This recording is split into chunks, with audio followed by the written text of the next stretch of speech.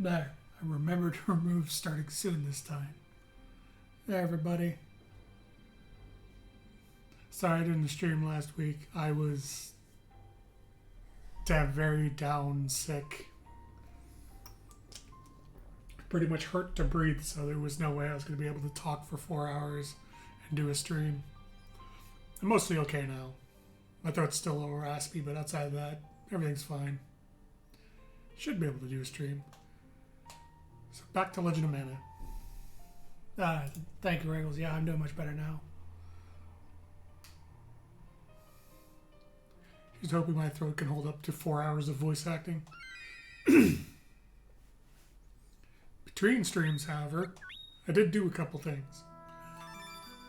First of all, the quest to get the sword from Saga Frontier 2 is still here. And there's an event associated with it, so I went ahead and reset before doing the event. But the boss is here, and he does give you the two-handed sword he used to give you.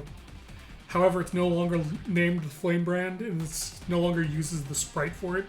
It's just a generic named two-handed sword now, unfortunately. I guess they don't have the... I guess they would still have the license to use Saga Frontier 2, but they just didn't include the assets. So we got these two guys down here. So we meet again, remember me, right? So these are the spirits of the Choban Hoods that tried to rob us in the first quest of the game. It's me, good old me. This is what I've become, but I still want the same thing. Hey you, hand over some money, you better pay up. Give him the squat. Here's some candy. Gah! Think you're funny, do ya? Master, come and give this punk a beating. So this is Deathbringer 2. Deathbringer has now fused with Zsa Zsa Ra and become one big conglomerate boss. Unfortunately for Zsa Zsa Ra, I also did some things off stream as well. As you can see, I'm chunking his HP pretty hard right now. And that's because I made a new Bizel Gold weapon, which is the best material I can use right now. But more importantly, I made a new accessory as well that I'm going to show off when we're done with this.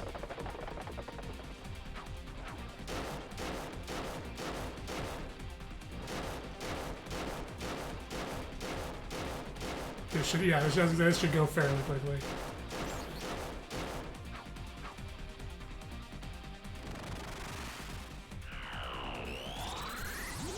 Oh. That hurts.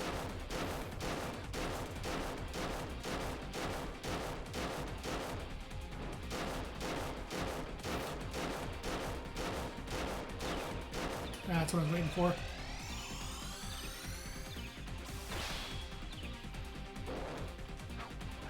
Oh, you little shit.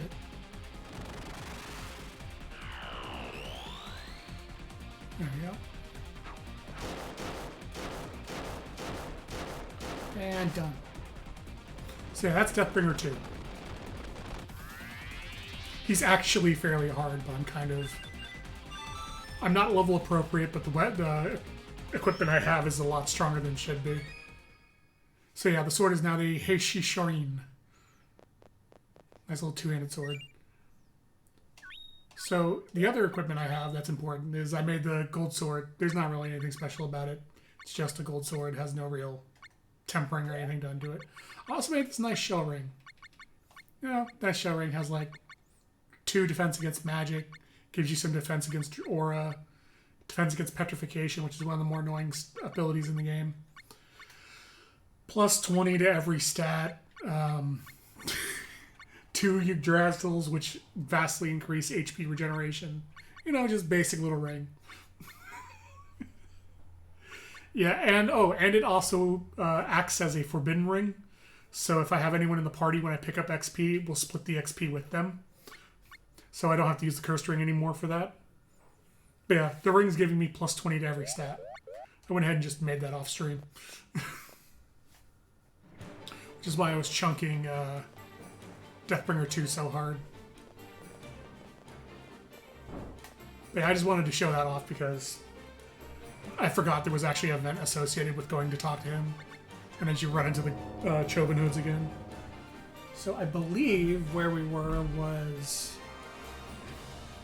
the final step of the fairy arc. Like, this is the closing of the fairy arc, which also means it's the first storyline we're closing, which means the next quest will be Cage of Dreams, which is the prelude quest to the Tree of Mana appearing.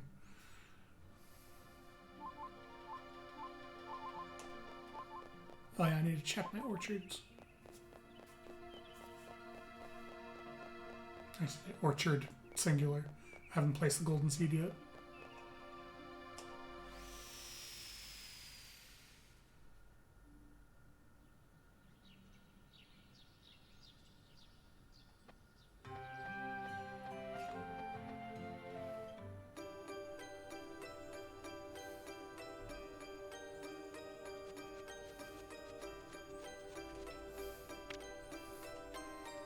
So, a bunch of Cavadillos. So, Cavadillos are actually very important because I went ahead and grabbed a Polterbox as well as a pet. And Cavadillos are like a prime diet thing for them to get their defenses up. So, I've been doing a very specific combination of seeds that is likely to give you Needle Lettuce, Cavadillos, and Spade Basil, I think. So, I got super lucky that it was almost nothing but Cavadillos. Oh no, not Spade Basil's, Squidolphins, which is also important to the diet.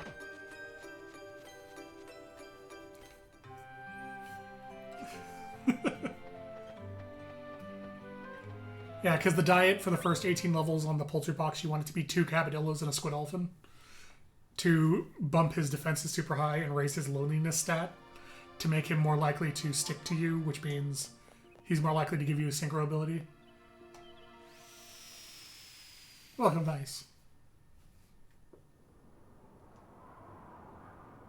Speaking of emotes, I think I finally figured out what I'm going to get for emotes. I'm going to reach out to Justinian tonight, probably, to see what his bandwidth is like.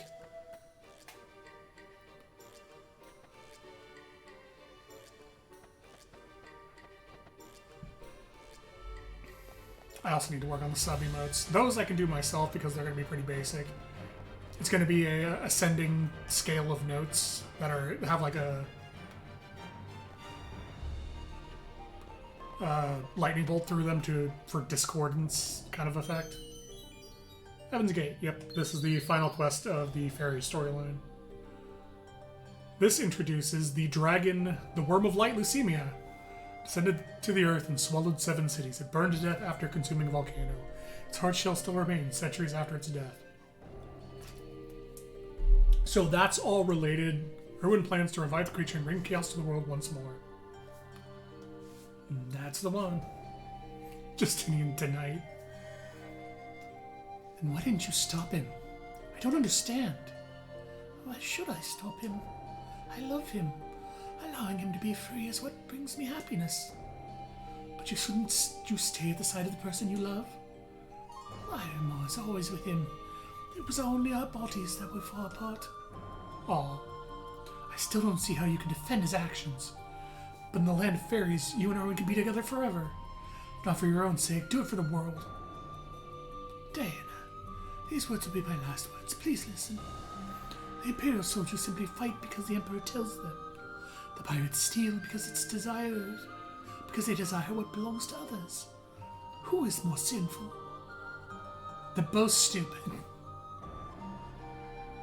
Neither one is sinful. It was the goddess who gave us freedom. To deny others their freedom is a true sin. Then I'll kill him. I'll take it. You'd be fine with that? Now you're understanding. What about you? What are you going to do about all this? Once I am sure that you and Erwin and Strident remain free, then the curtain will fall on my rule in this world. Please don't say that, Matilda. You're only 26. You have so much life left to live. You can't leave me. I still want to be like your little sister, Matilda. You're free to do as you please, Diana. So the Worm of Light, Leucemia, is actually one of 6 worms. This is a whole world-building thing you can learn about in the library. And effectively, he was summoned.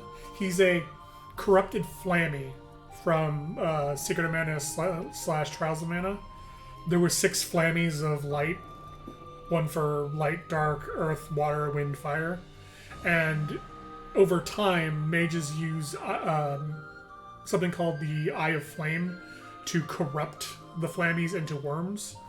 And Leucemia was used in a war and effectively went to a volcano and ate the volcano because one of the mages who was corrupting the flammies was there, so he just consumed the whole thing and died in the process.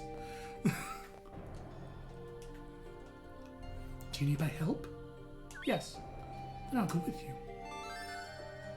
If you have Escat at this point, he roughly makes the same argument that he needs to kill Erwin because he's a demon rather than because of what he's doing to Matilda, and then you side with him for this part of the game. Please, take this. There it is. The Brooch of Love, which is our Leucemia placement. So Leucemia, I believe, is the biggest location in the game in terms of number of rooms. There's something like 30-something rooms to it.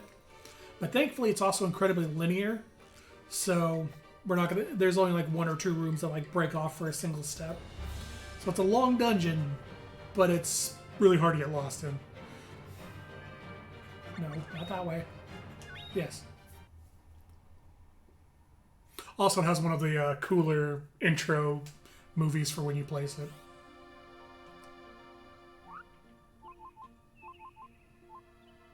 We want to put this. Yeah, we want to put this on the water next to the jungle. Because Leucemia can go on any kind of terrain.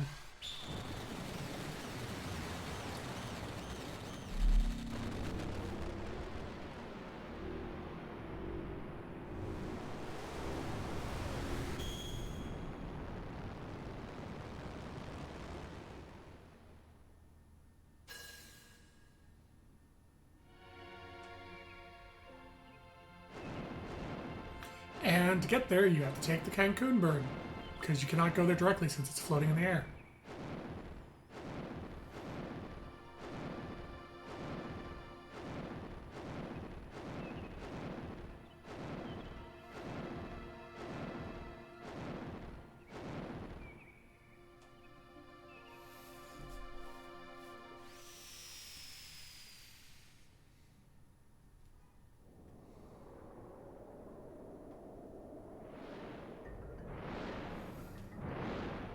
This place does have really good music, too. So despite most of Leucemia looking like it has, like, multiple paths to it, it actually doesn't. Like, even if you take a upper path compared to a lower path, eventually the paths will cycle around into themselves again.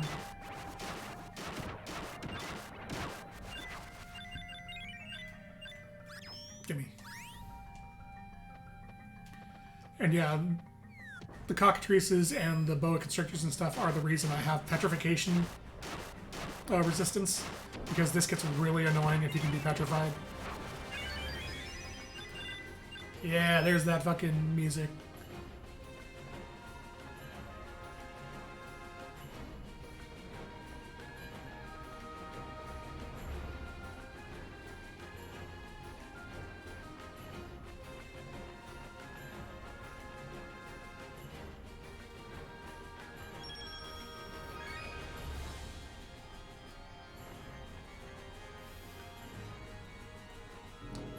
Like, it's definitely not... I would definitely put this in my top 5 songs for the game. Like, my favorite isn't even in the game. We haven't even gotten to yet. It's the, it's related to the Jumi storyline. But this music is really good.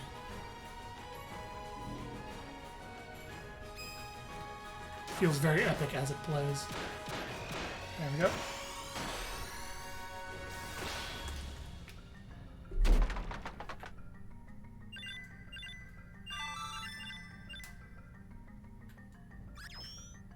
As you can see, despite me picking up most of the XP, it's actually being split between us. Which means if she picks up any experience crystals, it actually gives her more than I get, because anything I pick up is split evenly, but anything she picks up goes directly to her. Which is why it's always morally acceptable to steal all the XP.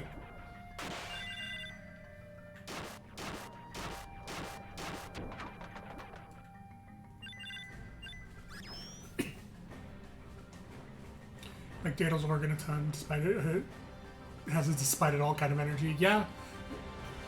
Diddle's organ music's really good too. It's a short loop, but it's a good loop. Oh, there's Silva. You do know Owen is just toying with you, right? Are you good to keep going? So if you tell him I can't take it anymore, you get kicked. This is your way out of Leucemia if you want to go back. Is you tell him you can't take it anymore.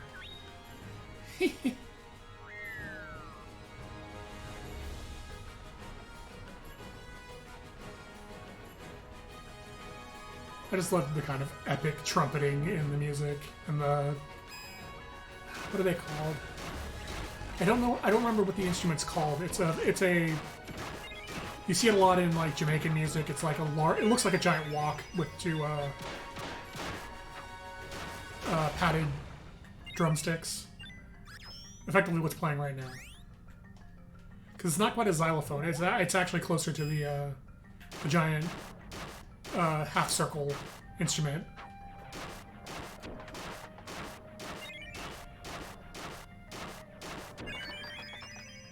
I'll probably look it up after the stream because now it's bugging me.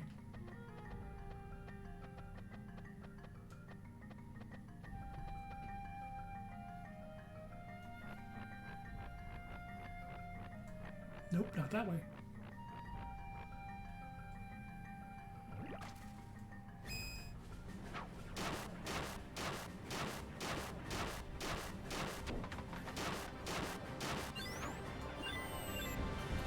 Damn, Nina.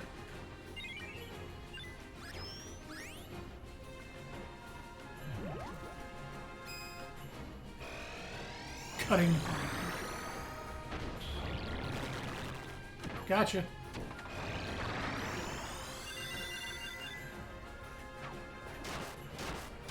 And Dana had no target. Oh, there we go. Oh yeah, one other thing I did while I was off stream, I didn't point this out, but if you look in the lower right at how much Lucre I have, I did some Windcap clear feather farming and got a bunch of Lucre. So I shouldn't have money issues anymore.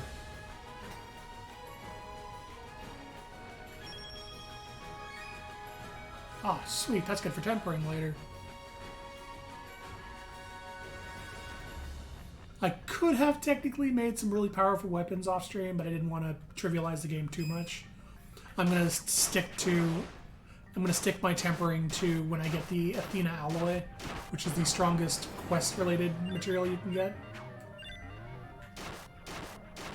And that's still gonna be quite a few quests away, because that'll be near endgame, so it won't feel as bad getting a super-powered weapon and armor.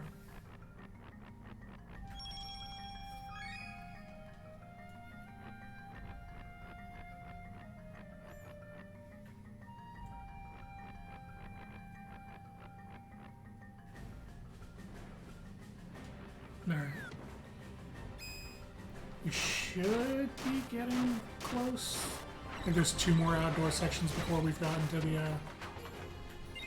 boss area. Nothing personnel cockatrice. Ah! He stepped slightly up from it and dodged me. He didn't let me do my cool guy stuff.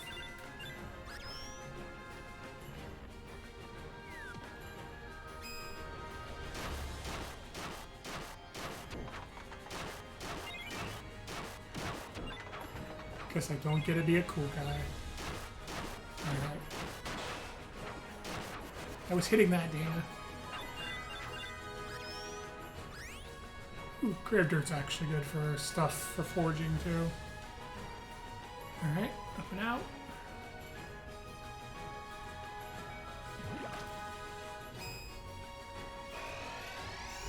Not dodging that.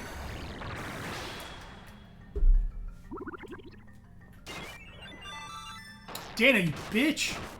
She just moved down and took like half of that XP. Literally half. Is this a trap room? Damn it.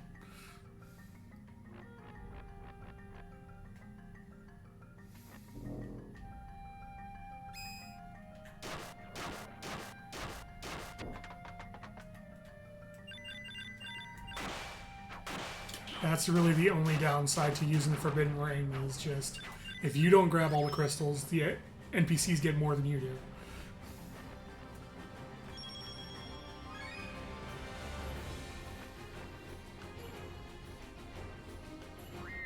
Yep, here's again. Are you sure? No, I was just toying with you, right? Of course. I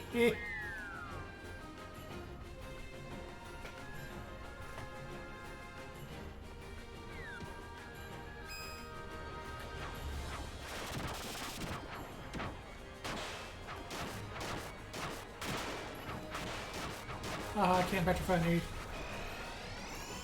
Are you gonna hit this time, Dana? Nice. It's actually a decent one for the nunchucks. If I don't actually finish tonight, I'll probably, between streams, work on getting the rest of this special text, just so I can show off the super powerful ones. Get away from the crystals, you bitch! She's taking, like, all the XP. This is what I get for trying to share.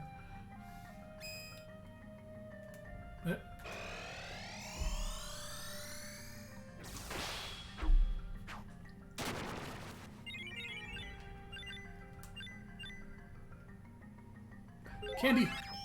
Not that it matters. Here. And the next time we surface should be towards the boss area.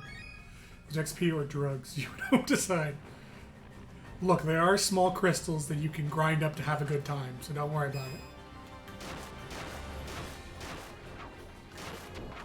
And by a good time, I mean get stronger.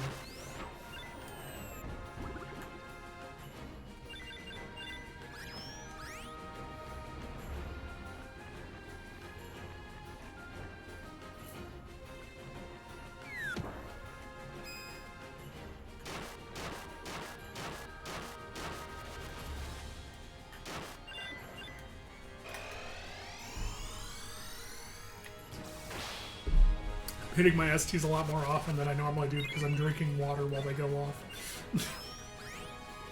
Trying to keep my throat hydrated.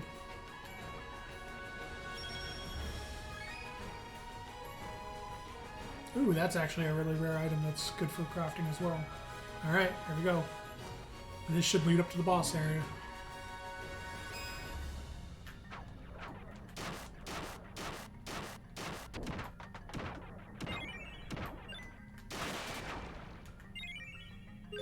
Candy.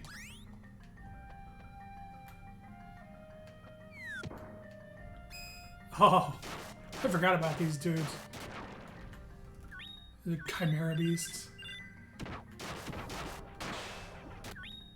Oh, I was gonna check what level he is.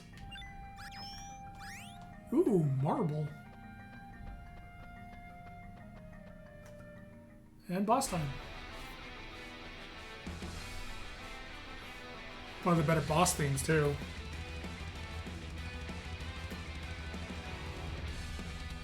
My sole purpose is to eradicate you vile creatures from this world. It is your fate to perish. You who have stolen so much from the land. Enough talk, let's finish this. Come on, Erwin, show your true form. There he is. There's what Erwin looks like as a boss. Full demon form.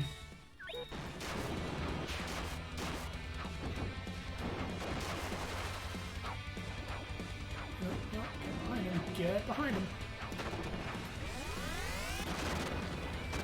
Oh, God. Why does everyone gotta look evil?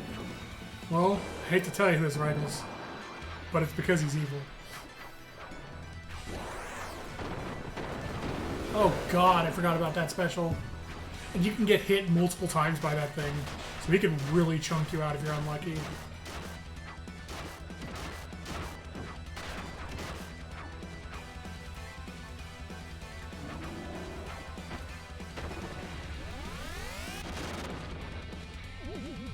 My turn.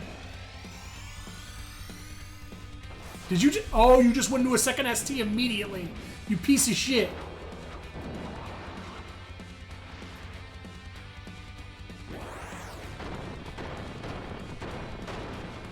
And I got lucky. He's found the secret to invulnerability. Just keep chaining STs.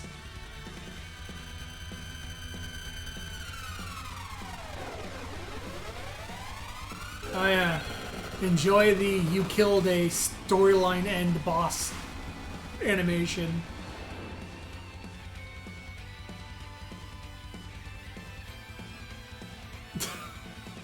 I don't know why they did that like overly like animated thing, but they do that for all the storyline ending bosses.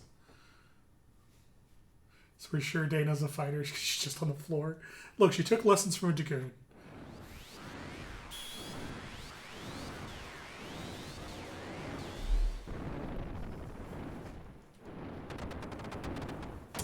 And Lucimia collapses to the ground.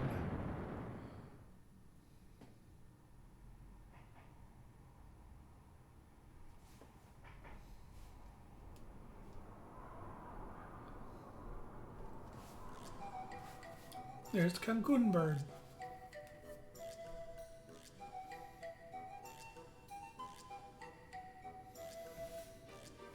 Kid Dactyl. It's the fetched of paradise bird. Big tropical bird. Dana! What's the matter? No, please no. Obsessed Matilda passed away just a moment ago. Matilda, no. Is her body still in the dream moving room? She has disappeared. Disappeared? But why? What shall we do? Shall we search for her? No, that won't be necessary. How should we announce this matter to the world? I'm sorry. I need some time to think this all through.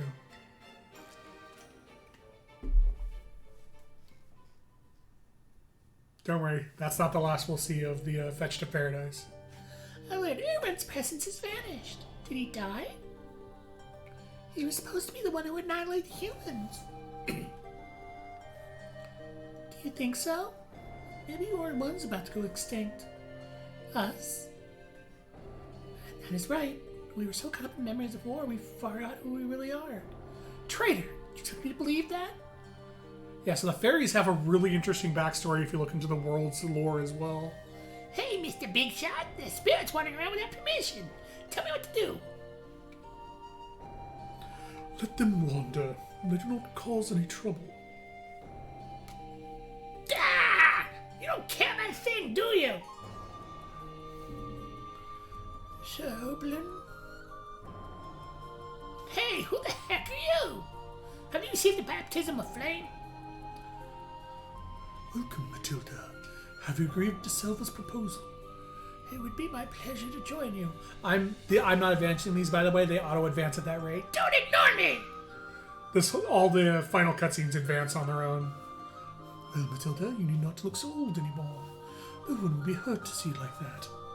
He has always regretted what he did that day, you know. It would be nice to look my age.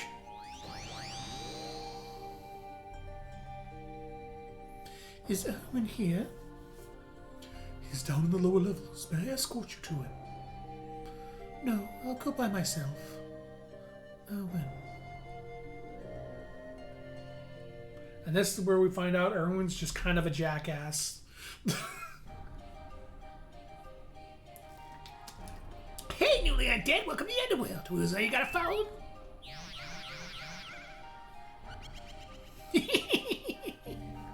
Erwin. Go away, Shadows. Go away? She really just say that?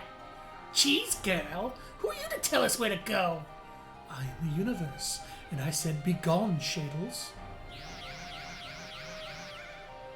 She is technically now a wisdom, so she has the power of the wisdoms as well.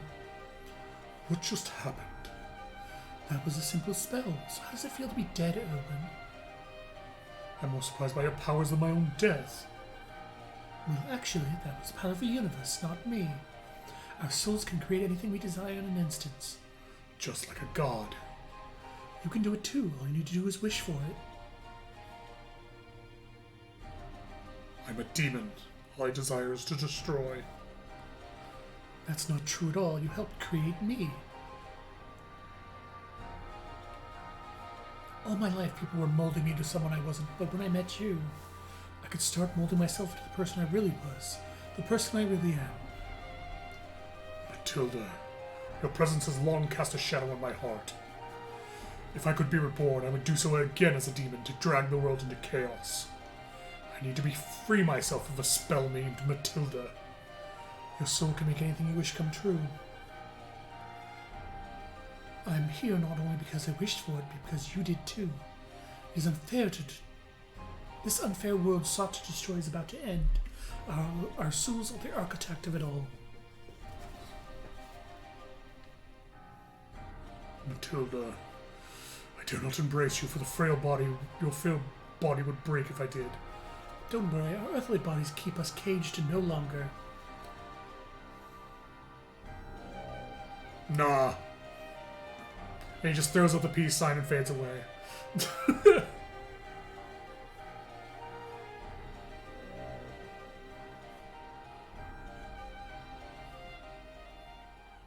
So yeah. Erwin technically loves Matilda. Matilda is very expressant about her love of Erwin, but Erwin's just non-committal. So he's just like, no, I'm a demon. I'm a demon. You can't love me. She's like, yeah, I can. Yeah, but I'm too strong, so I'll crush your body. She's like, yeah, I'm a god. You can't crush my body. Peace, bitch! And he's just gone.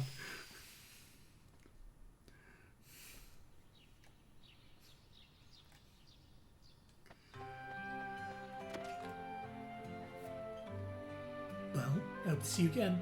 You won't. Alright, so now we go up to talk to Little Cactus. How long? So sorry if the voices are a bit scrapey. My throat is still kind of blech.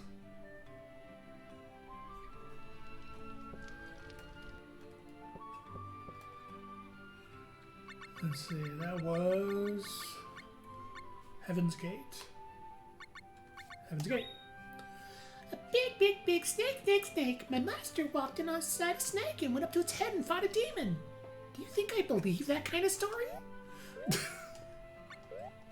Okay, so now that we've finished at least one of the main storylines of the game, a quest called the Cage of Dreams can now trigger. And it triggers when you return home, and you know it's triggering because there'll be 4 Sproutlings out here, and your cactus talking to them. And that is the precursor quest to get the Sword of Mana, which is required to summon the final area. So I'm going to go in and out of home real quick and see if it triggers or not. If not, we'll just move on, and it'll trigger later. Oh, there it goes. Is he okay? Is he dying? Don't worry, he's been chosen. Now he's going to go to the spiritual world and become part of a big tree. The big tree? Yeah. The plants are all connected by our roots. You might look like separate beings, but we're one plant in a real dimension. You're one plant? We all belong to one tree. What about me? You too.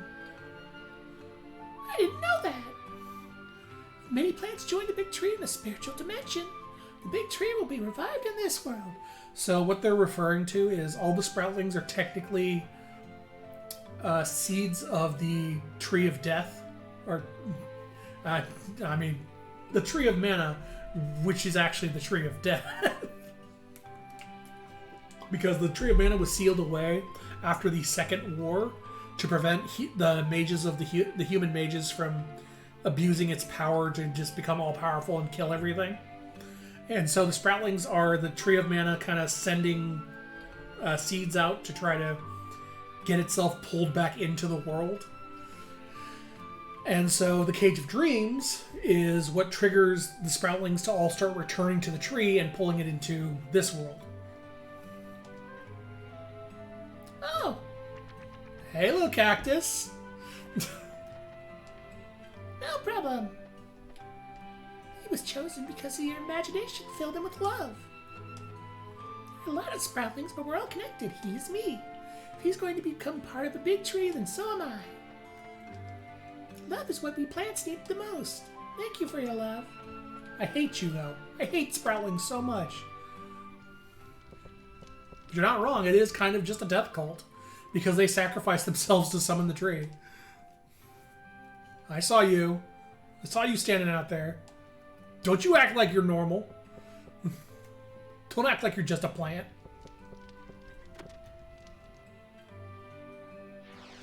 The Cage of Dreams. So after you head inside, talk to Little Cactus, come out. He's gone, and there's now a trail of Sproutling leaves going this way. Little Cactus does love death cults.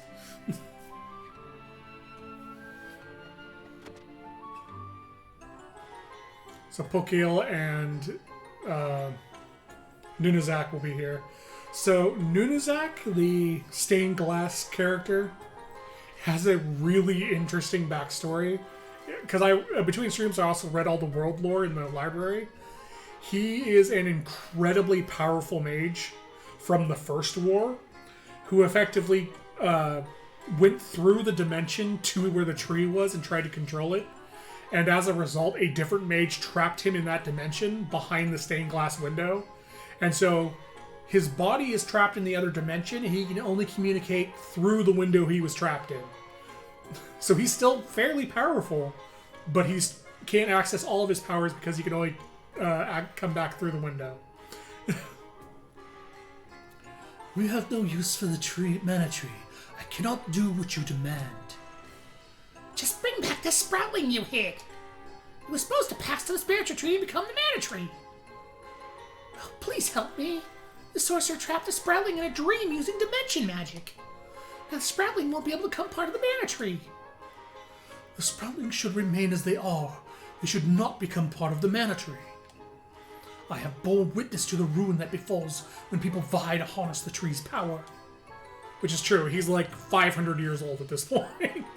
Has mankind ever used the tree's power for a noble cause? Not once. We must eliminate the sources of our quarrels. Peace is what we need. When you put it like that, I suppose we could have lived without the mana tree. But I still feel bad for the Sproutling trapped in the dream cage. I believe this is also one of the things the mages created were dolls that effectively were extensions of their power. And they were all destroyed except for one. And I don't know this for sure, but I'm pretty sure this is the remaining mage doll that exists as a character. I'd rescue it if I had the power. It effectively acts as a Horcrux for mages. We should not place our hopes in the future on the mana tree. You try to leave, and Pokél will be out here. I am here to have a chat with Nunezak. Would you like to join us? Yes.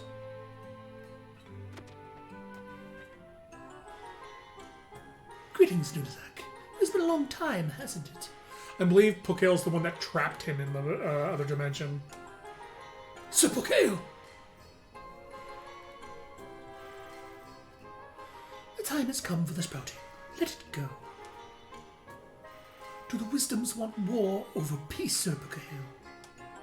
You must be aware that the blood will be shed if the mana tree is revived. We have proven we can live without the tree's powers. Even if this is the Wisdom's Council, I will not heed it.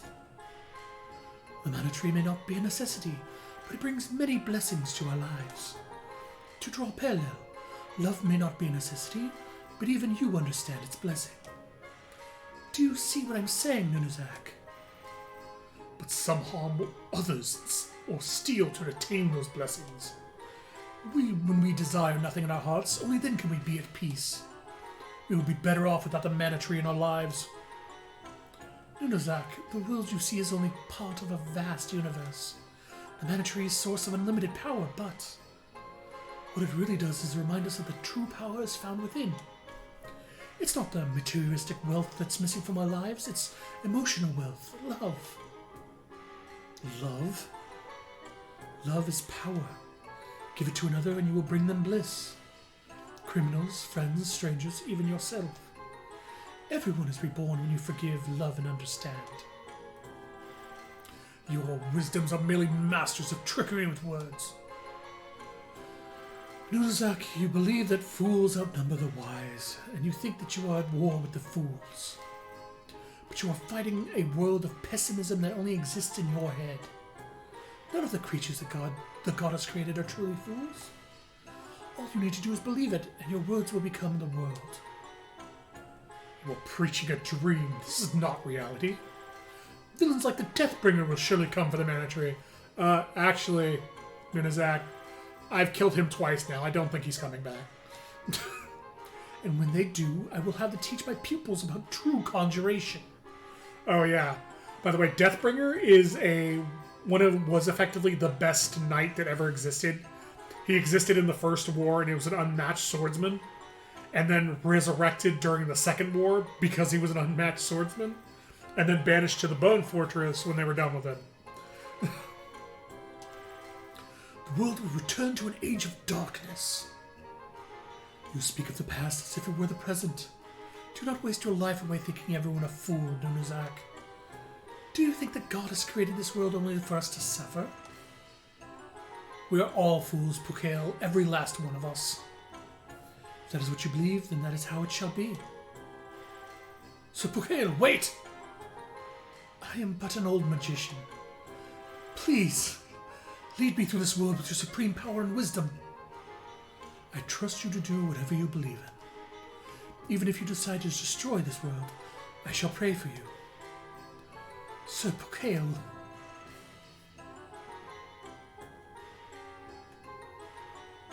Do the wobble. Do the wobble. For what purpose do our world exist and our lives exist? And then Nunazak throws you into the dream that he trapped the Sproutling in. So, throughout the course of the game, when you're doing the main storylines, you'll notice a theme of everyone talking about the world's about to end, that the soul is what matters, that effectively we're the bringers of the end, effectively. Us and the main characters are the people who are going to bring the end of the world. What they're referring to is all of our actions throughout the main storylines are bringing the Sproutlings closer to bringing the Tree of Mana back. So by doing these quests and effectively helping the Sproutlings, we are inadvertently bringing the end of the world by bringing the Mana Goddess back. Because when she gets back, she's going to reset the world. She's going to be like, well, the world was a failure, time to start over.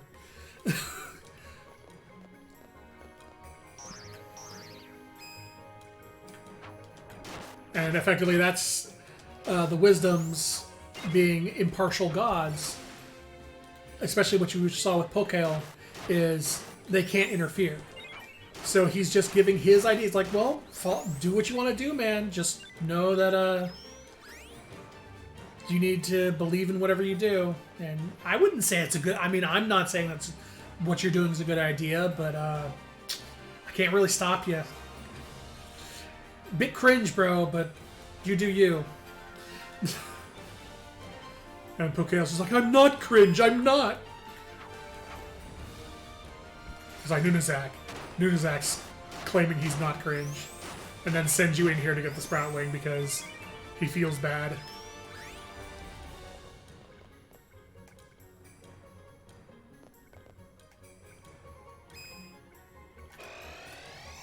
But yeah, no matter what storyline you take, all of them end in ruin.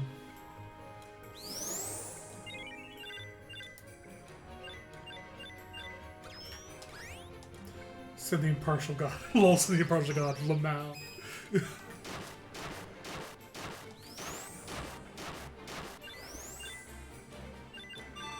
Just gotta say, man, kind of posting cringe, bro. I mean, if that's what you want to post, that's not my business, but kind of cringe, bro.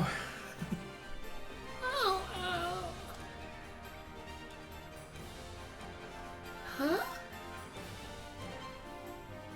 Where am I? I have to go heal the Mana Tree. My job as a Sproutling to focus the light of love on the Mana Tree's wounds.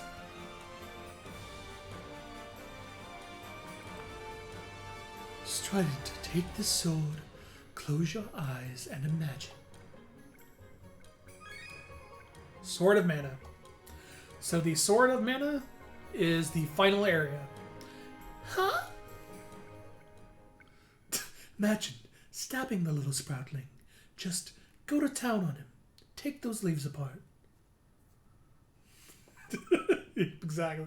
I mean, if you want to lose subscribers, bro, I mean, I'm just vibing. I'm just over here, understanding how the world works. The world doesn't look so good when you're doing that stuff. All right, so we are going to place the Sword of Mana, the final location, here.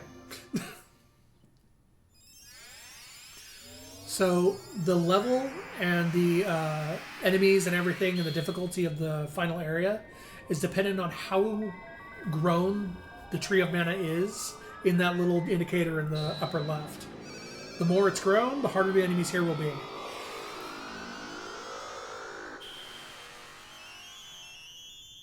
So we're at about kind of a medium growth level for this thing.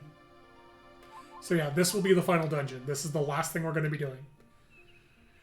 The conditions to get this are complete one of the 3 main storylines, and I believe place 16 or 14, or you have to place a minimum number of artifacts on the world. Once you've met both of those, the Cage of Dreams will trigger, and you can place the Tree of Mana. However, we're going to enter Domina, because by placing the Tree of Mana here, we've given Domina full... Actually, we're not going to do it. I have to go talk to Little Cactus first, but we've given Domina full mana levels, because the Tree of Mana has infinite mana. And because of that, it imparts infinite mana to the areas surrounding it, giving them full mana levels in everything. This is important for a quest in Domina that only occurs if Domina has a shade level of 3. And these 3 little bastards will be here forever blocking me from trying to go to the house now.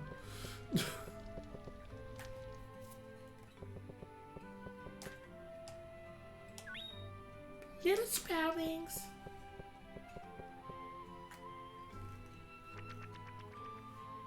Yep.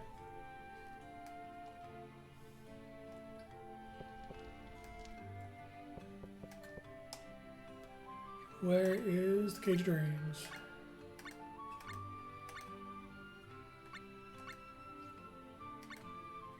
It's getting so full, it's getting harder to find stuff.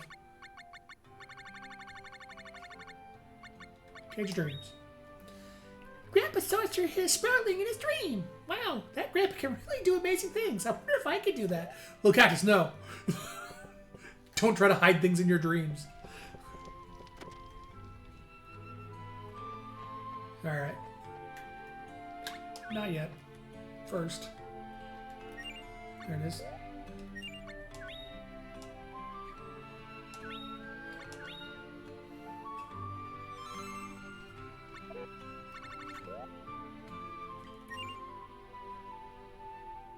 Okay. I really have to remember to stop holding directions when I'm getting out of there. Alright. Time for the quest in Domina that requires 3 shade.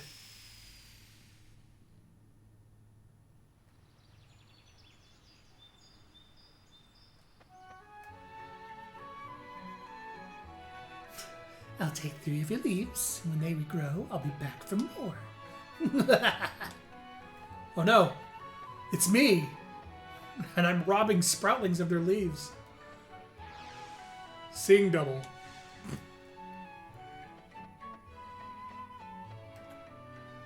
Ah! Don't pick anymore!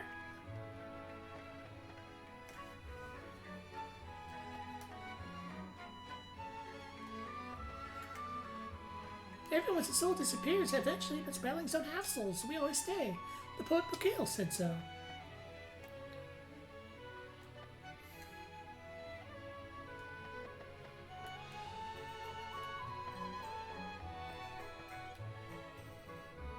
Trying to remember where we go next, because effectively the way this quest works is you go to various locations and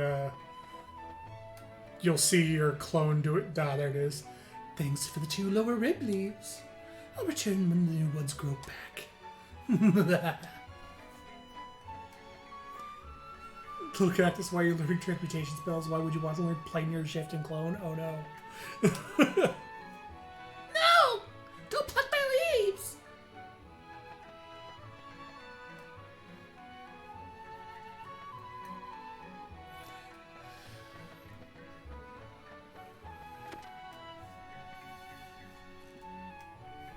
I know you're hoarding pumpkins, Teapot. Hand them over. Dre, what's going to you? This ain't like you at all. Shut up! I'm gonna use the Pumpkin Man to take over the world. What you say such things, eh? What's going on? Hand them over, or else. What's what? Speak up, you silly onion. You can't hurt me. I ain't afraid of you. Or else on your back. Me back? What about it?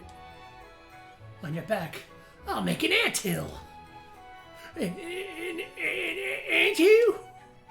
It'll get so itchy with an anthill on your back. You wouldn't. I don't want no anthill on me back, no. Alright, give me the pumpkins, just leave me alone.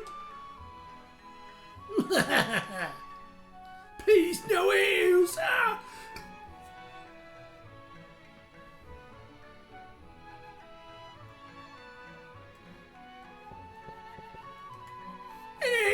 Ew, can't get a bleeding image out of my head now. So yeah, that was what we needed to see to get the final part of the quest. Drat, green goop's coming out of this one not good. And now we've killed a Sproutling. Or seriously injured one. Ah! Don't pick any more! So now that we've seen our duplicate take the pumpkins, we go where the pumpkins always show up in Domino, and that is the outskirts. Oh, so you're picking on Spratlings. Bad hero, bad hero.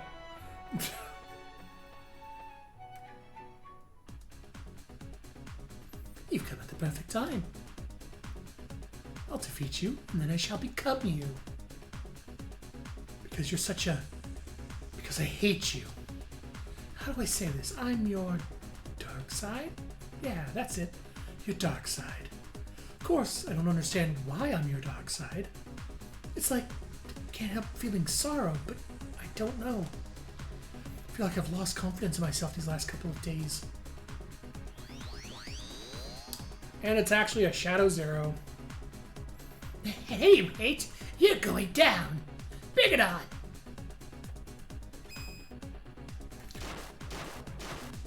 So Shadow Zeros have a couple of attacks, but the most important one, that's the most annoying thing they have, is they can shoot a star projectile at you, which if it hits you, reduces your special gauge to 0.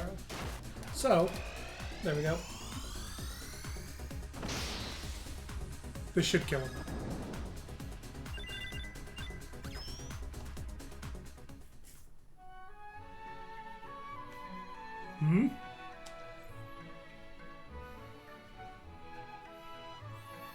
Looks like a shadow thing went around personating folk and causing trouble.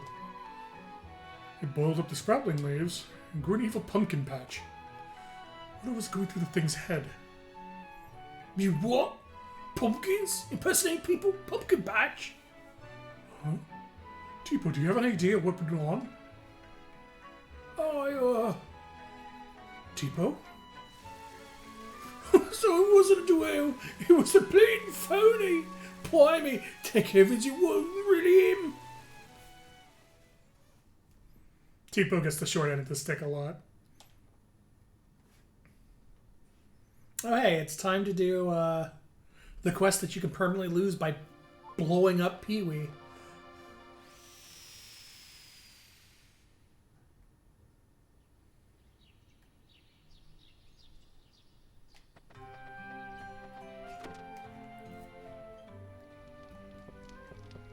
But first, Little cactus. anthill itchy. Things do tend to boil over with Tipo. It's a good pun, but I hate you.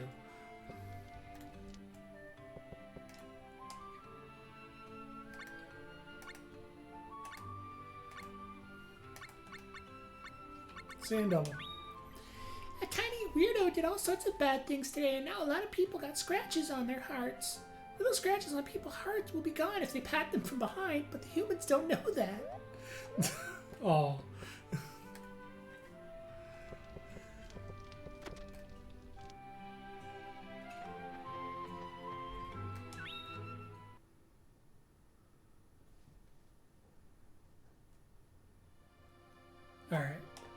So now we go talk to the canary, Miss Yuka, and we're gonna help little birdie hatch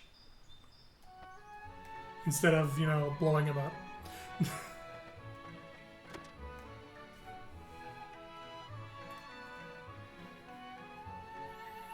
I asked Mimi to spin her fruit and find out what little Pee-wee needs.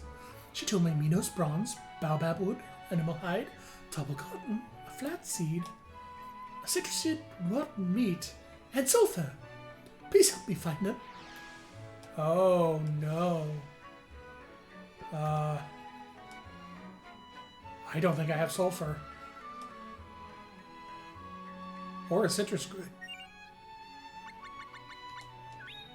Okay, let's see. I have the baobab wood, I have the animal hide. I have the flat seed. I do have a citrus squid, thankfully, because that would be kind of nightmarish to get.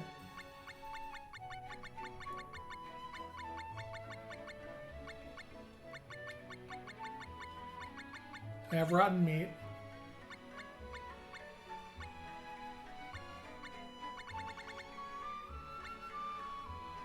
So it looks like I need topple cotton, Minos bronze, and sulfur.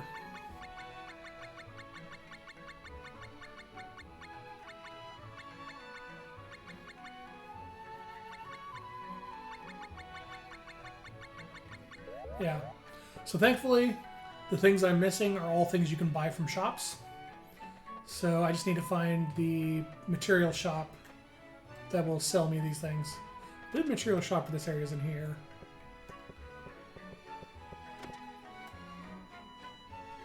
Oh, hey. Oh, bird, what? Well, that's a little dark given who's standing outside. That's where the husband went. Minos bronze. Topple cotton. Sulfur. Sulfur is a rank 2 item, so it'll only show up in areas that are at least 4 squares away from the house, I think. I know it's a rank 2, but I forget what the conditions are for something to be rank 2. I know Gato Grotto is too close to be sulfur. Lumina might work. I may have placed this late enough in the game that they sell sulfur.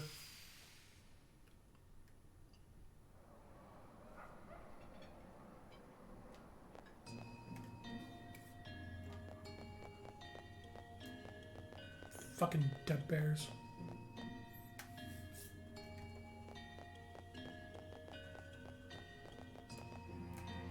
Oh, hey. The unique pet. Oh, that's right, because I just placed the Sword of Mana. So, another thing about specific mana levels is if a certain area has a high enough mana level, unique demi-human pets with names will show up, and you can invite them to your stable. I'm Guri, a very evil and menacing goblin. Take me with you. I want to polish up on my evilness. You know what? I like your style. So now we permanently have Guri as a pet. Well, unless I release him from the stable. Aha! Sulfur. That's right. So that should be everything, actually.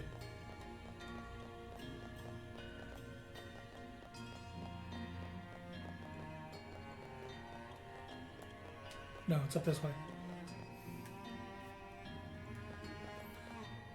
God damn it.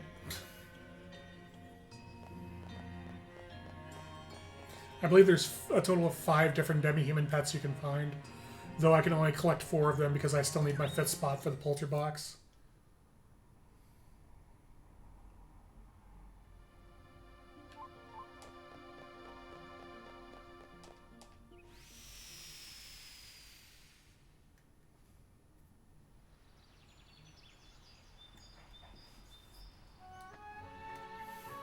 Come on, buddy. Let's go be evil by helping a mother raise her child. The true form of evilness. Oh! Minos bronze, baobab wood, animal hide, topple cotton, flaxseed, citrus skin, rotten meat, and sulfur. Let me have them. Sure. Oh, thank you. You've saved my little Pee-wee. We did it.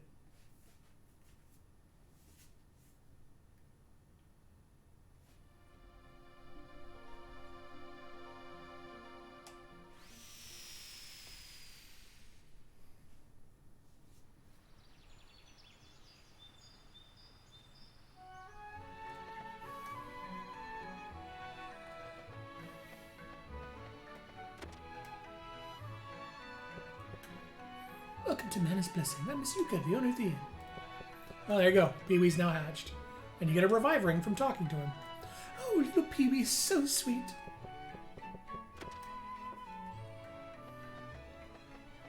Alright. So the next location has a nice little mini game to it. And unfortunately, the mini game... So the mini game is effectively crab time. It's crab time, the mini game. It's the rusty anchor.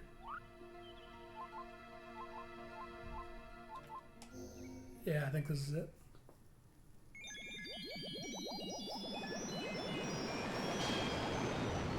Oh no, this is not crab time. Never mind. I'm thinking of Mania Beach. Pulpoto's Harbor or something else. Then we want to place the golden seed. To the right of Domina. Because it will get a shit ton of mana from the mana tree.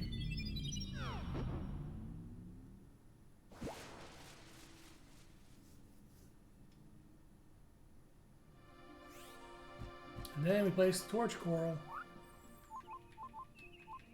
This is the one I was thinking of. Here.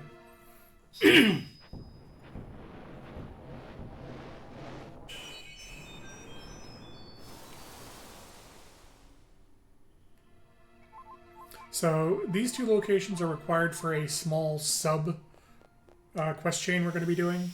It's not one of the main storylines, but it is a chain sub storyline. But more importantly, that beach is where we're going to go have a crab rave. And by a crab rave, I mean something different that you'll see when we get there. Alright, you get back in there. Enjoy living on that hay. Being evil and shit.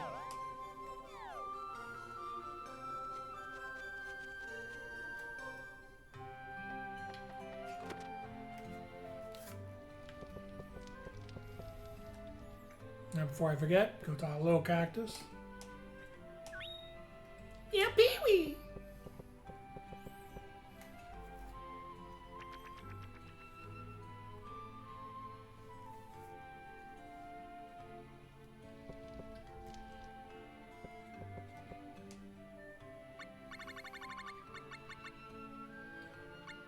Over Pee-wee Birdie.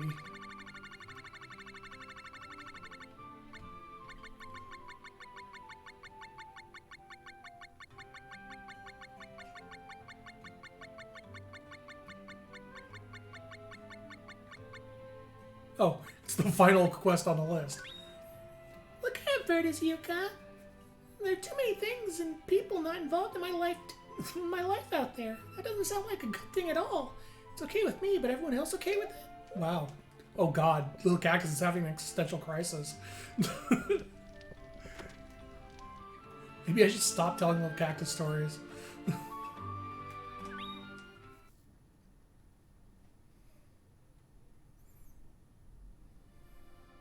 I believe that is the fully grown version of the mana tree that's up in the corner now.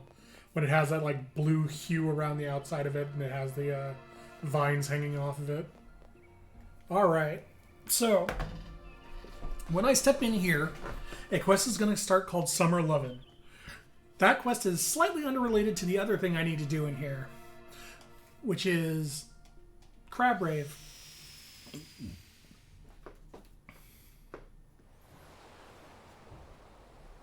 Having a blast. Yeah. Valerie, me love, I can't leave the captain and me shipmates. Must you return to the ship, David, my darling David? Aye, there'd be no such thing as freedom for deckhands like me, dude. I know, I should have never fallen in love with a pirate. Oh, look, David. Those little scurrying crabs are so cute. Yeah, notice how there's a bunch of crabs on the screen? Aye, they be crabs, but they ain't so crabby as they look, dude. David, I have. What is it? Never mind. You should get going. I'll hatch it myself. Hatch? Valerie, did you lay an egg? Okay, so these little crabs. We're gonna kill these little crabs.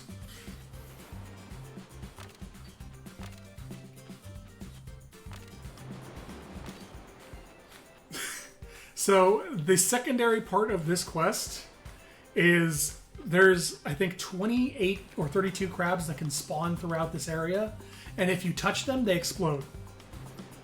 I have to kill a minimum of 20 of them to unlock a quest later.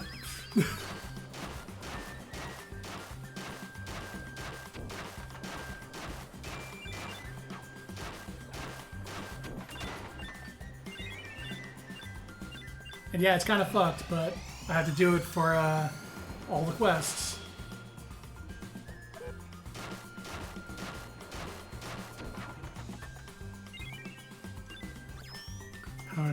Battle heaven filled with crab battle. Yep, it's crab battle, but I always win. And unfortunately, you only get one chance to step on the crabs. If you leave the screen and come back, they do not respawn. So you have to kind of do this all in one go. Which is why I'm going to save it. Oh god. Who gave that crab a knife?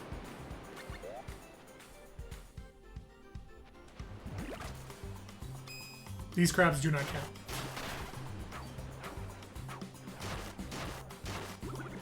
These are evil crabs, unlike those innocent crabs I'm stepping all over.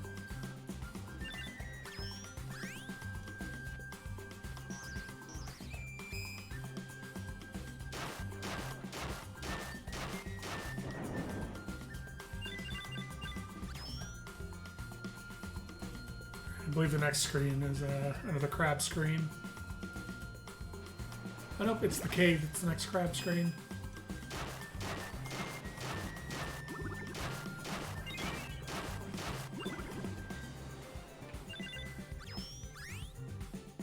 Okay, so this is the next crab screen.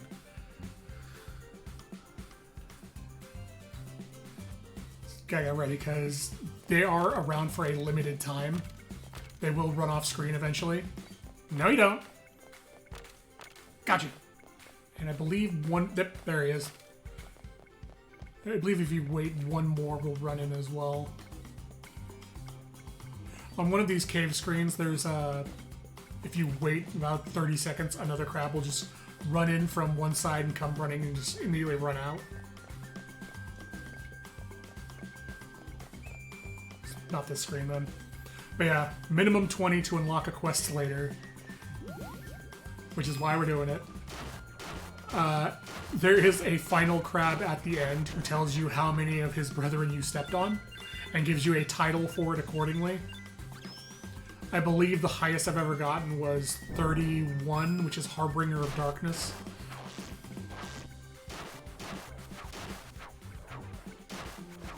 I've never gotten all 32.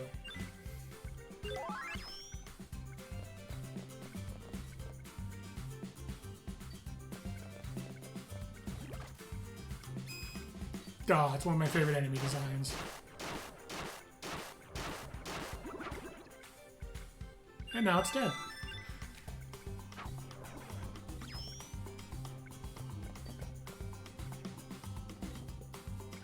Ah, crab. Time for crab. I see you up there. No, you son of a bitch.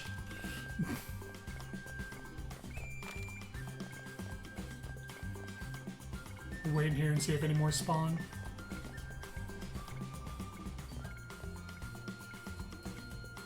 Come on, you little bastards.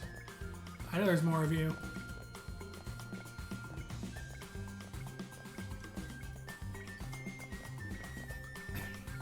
I'm pretty sure I've already hit the 20 threshold, but just in case.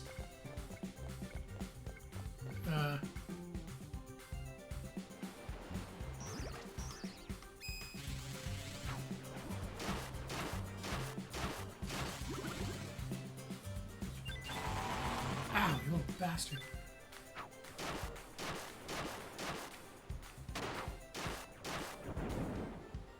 Alright.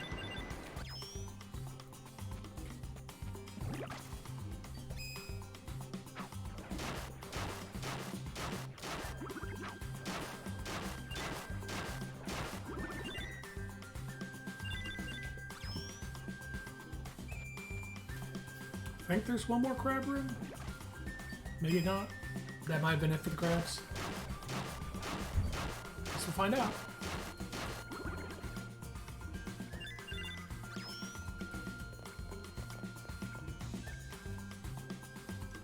Nope, one more crab room. Nope. Gotcha. I think this is the room where the crab runs by late. Hey there, buddy. There he is. Ah! You little bastard! Well, he got away from me. Yeah, that was one that runs in wait if you wait. Late if you wait. And then we get Full Metal Hanger from Trials of Mana.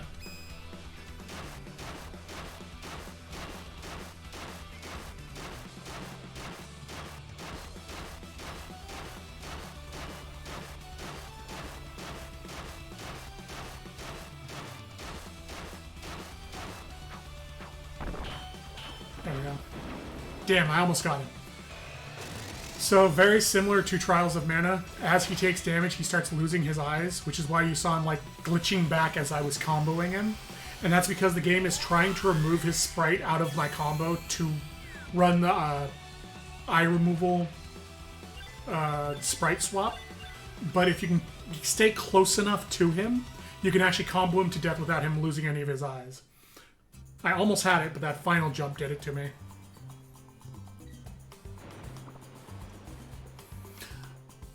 I ain't gonna leave you alone no more, dude. We'll be together forever. David, my love, I must go back to your ship. But Valerie, if I quit being a pirate, we could be together, dude. My heart's set on giving it all up for you. No, you mustn't. Go back to your ship. You used to talk about how you wanted to see the world. Don't you remember saying when we were kids? I remember, but I was too young to know any better. You said you'd bring back sea monster treasure. You said you'd beat up all the monsters so they won't attack your dear Val. I said those things, but I said something. You said something about an egg. Yes, but I was talking about laying an egg sometime in the future. No, yeah, bullshit. Aren't I silly? I'm only dreaming about having an egg. Valerie. Now go. I'm going to hate you if you don't. Go back to your ship. Valerie. I'll come back to you, dude. In 10 years' time. No, even if it's been 100 years' time. I'll come back as a captain with hundreds of penguins under me wing, dude. Don't forget this. It's a vow to you, Val. I'll be back when the monster's gone from every ocean. So long, me love, dude. David. So we talked to this guy. I stepped on 27 grabs. So that's more than enough than we needed for the event. Are you the king of demons? So King of Demons is, I think, 26 to 28. By the way, that number doesn't include me. David, I just don't think I can live with a pirate. I'll hatch the egg myself. That's what's best for our happiness. Yishay Platinum. So this is the best material you can buy in the game. Like, get a massive amount of buying yourself.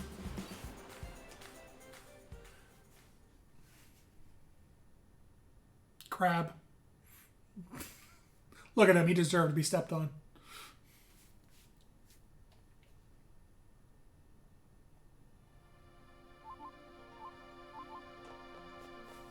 So yeah, we hit the 20 threshold for the later event, so we're good. And now we're going to do one of the steps for the Jumi storyline, which is not part of the main Jumi storyline, but is required for it. The Jumi storyline is kind of weird in that some of the required quests to do it aren't part of the main story, but still need to be done.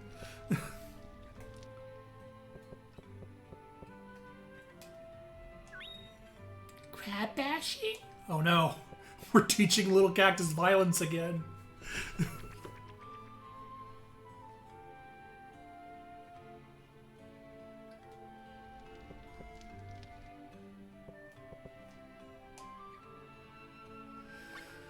Summer Lovin'.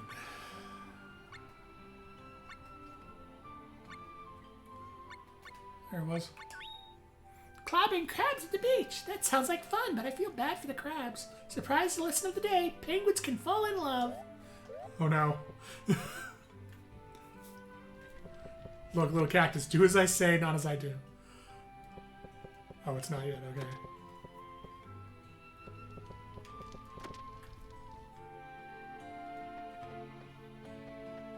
Get the hell out of my way.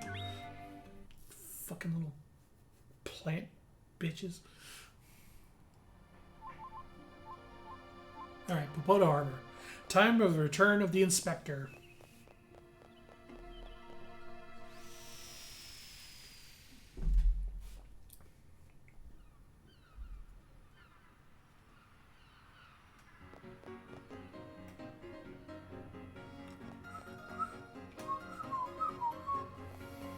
So talk to this dude. It's for a save, but it's also for something else. Because when we leave... Oh, it didn't trigger. Is there someone else I need to talk to first? We have to talk to Flamshi first. I heard that people don't feel safe at the Seaside Hotel anymore. Because of a ghost? That's right. How scary. There she is. Flamshi. There's no ghost. Flamshi. The ghost talk is just someone pulling a prank. I'm Flamshi, a mermaid, as you can see. Pleased to meet you. Alright, so now the ghost should start spawning in the hotel.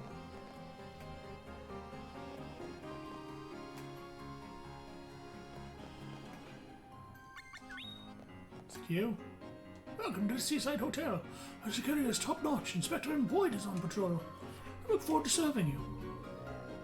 There he goes. Did you just see that? Ah! I can't take it anymore. Do you know who's not scared of ghosts? I can help. Please, I'll make it worth your while. Alright. Thanks.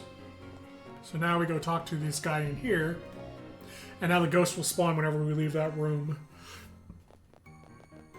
Oh, I thought the basket fish would be in here already. I guess not. Also, that is the dancer for this nice hotel. She will be involved in the story a bit later.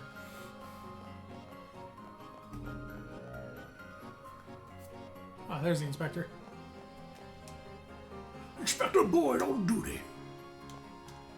Any news? What about the ghost? What? A ghost? No such thing. Any news? How you doing, Inspector? I'm here on vacation, not work. Vacation. But I do like the ocean. Okay, that should be enough to get basket fish to show up then. Ghost. Nope, not here yet.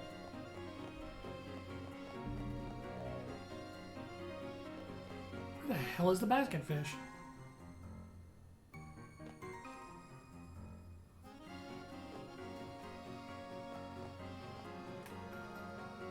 Do I have to talk to Tomas first?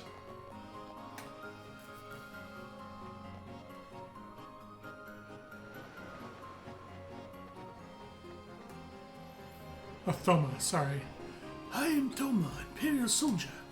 I'm investigating the Imperial ship that sank 10 days ago. What is it? That's about the ghost. I wonder about the ghost myself. What is it? It's about the ship. The ship was heading to this port on the Emperor's secret orders. The weather was fair that day, yet it still sank. It truly is a mystery. What is it?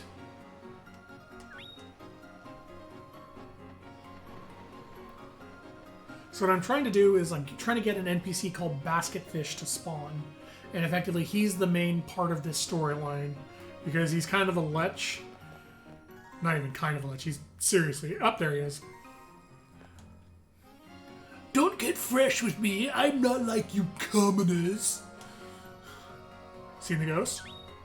Go away, I don't like beggars.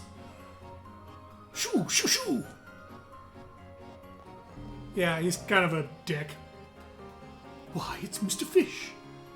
Is Revanche performing today? Yes, she is. Her dancing is even better than before. All right, I'll rent the whole hall. Here's 50,000 lucre. Thank you very much. You know, Revanche hates that lecherous fish. Hey, they do use lecherous as a descriptor. What can we do? We've lost all the customers since the ghost came. We're trying to squeeze that nouveau riche fish for all it's worth. Business is business.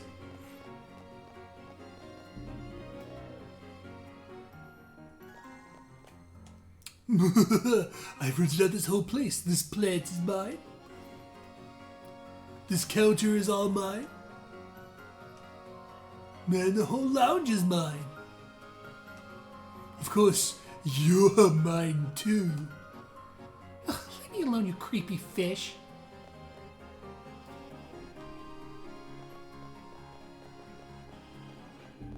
Yeah, he's a lech. Inspector Boyd on duty. Any news? Ask about the basket fish. He's been flaunting his wealth after collecting a huge inheritance. Any news? Oh, the one that haunts the Seaside Hotel. What nonsense. Any news? I heard it sank. The weather was clear. Maybe it sprung a leak. Well, you sure are thorough. Quite impressive. Is there anything else? Ask about you. Do you suspect me? Well, I actually came here on assignment. The jewel hunter left a note here. She said she'd steal the blue eye. So if you see anyone with blue eyes, report to me immediately.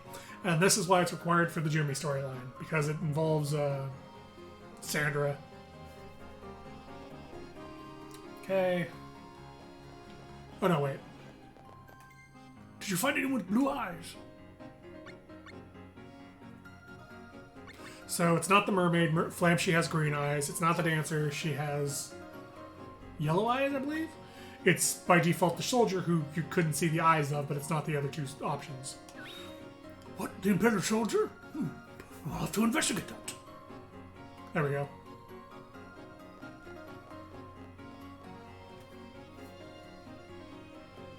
Then we go back to the soldier again.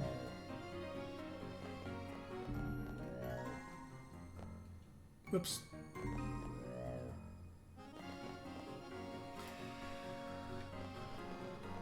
I mean, he's a loach.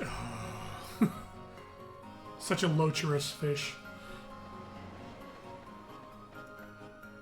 Son of a bitch. These are the quests that always, like, throw me off because it's just a bunch of running around talking to NPCs. Like, I never remember what order you're supposed to talk to them in or where they are. Do I have to talk to basket fish?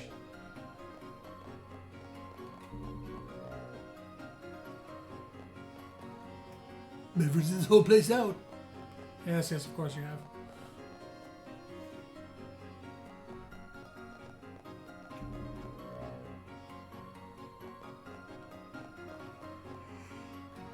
There's a further screen down here that I didn't check.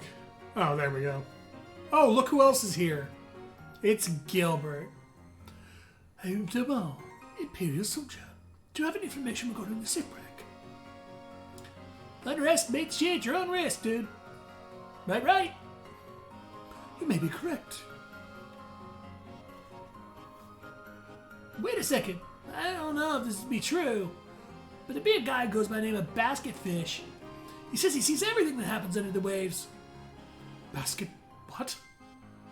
You should be at the Seaside Hotel, drooling over that dancer, dude. Thanks, I'll take a look.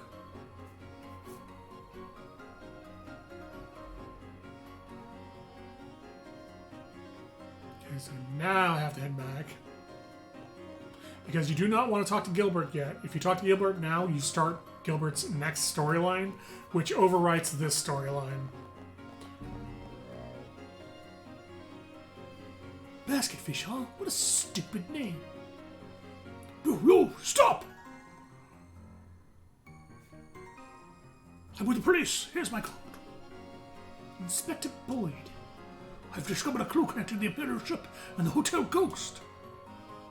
Imperial ship and the ghost. What do you say? Will you cooperate in my investigation? Certainly. Why, thank you, Mr. What was your name? Thoma. Right, Mr. Thoma, let's go. Now we talk to everyone together.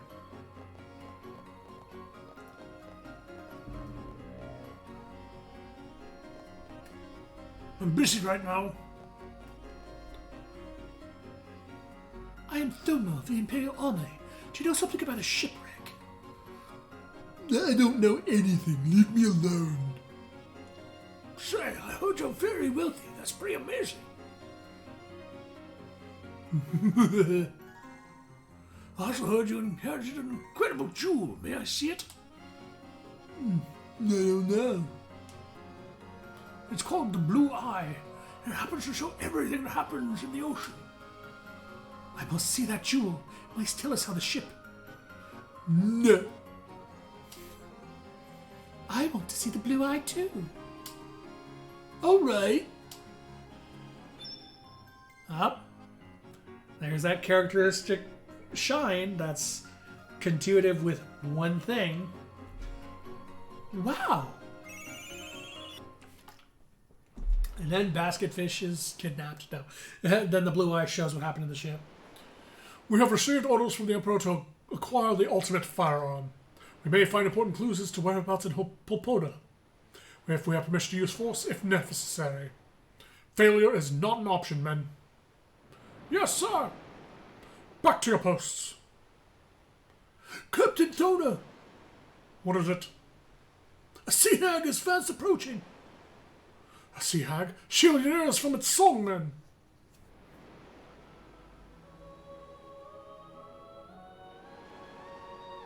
Uh-oh.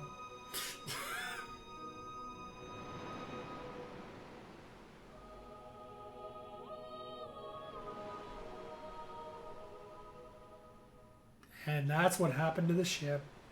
A siren. I see. So a sea hag shank it. That's terrible. Oh, hey, she does have blue eyes in this one now. She used to have green eyes. The truth as to our deaths, hand me the blue eye. The blue eye.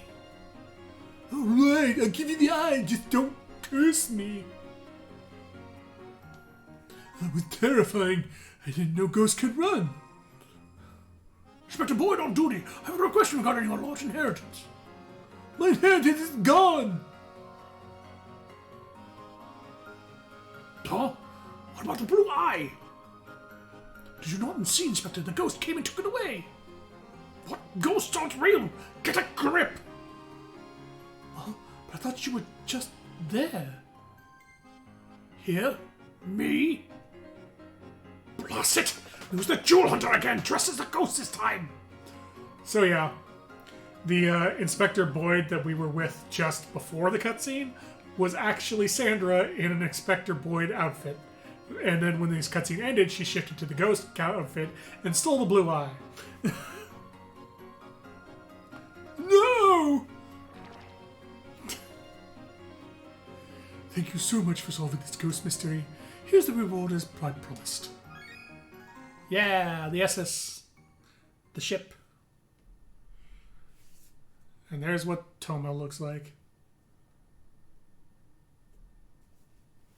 You thought she was the thief? Nope, she's just a dancer. Sandra was posing as Inspector Boyd and then the ghost. But that shine when he pulled out the blue eye is because only Jumi cores shine like that. So the blue eye was actually a sapphire Jumi that was killed. And that's why Sandra wanted it.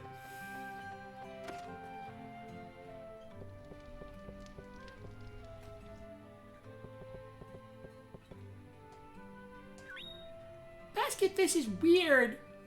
Damn right, little cactus.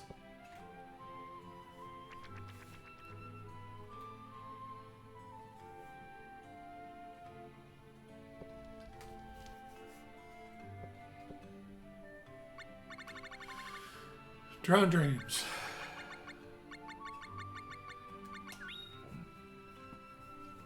I hear that Basketfish is a weirdo and has attitude problems. He should try harder if he wants to become a human. I think I'll try harder too. Oh.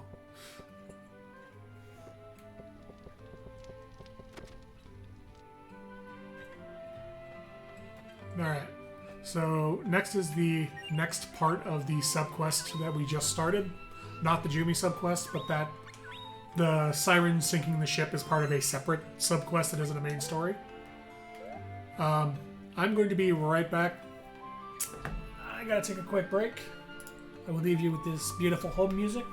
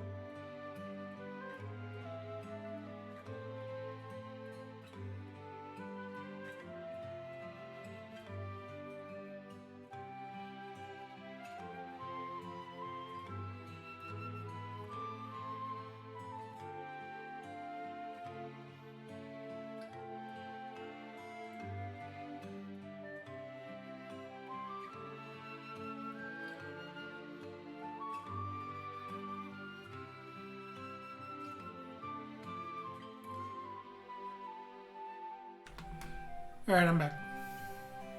Oh no. Why is the Lizard Man responding? There we go. I've been drinking so much water lately since I've been sick that I have to take frequent bathroom breaks. Oh no. Raffle. I'm not doing a raffle. Stop that.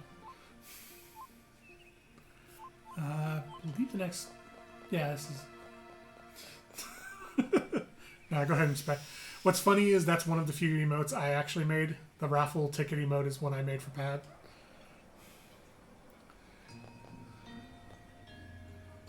I really could like make some basic ass emotes at least. Nothing detailed, but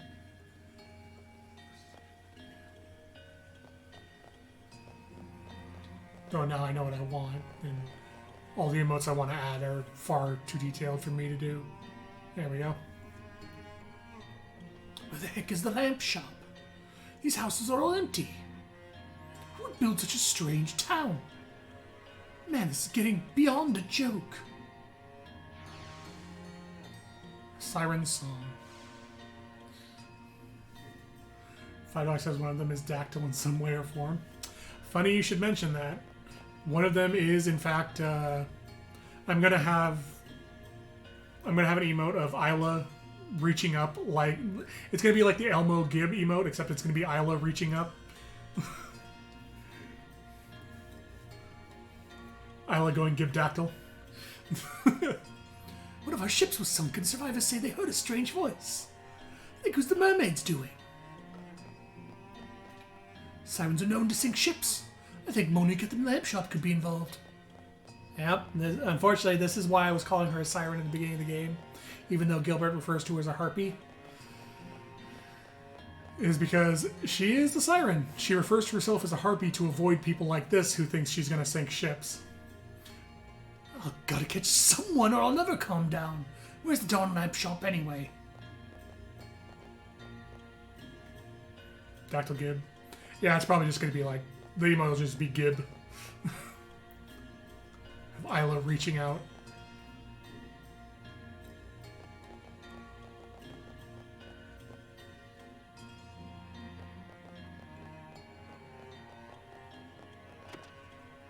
Hey Monique, you might want to... Uh-oh. The shopkeeper isn't here. It's an admission of guilt in my eyes.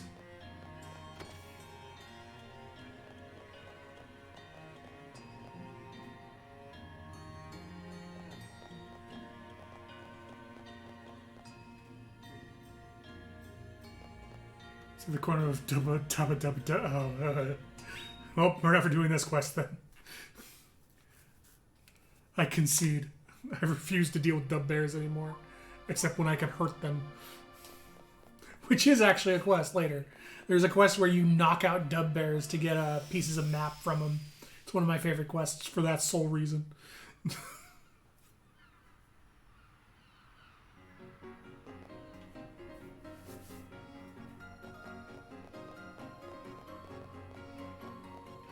What do you sell? Oh, you sell gold stuff. Nice. Actually, is that better than what I'm wearing? Yeah, I'm still wearing Lawrence Silver.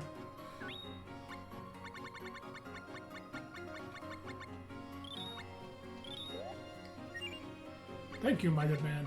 That's actually an upgrade. Gold helm, confirm. Gold hawk. A little bit of defense increase is nice.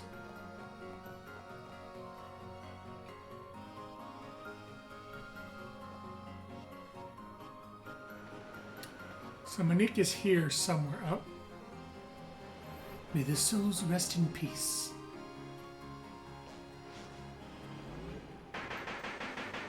Yeah! Still love that animation. You again, Sandra, right? Stop what you're doing. Thoma. Could it be? Thona, is that you? I will not die until the Imperial Order is fulfilled. Enough, Thona. That's my job now. You should return to the underworld. I would that I could. His Highness is immortal. He controls the dead. Back in the Empire, the dead have risen also. Like you. Tell me what has happened. The Deathbringer. Thona?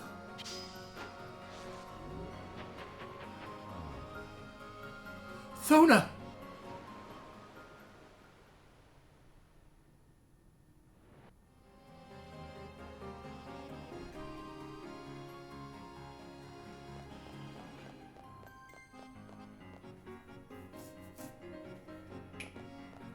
So that's a nice little extra cutscene related to this storyline. It's not actually required to see that to do the actual quest. Oh, there she is. Effectively, what that is, not only is it a scene related to the storyline, it's to try to give you the hint to go back and talk to the Deathbringer again, which triggers the Deathbringer 2 fight, which we've already done. So it's a hint that doesn't really help us, but it's a nice little extra dialogue. I've come to see my friend Ellie, but I can't find her. Hey, there she is! The one who sank our ship! She's a siren, all right. It must be her. Excuse me. I assure you you have the wrong person. I can't deny I'm a siren, but I've been too busy recently making lamps to leave my workshop. You say a ship was sunk? What happened here? Hey! What are you guys doing over there? Huh? What do you mean? We found the siren who sank the ship! The siren? Didn't you hear? We found her already. Already? Does that mean I'm not getting the reward? That's right. We don't need to punish 2 sirens. Anti-siren racism. Just a little bit. Hey, poor. Huh. Well, that sure ruined my day.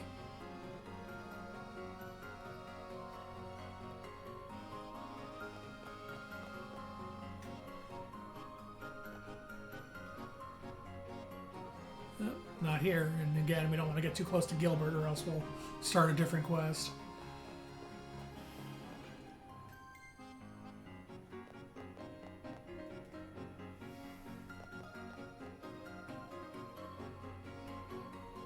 God damn it.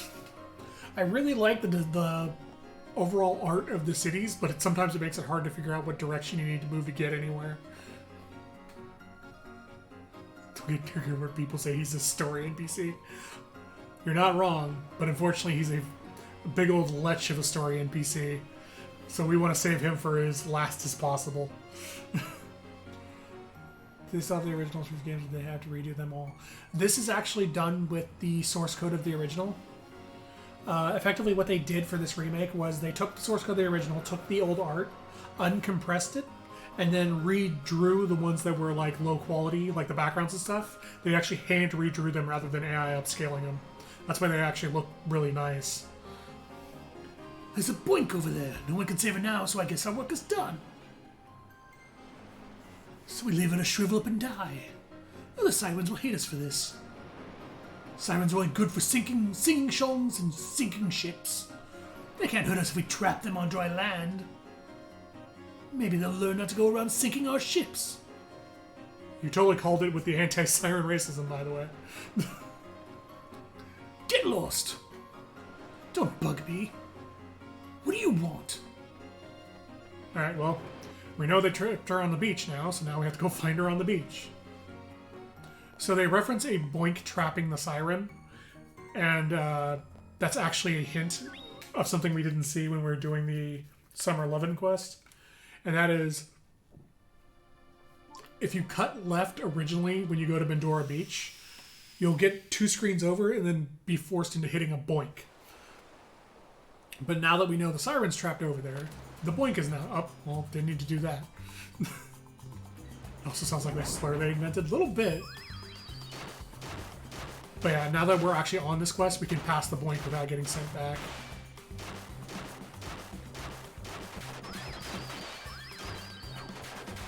Oh, this is a bad combo of enemies. Okay. Give me the XP.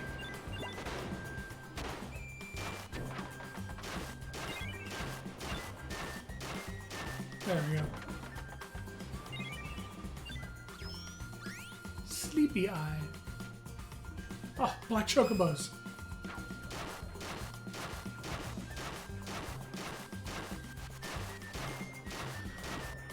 So I looked up what the bonus was if you have Final Fantasy VIII save data on your memory card playing this on the PS1, and it's instead of getting a Rabite as your first monster, you get a black special black chocobo instead.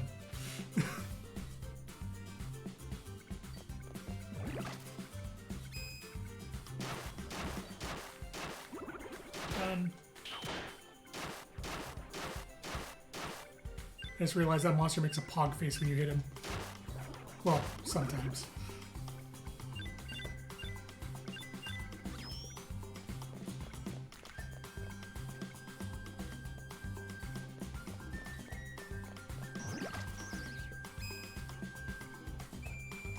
Still hurts your brain to realize games were like this were out alongside 7 and 8. Yeah. And it's from the same company, too. Because Square did Legend of Mana. So they did this 2D sprite-based RPG. I think this came out between 7 and 8, too. Like, this was around when Tactics came out.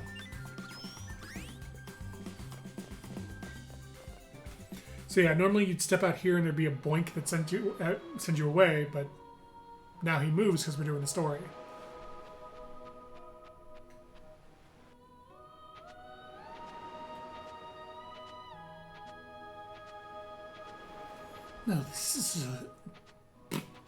This is a surprise. So you're the siren the soldiers caught. Yes, but I was the one who sank the ship. No, all you did was sing a song.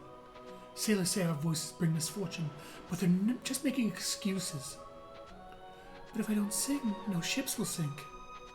They say I can sing here as it's away from the sailing routes. That's enough. You sound like one of those soldiers. Let the ship sink. You have every right to live freely. Then I can choose to stay in here if I like, can't I? I mean, you're always cooped up in that Altier of yours. There are soldiers everywhere, but here it's peaceful. Listen to me, Ellie. I didn't say freedom was out here in the world. Freedom is inside your heart, and right now you're shutting yourself off from that. All we do is sing, and those stupid ships sink. Well, I don't care. We're just doing what we were born to do. No one has the right to stop us. I know. But the soldiers are constantly on our backs. We live in fear. Is freedom really worth their trouble? Worth our lives? I was born to be myself. That's freedom. And Flamshe's over here. Ooh, so is treasure. Flamshe can wait. There's treasure to be had. I won't let her out. It's too dangerous with all the soldiers about. Can never put a friend in such danger. Flamshe, please. She can protect Ellie. But for how long? There's nothing but danger at every turn in this world. Flamshe, please listen to me. She mastered the Dead Bear language and sold my lamps for me. So that dialogue actually changes if you bought the lamps rather than mastering the language. She'll actually say you were nice enough to buy her lamps for her.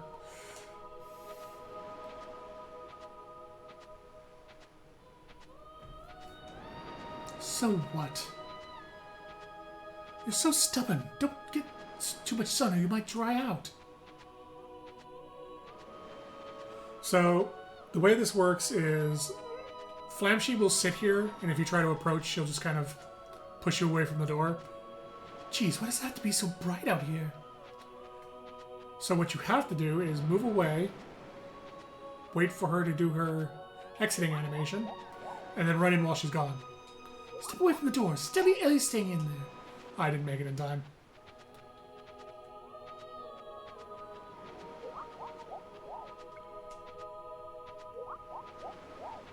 It's a bit finicky with letting you in.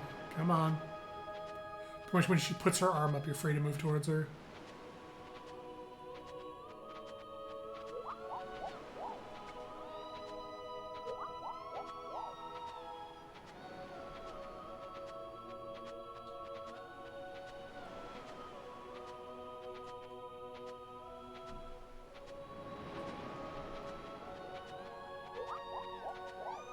Damn it.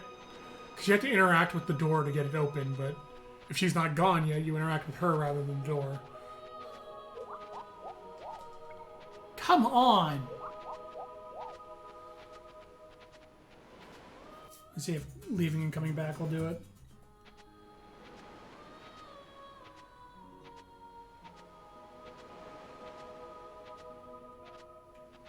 Come on, Flamshe, leave the fucking screen.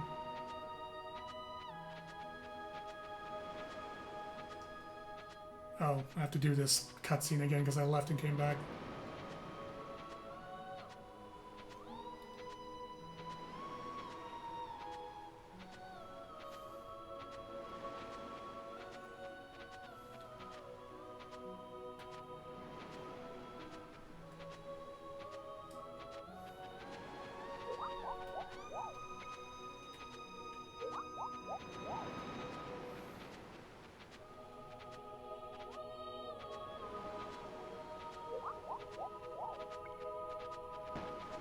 There we go.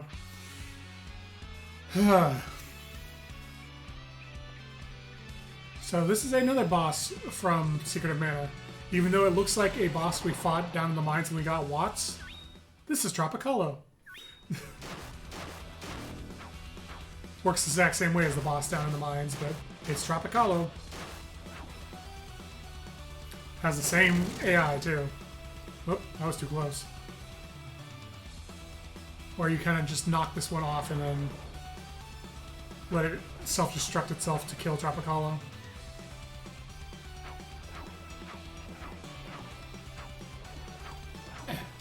Get off there. Let me just move over here.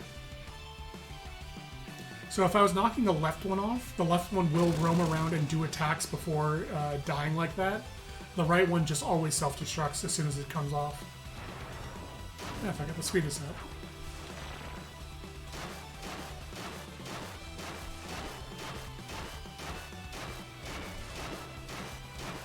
Effectively, the safe strat for killing Tropicalo is just taking the right one off and then letting it self-destruct over and over again.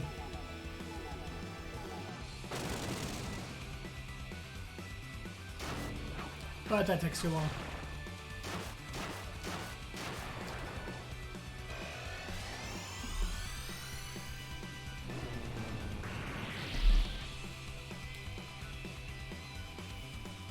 still alive?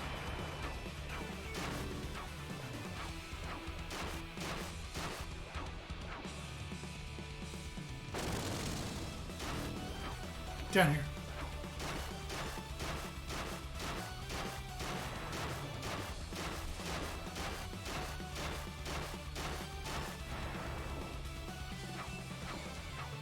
Give me more flowers to break.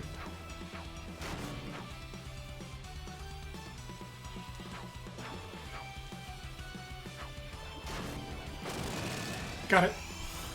I was gonna ST through the explosion to make sure it didn't hit me.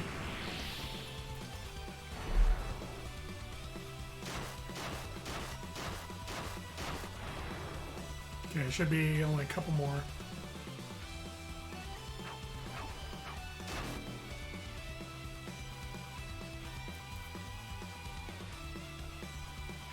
In fact, this might be the last one.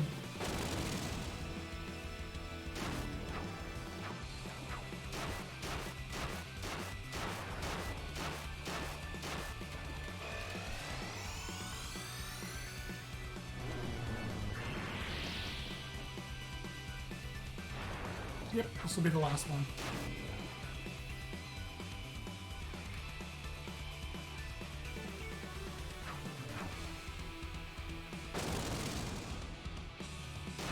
I'm gonna kill this one and it's over.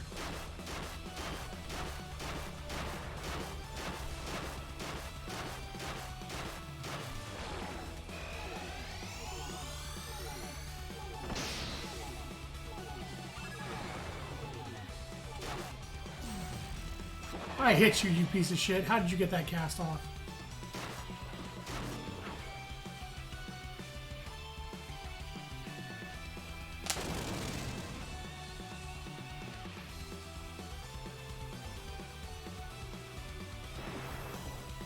And that's Tropicalo.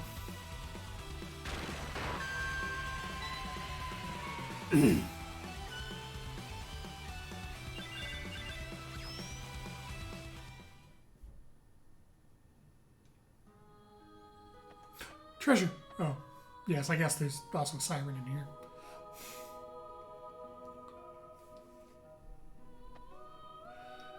Hello, Ellie. How are you doing? Hi, Monique. The monster is gone, so you're free to leave. Thanks, but I don't want to. I'm such a coward, I know. That's okay. You can be a coward if you want. But from now on, you can go outside anytime you want. Or you can stay here and sing. You're free now. Thanks. Jeez, can't you try and sound a little happier than that? So Ellie is oh, there's a picture of Ellie. So Ellie is a siren we can actually take as a partner with us, though we never really will because she's not that good. But it's nice to have a diversity of a partner. All right, next we continue the fucking dragon storyline.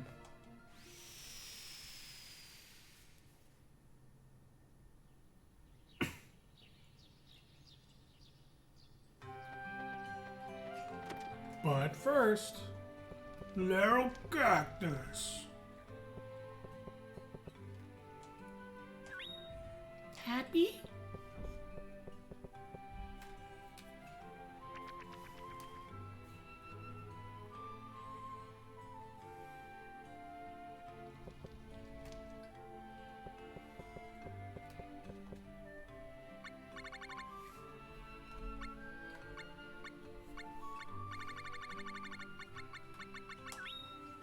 A bird girl was trapped in a bird cage, and the fish girl guarded the bird cage from the bird girl. I want a friend who guards my cactus pot.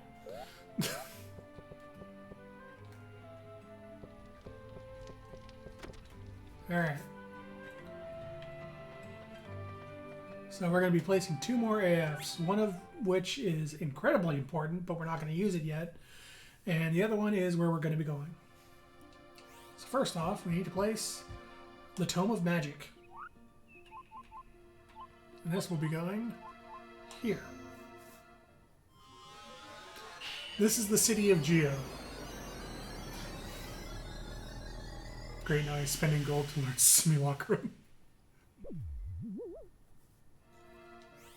And we'll be placing the green cane. Here.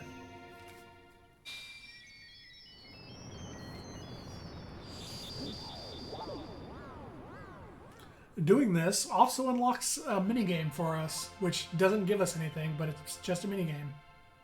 Where if you hold R1 on the world map, when there is 9 artifacts on the screen, you can play a minigame called Land Bopper. And it's pretty much just whack-a-mole.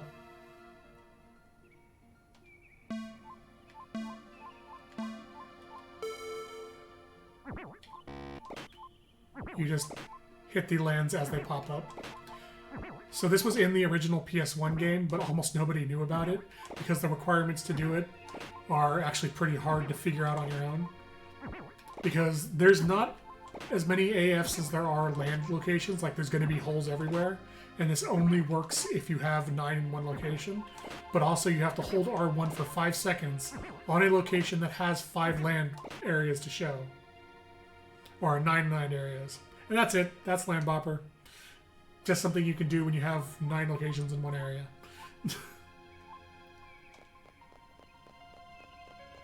We're going to go back because the Dragon storyline requires us to have Lark as a partner.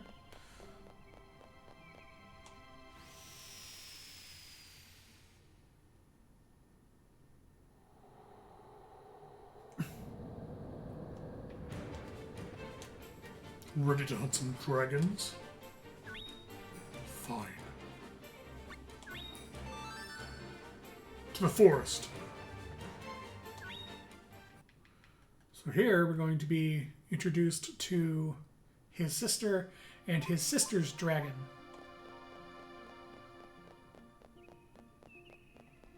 I guess not introduced, we've met Sierra already, but this is where we find out who Sierra's dragon is.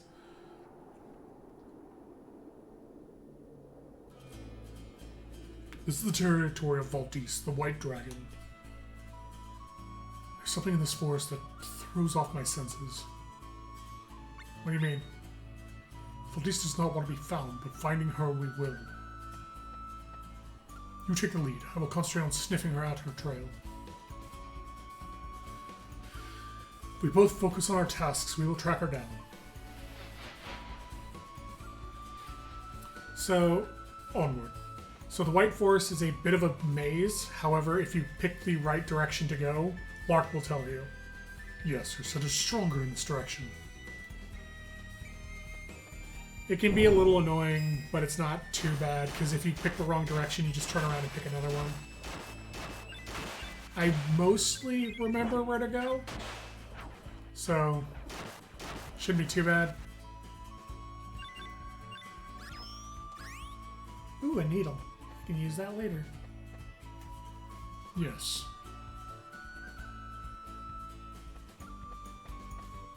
Yes.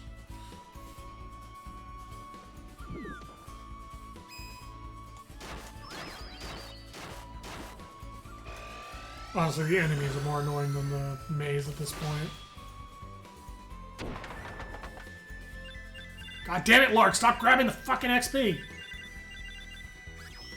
You'll get your share when I pick it up. Yes.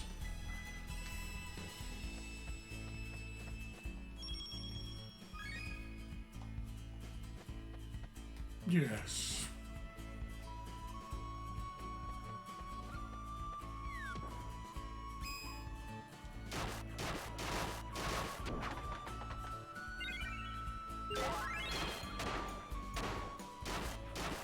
These Trent guys, by the way, is the enemy you farm to get the strongest wood in the game. Not oak wood. In fact, I don't think they're a high enough level to even give it to me, but those are the enemies you're supposed to farm. Oh, look, it's a Wurmple. It's gonna die.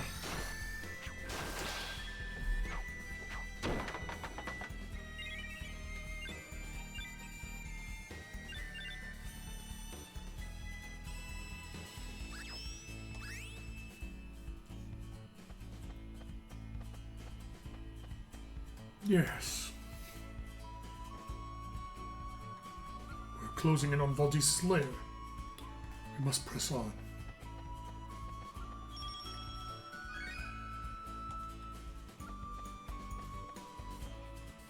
Wait, I do not think she's that way. Oh, god damn it.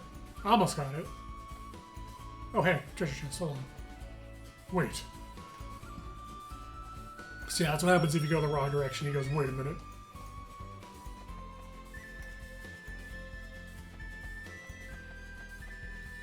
Yes. That's right, because it loops back or down and then goes to the right and then you get to her.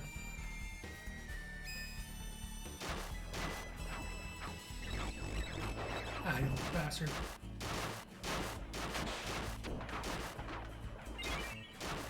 Get out of there, Lark. I know you're after the XP crystals. Greedy little bastard. Yes. There we go. Meet Valdis and Sierra. Lark? So you've come this far. Where is Valdis, Sierra? You are blind to the truth, Lark. Can you not see what Draconis is trying to do? He did not order you to slay the dragons for the sake of petty revenge. He's trying to take mana energy, the source of the world's power, for himself. That much I know. Then you are a fool. Do you not see what would happen if Draconis returned to the surface? Enough, Sierra! Lark? If Draconis returns to the surface, then I, as his knight, I shall return with him. What are you trying to say? Please, Sierra, do not interfere. I am a dragoon too, but my duty is to maintain order in the world, as my dragon master wishes. It's like a reversed Freya. Yeah, a little bit actually. I cannot allow anyone to disrupt the peace I strive to protect, not even my own brother. Stop, Sierra. There she is. She's the prettiest of the dragons. My liege, a brother and sister must not shed the blood they share. Valdis, tell me where the Mana Stone is kept. Obey me and I will spare you the same fetch as the other two. Big Fluff. Mind your tongue, Lark. I see. The Mana Stone is straight down that path. Good dragon. Go, Lark. You will see the error of your ways.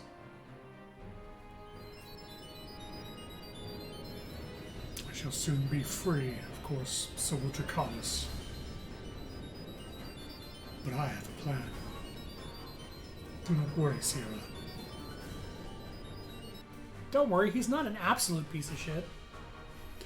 You have fulfilled your duty. You need not stay with me any longer.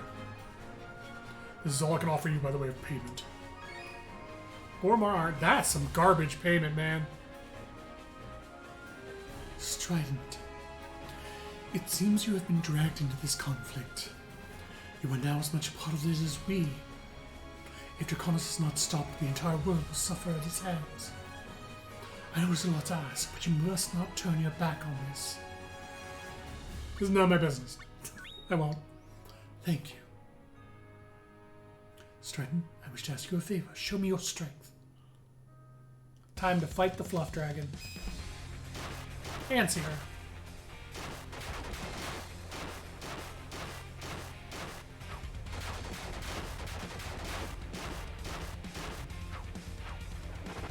Nope.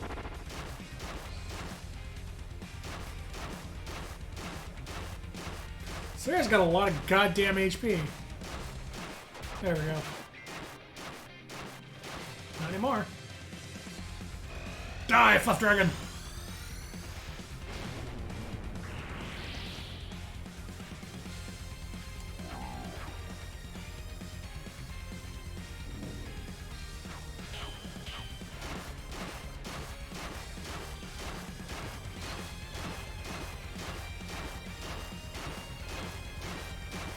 Nothing personnel, dragon.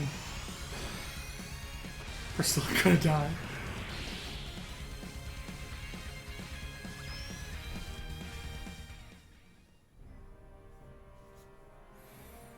As I expected, you are exceedingly powerful.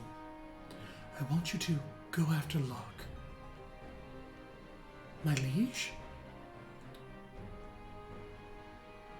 I will be fine, Sierra. You must protect Locke and Strident now. And there's what Sierra looks like. Big old doggo girl.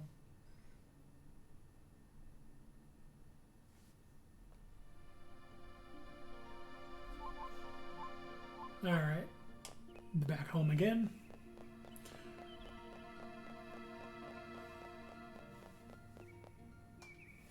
So there are 2 quests left. Or 1 quest left? 1 quest. There is a final quest left in this storyline. And it involves the worst dungeon in the game. I am 100% going to be using a guide for this because this dungeon is the worst designed dungeon in the game. Had to be done. Effectively, the way the dungeon works is it's a maze dungeon, but there are certain trapdoor paths you cannot pass unless you've destroyed certain colored crystals on the sides of the paths, which you have to explore the maze to find. It's pretty terrible. Dragon Princess.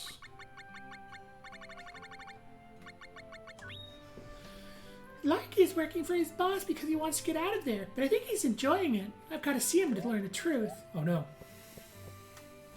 Little Cactus is going to go out and ask Lark. Why are you such a bad person?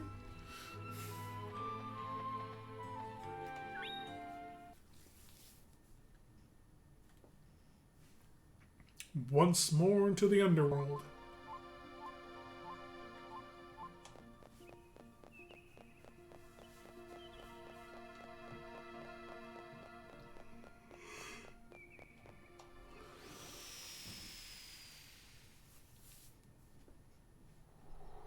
At this point, Lark has gotten all the mana crystals, so he's returning to Draconis.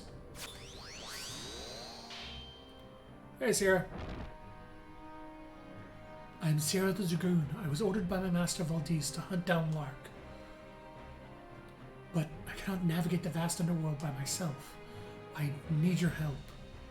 Will you come with me? Of course. Let us go. Sierra, by extension, as a secondary party member, is way better than Lark is. Wait.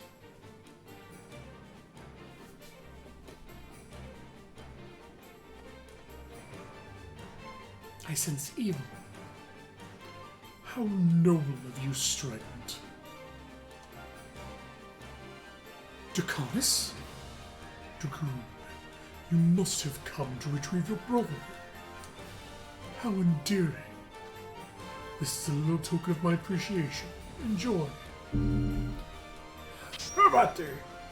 Alright, Sarah, to the ground with you. It's not gonna take itself. Yep, she's a Dragoon. And a repeat of what Lark did when he came in here. Your cheap ticks will not stop me, Draconis.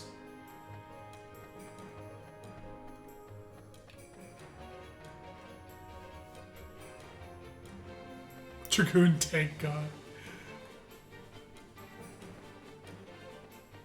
I believe this is the only time you actually go to the follow through to the actual depths of the underworld. Like it requires you to go all the way to the bottom for this quest. Happens Dragoons after they become badasses in the underworld. I believe it.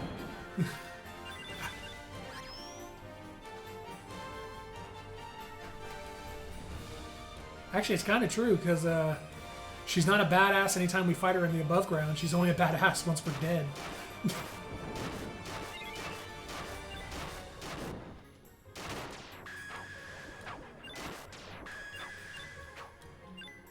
Money.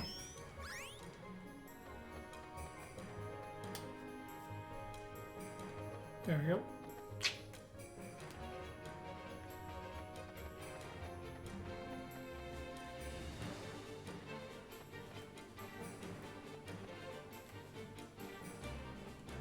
Alright, that's baptism chamber. Oopsies. Also, what is that plot? How you doing?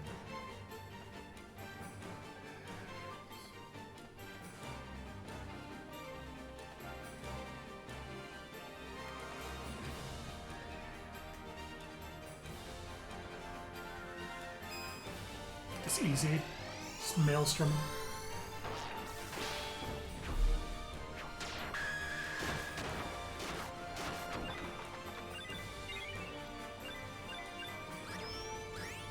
Vidium Ribbon. Wow, that would have been great if I got that way earlier in the game. Sounds like you guys are cool. Probably doing the first man in 14. The music is something I swear I've heard elsewhere before, so I made the wave of nostalgia when it started up. I don't know where you would have heard this before, but... I mean, maybe you've heard the song before just because the game's so old. But yeah, Dragoons are good. Like, jokes aside, they're actually a decent melee class. Especially if they're played well. I mean, the game itself has been around for like 22 years, so it's possible you've just actually heard this song one way or another.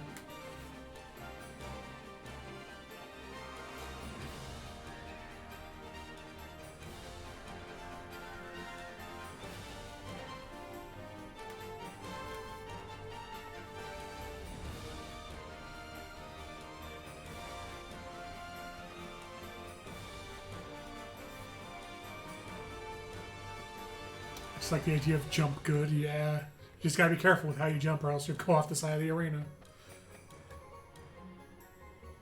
Ooh, treasure.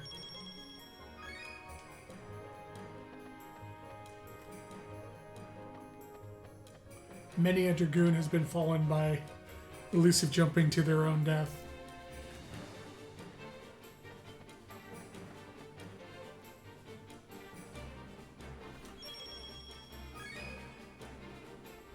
Mirror Piece. Those are actually really good for forging and are really goddamn rare.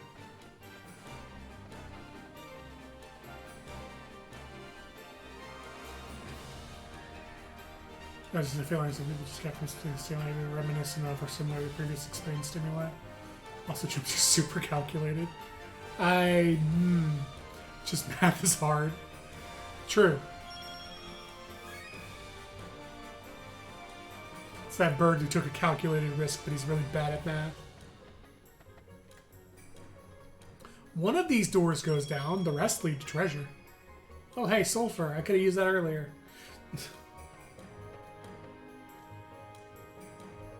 There it is. And then further down.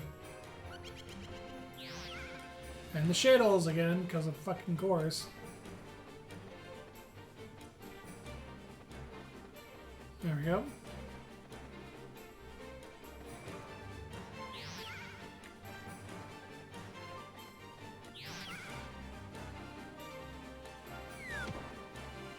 Kid dragons.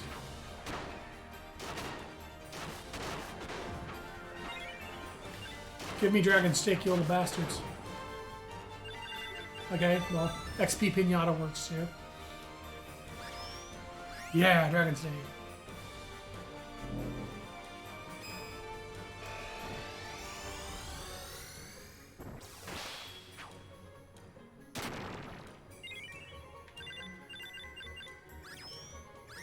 Levitain. That would have been good early as well. Oh, there's Chimera Beast again. And there goes Chimera Beast.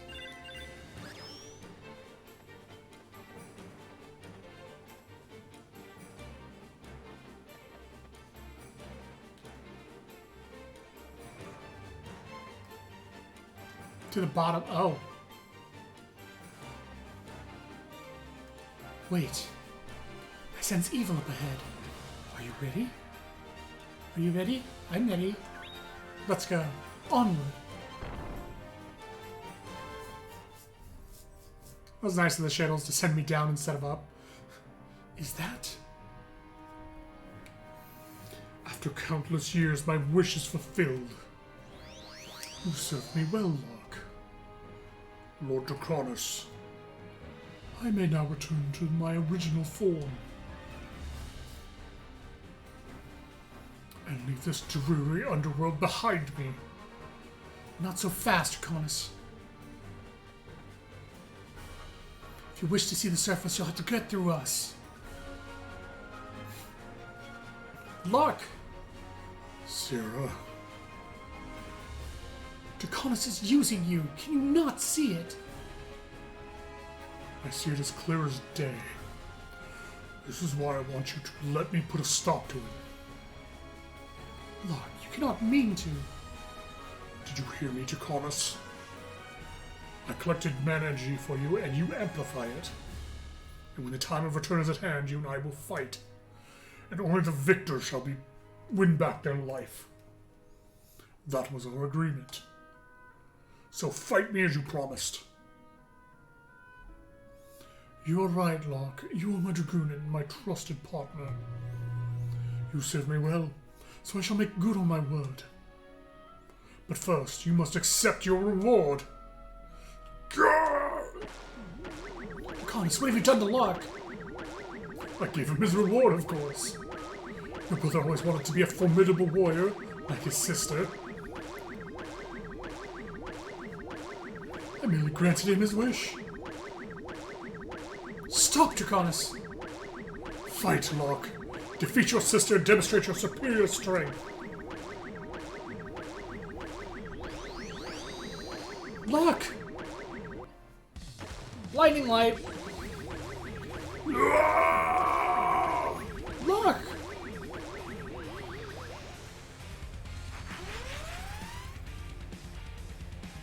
Now it is time for Boss Lark.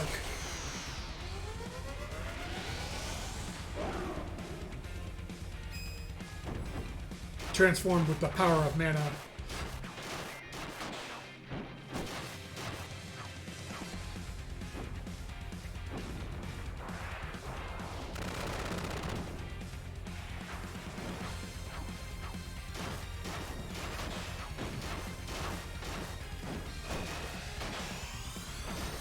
Let's see Sam transform like that. Aw, you shit. He went into an ST before mine completed, so he got me into it.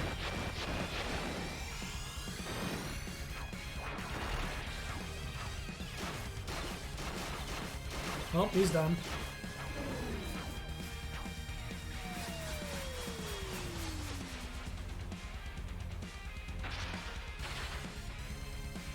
We did it, Sierra. We killed your brother.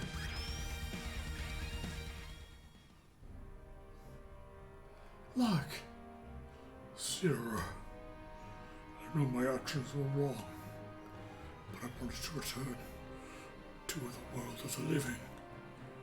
Return to you. Locke.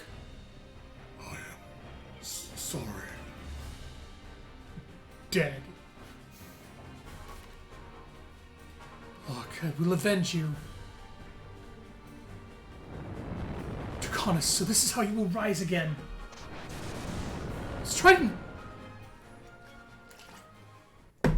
Now time for the worst dungeon in the game.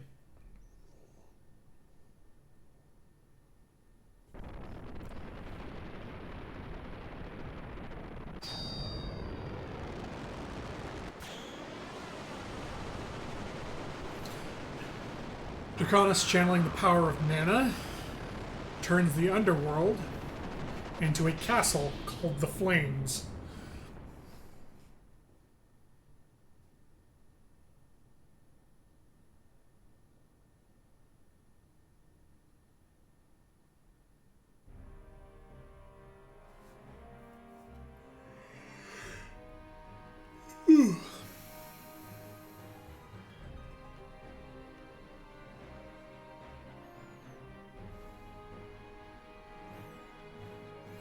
So this is Draconis' fortress. I thought it had been destroyed. I am glad you are unharmed. The bridge from Shrek. Valdez! This is my spirit form. My soul is there with you, but my body is not. You were protecting us all this time. Valdez, I have failed. I could not save Lark. Mark my words, I will stop Draconis. Sarah, do not be hasty. There is a powerful barrier in place here. Once you pass beyond it, you may not be unable to return. May not be able to return. But Valdez, you must not face Draconis on your own, lest he consume you as he did Lark. Lark was consumed? Draconis' weakness is his solitude. He trusts no one, he befriends no one. What should I do? All life is connected by ties that bind us to the world itself. That is your answer. The bonds of life bring love and support that will help you greatly. Strident, do you remember my warning about Draconis?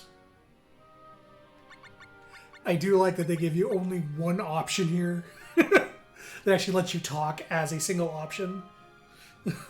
If Draconis is not stopped, the entire world will suffer at his hands. He desires to bring all life in this world under his control. Even if the dragons, aloof as we are, seek to connect with the other creatures through our dragoons, the world thrives on such bonds. Their existence is the law of nature. Sarah, Strident, I entrust you with the bonds of life. Saving them is your duty. Put a stop to Draconis. Let us fight together, Strident. Yep. Of course. You may never return. Are you sure you're ready?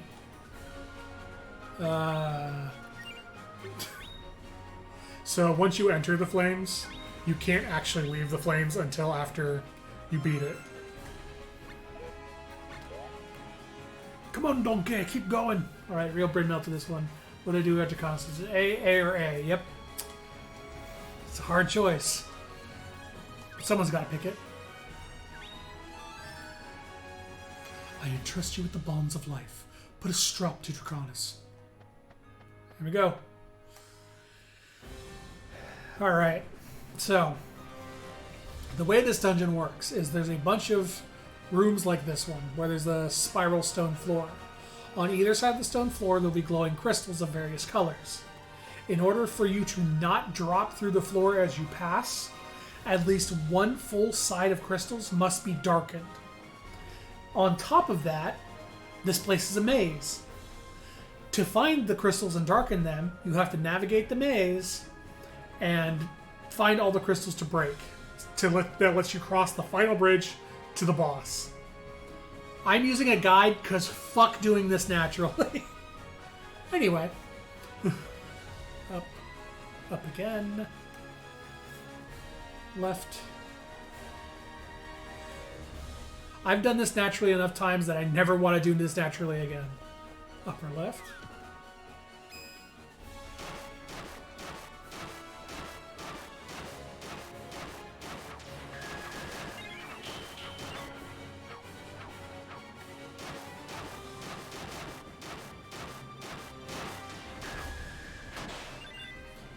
Also, mostly because I don't think you guys want me spending an hour and a half of the stream just trying to figure my way to get through here. Upper left.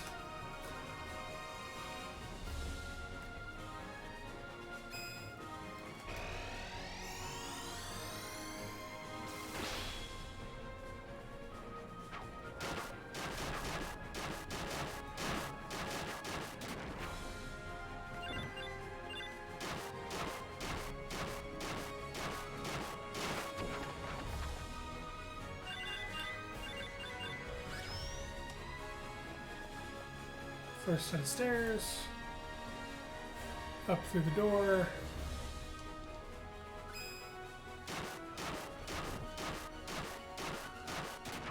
Unfortunately, while Sierra is better than her brother at combat, she's still kind of useless in this area because she just likes to kind of move around rather than attack.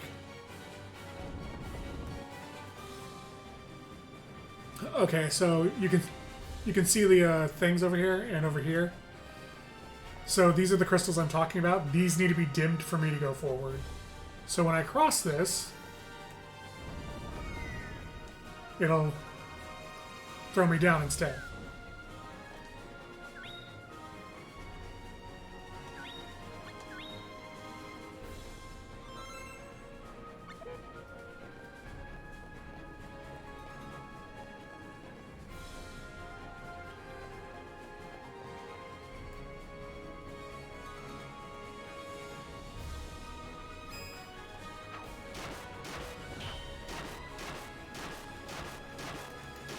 Okay, they gathered up. Perfect. Thank you, Sarah, for almost knocking him out of my attack range. This is why I hate having partners. Well, with the exception of a single partner, which we will not see until very close to the end of the game.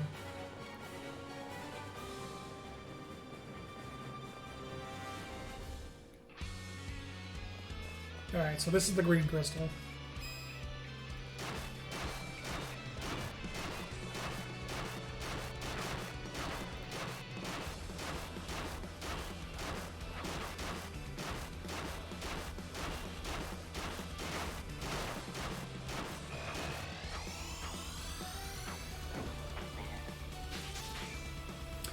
And she whiffed it super hard.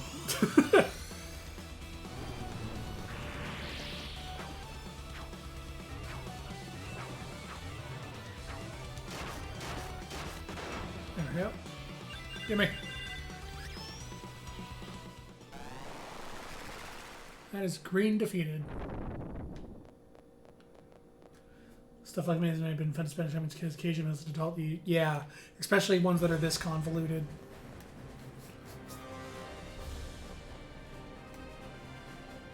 Because this is like, oh, that floor you need to pass? Can you pass through it? Did you get enough crystals or not? You don't know. Figure it out by crossing it. Nope, didn't do it. Time to start over.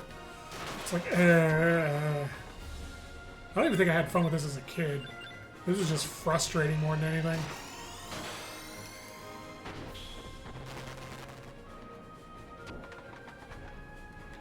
It's part of the reason I almost never did the dragon. If I was going to do one storyline, I almost never did the dragon one. Because this one just sucks so much. Like, just this part.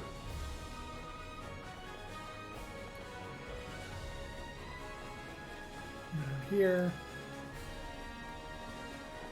Oh, there's not all done yet, so down we go. But we landed in a boss room. There he is. This is the strongest dragon in the game, the land dragon. He can actually do some decent damage if I don't keep him locked. Maybe this kid ever tried to make some of that guy's right, but sometimes you just don't turn days. Yeah, exactly. Like, at a certain point, it's no longer fun, it's just annoying. Red crystal broken. Man, I'm so good at navigating mazes, I'm certainly not using any kind of guide.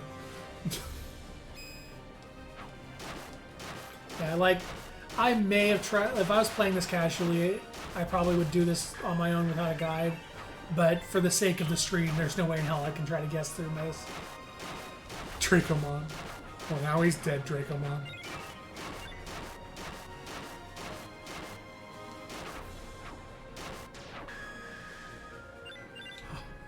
Money!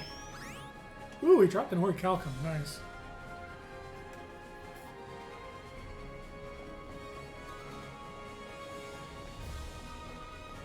Get out of the basement.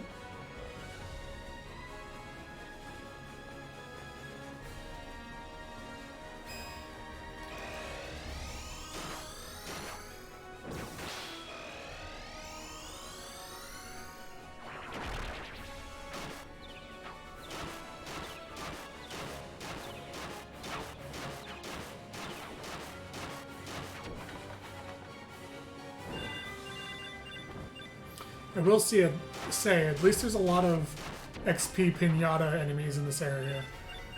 There's like 3 different XP Pinatas that are enemies that turn into just 15 crystal Pinatas. Hey, you may remember this area as the area we fell through before, but now we don't. Why? Who the fuck knows? Because we broke enough crystals for it to not drop us when we go across. Which is what makes that maze so terrible.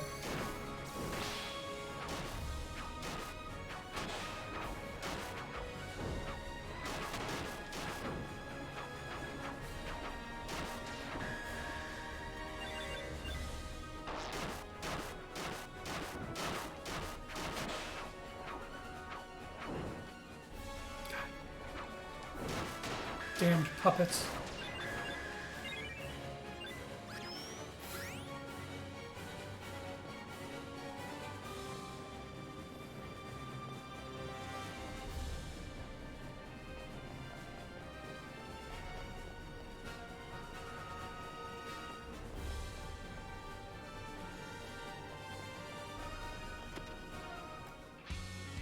There we go.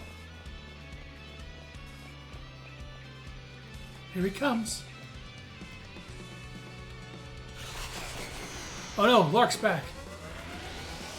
No. That's actually based on the Wind Dragon. You can tell because it has an Akroya mask and feathers.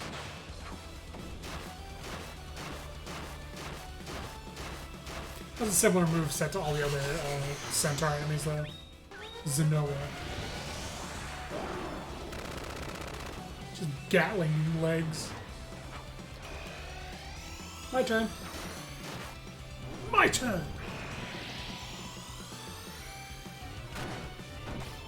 Wow, Sarah actually timed that perfectly. Well done.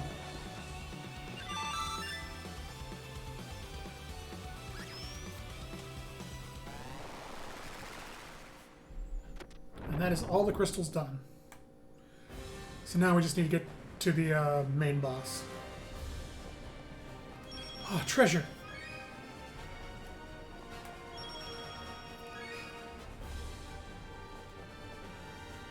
Thankfully, from the blue boss, from Blue Orb boss, the main boss is literally just run up, up, up, up, up, and you go through the door.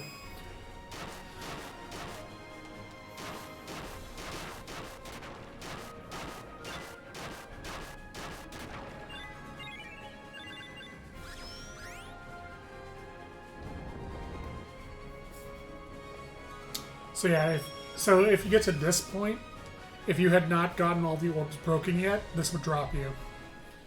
This path is only passable once you have all the orbs done. Draconis.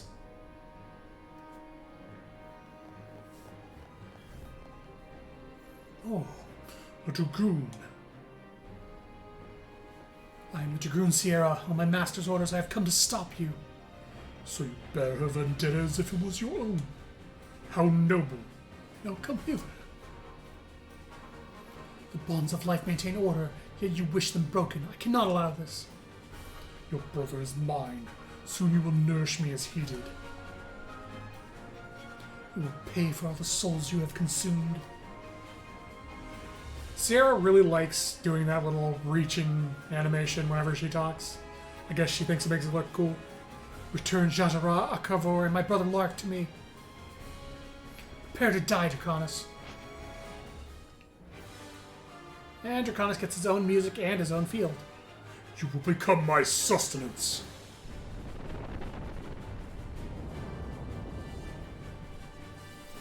Look at that Rathalos body. I believe he's also the biggest boss in the game.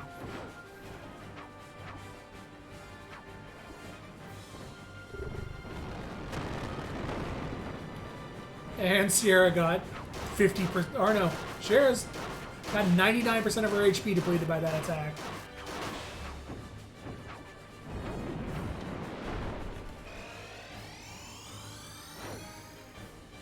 Aw, you shitter! Oh god. He ST'd out of my special attack and then trapped me in the corner to hit me. Oh my god. His hitbox is like non-existent. Like it doesn't match his sprite at all.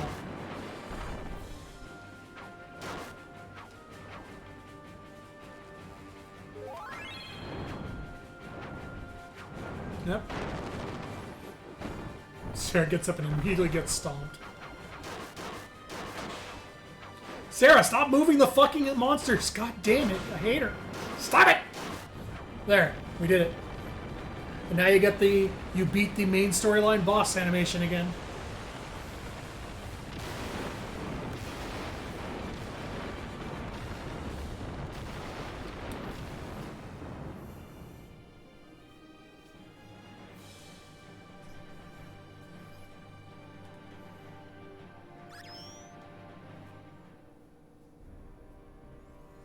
Lark.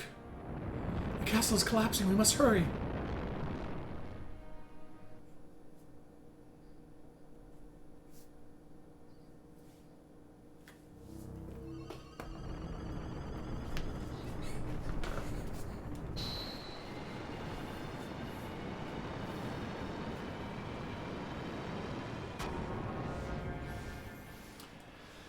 And the flames collapse back into the underworld, and the underworld returns to normal.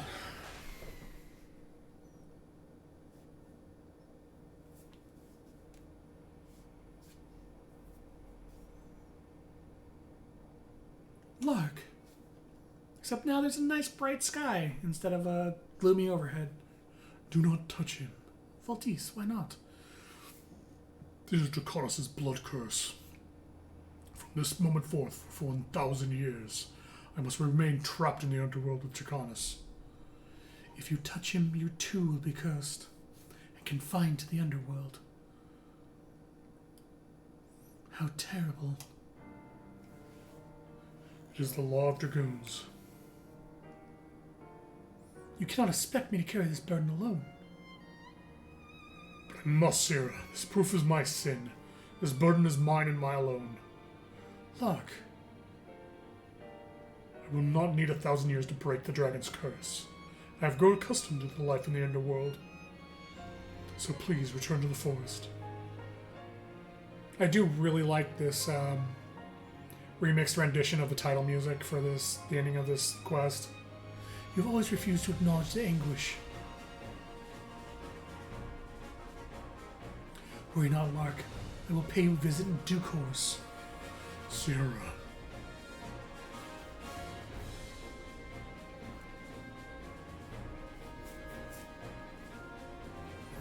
And then, not long after,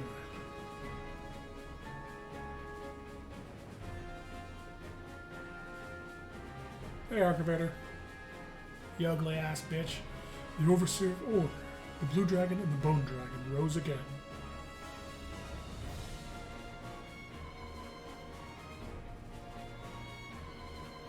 Hey, Shashara, you're the best of the fucking dragons.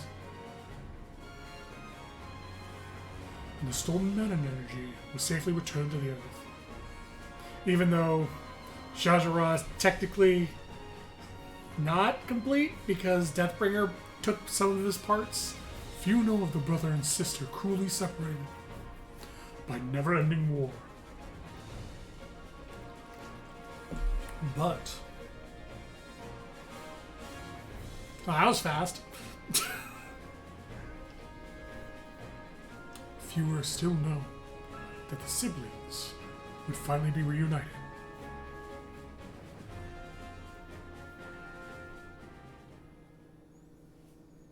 And that's the dragon storyline. It's kind of underwhelming compared to the fairy one and absolute trash compared to the Jumi one. But it is, if you're playing this casually, you are most likely to end up in the dragon storyline and do that to unlock the Tree of Mana.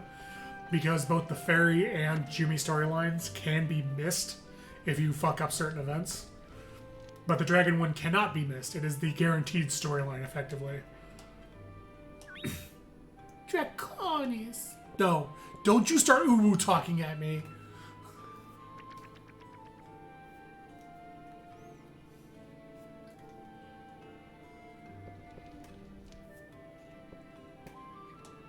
Draconis. Crimson Dragon.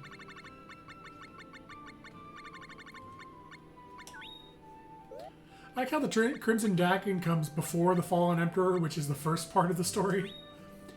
The underworld went upside down and a burning castle came out. And then there was a big dragon that my master had to fight. Because my master came back, I guess the dragon's no more, right?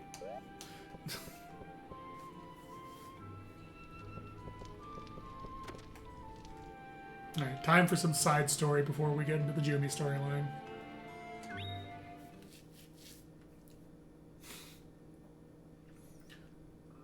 So this next one is...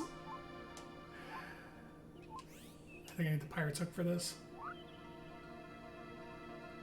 Yeah. So this next one is a bit weird in how you do these quests, because there's 3 quests you access through the ship. And the way you get to the quests is talking to a penguin who's the navigator and telling him what direction to sail.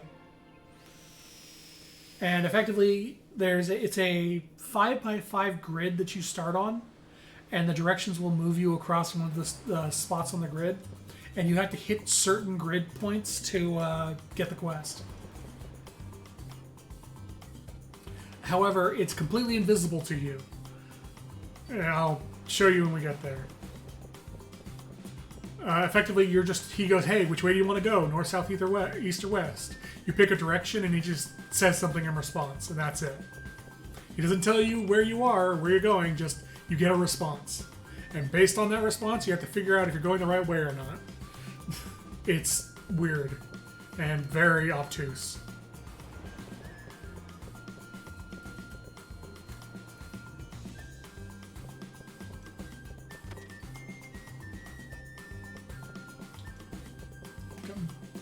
I'm Captain Tusk, leader of them pirate penguins. How do you like the ship? Is she a beaut? If you say no, this is how you get off the ship. Is telling him no. He goes, all right, get out. Hey, sounds like you're going to be take the man of the sea. Where the fuck is the navigator? Down here? Yeah, here he is. So it's this guy. Ain't nothing beats the man of the sea. You be chumpy, aye? God damn it. That's right. Which direction do you want to go? So yeah. So you effectively just give him directions until you hit something. Ain't great. Sea provides all the food you can eat. Which direction do you want to go? Ain't great. I could keep sailing forever. Ain't great. Sea always makes me philosophical. Shiver me timbers! The wind stopped blowing. There we go. Quiet safe. So yeah, that's how you unlock the 3 quests involving the ship. Is just sailing around until you find them.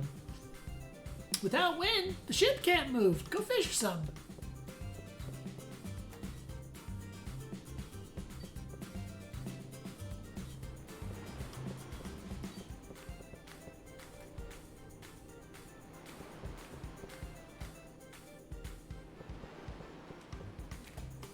There be no wind, and that's good for fishing.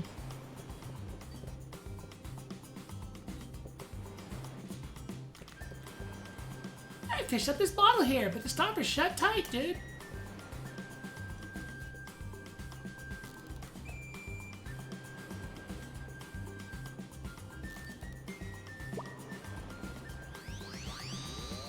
And then he fucking died.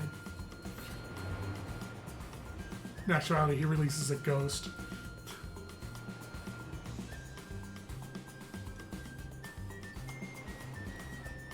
What a beautiful ship. I like it.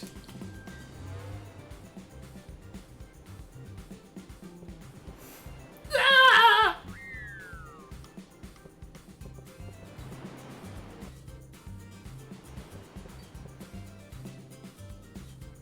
Alright, now we gotta go tell the captain about his ghost problem.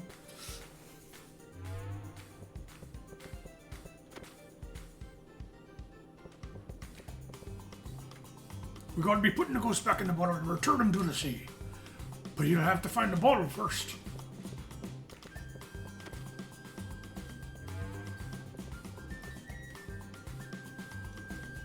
Oop, not the wheelhouse.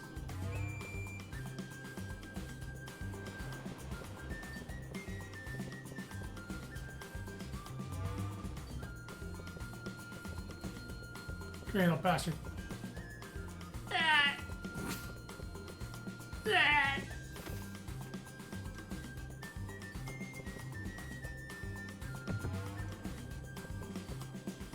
Don't come over here. Leave me alone.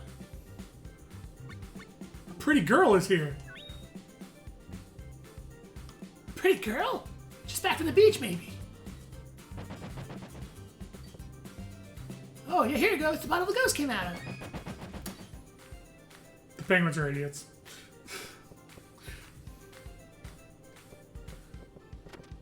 I mean, they're closer to pretties than you'd expect. This way. Hurry, dude. Yeah, the good music.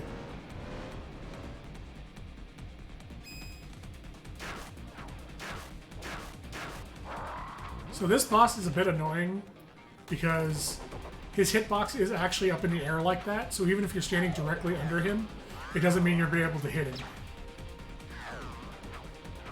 It blep. Oh yeah, it is blepping, isn't it? He also loves spamming STs.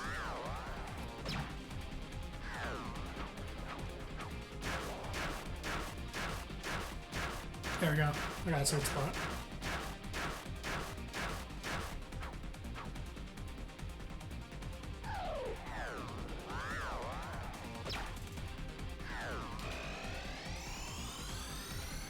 Oh, you little shit. Ah, still got him. Okay. Boo looks weird in this. A little bit. But he's got the cell tentacle though. There we go.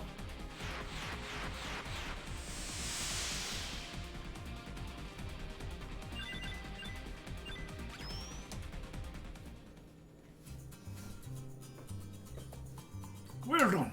You're a real man of the sea. Captain, that's a girl! Oh yeah. So that penguin will, only if you're playing as a female character, that penguin will correct him every time he says that. Here. There ain't much, but I want you to have these. Got Athena alloy. So that is the strongest alloy you can get naturally in the game. Is Athena alloys. And what that is effectively, I'm going to go turn that into a weapon immediately because that is the best weapon alloy I can get outside of farming enemies. I will eventually get a total of 4 of them through the course of the quests, and that is it. You get those 4 and you're done after that. If I want to make anything stronger than Athena alloy, I either have to go farm Athena alloy off of enemies or farm stronger materials. And that is a long and arduous process.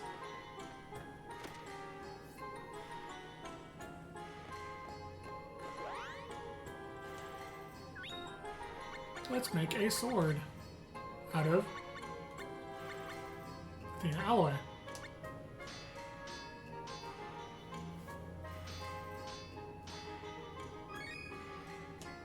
Athena sword.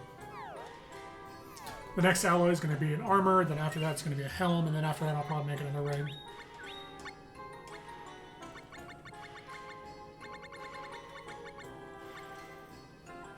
Yeah, 50 offense. Just a little better than our 35. Fact. Okay, no. Oh, yeah. So the Flame Brand, that used to be the Secret of Mana, or Saga Frontier 2 sword, is a two-handed Athena alloy sword. Which is kind of nice, but I'm not using two-handed weapons. Yet. Wait, no. We need to go turn in our quest. Or talk to Cactus about the quest.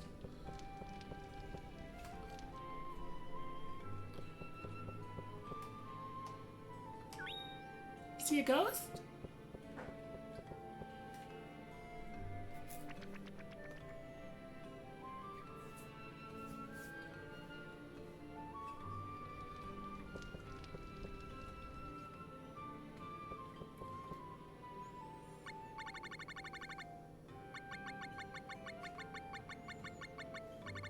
Quiet City.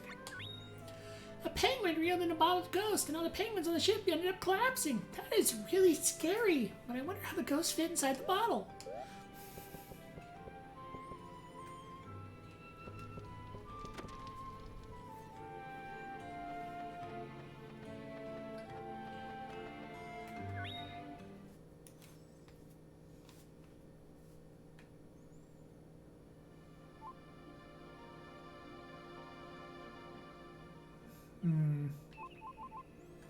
I actually forgot this one requires a partner. Let's go grab a partner real quick. Actually, I wonder if it lets me use a pet instead of a partner. Ah, well. I don't want to risk screwing this up, so I'm just going to grab a partner. Boink.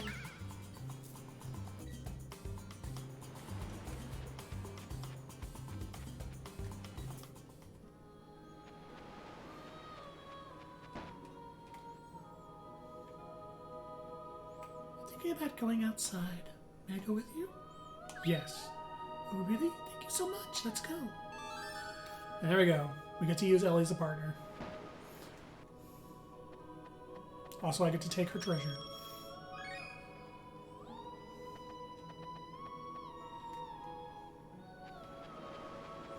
So Ellie is, if I have Ellie, Ellie's my go-to partner until I get the final partner, in which case the final partner is always the default choice because her synchro ability is just insanely broken.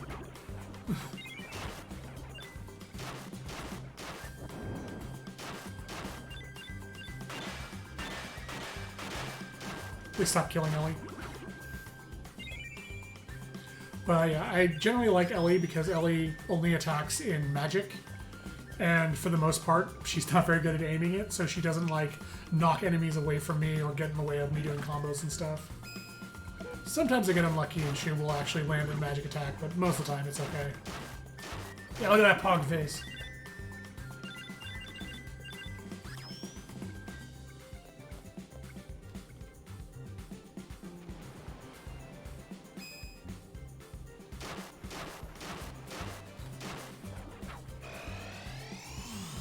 Oh, please don't, Ellie. Case in point, that was the worst timing she could have had on using that.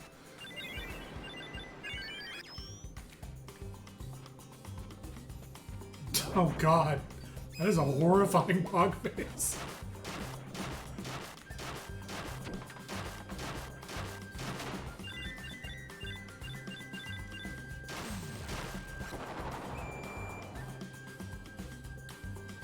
I am getting really unlucky with her magic casts. Usually she doesn't use things that will guarantee hit the enemy.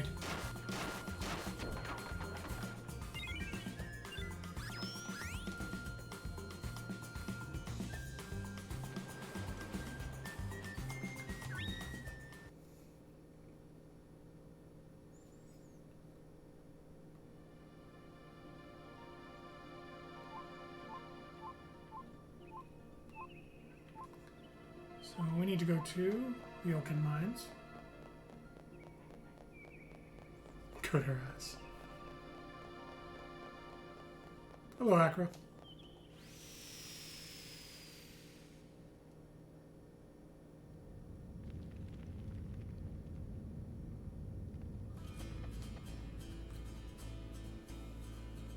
Well, if I remember correctly, bien is French for good. I don't know what the color means in that context either.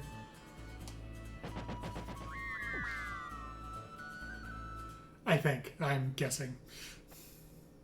This ain't good. Somebody's a coming. Might be Spanish too. Because I'm thinking of tres bien. Tres bien? Don't worry. Everything will go according to plan. Aye, without their holy mutt, the Tiggers ain't no threat to us. So this is the basis of the knocking out the Dud Bears in a later event, is you find out the Diggers and the Pirates are rivals. And so working with the Pirates, you knock out the Dud Bears to take the treasure map pieces from them for the Pirates. And then both land and sea will be ours. Let's go. Ooh.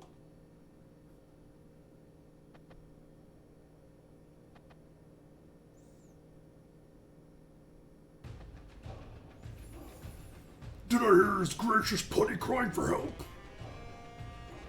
Ah! So those penguins are making off with his graciousness. Ah! I'll pay for this! Where's Putty? You there. You're someone responsible for this too. Go and find his gracious and slow its putty. So that is Roger. Ah! Roger is part of the Digger crew. I believe he's the leader, and Putty, the dog, is their spiritual leader. Oh yeah, these things are like super low level.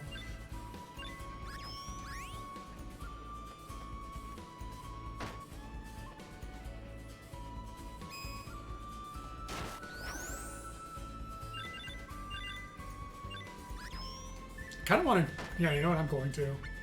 I'm just going to turn encounters off for this area because everything is so, like... Everything's like level 3, so fighting them is just kind of a waste of time.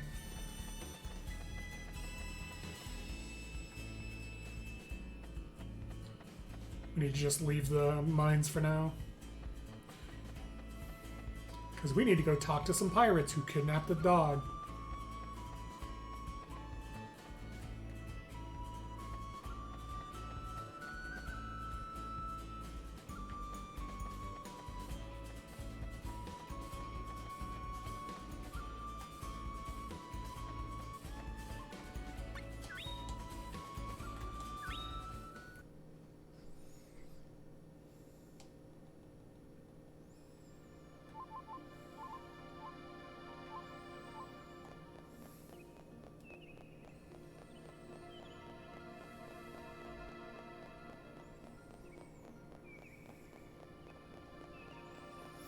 This game has such good music because there's just a lot of points where there's really nothing to say about it. Like traveling all the way across the world map. Alright. Turn our cameras back on.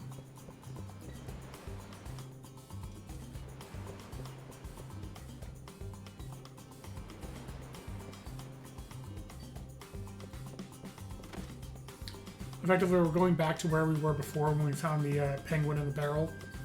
Except we're looking for someone else hiding in a barrel now. And this is why I turned encounters back on, because on the 3rd floor and lower, you can start encountering things.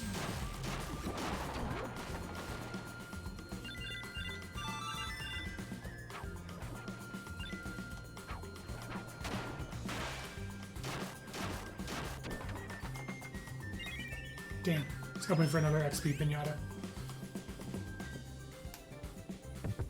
Yep, there it is. Hey, buddy.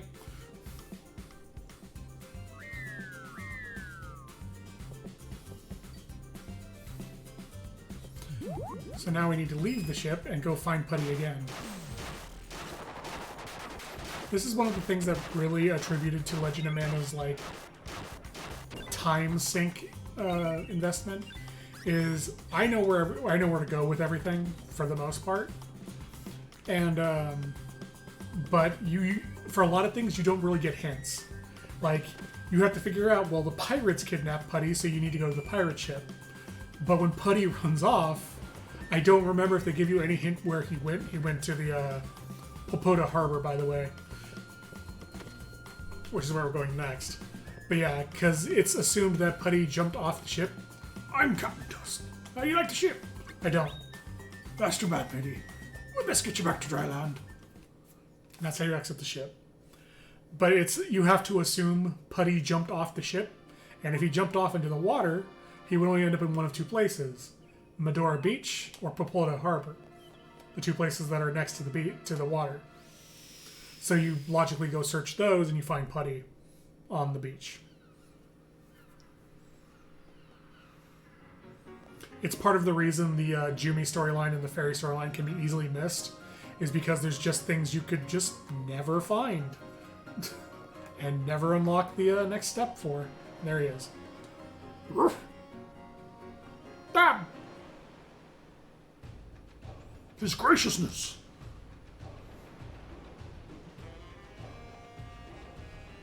Dap, dap. Dap, dap, dap, dap, dap.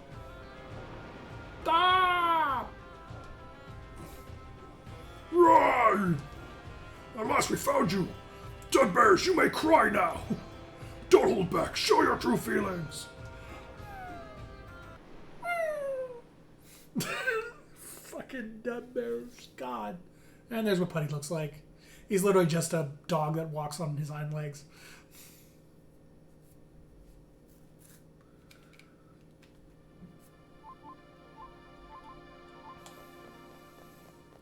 Yeah, exactly.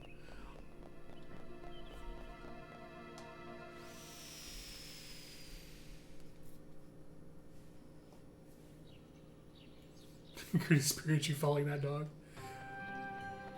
Sorry, Ellie. This is goodbye. Unfortunately, I think it is permanent. Like, I think that's the only time we're ever going to use her.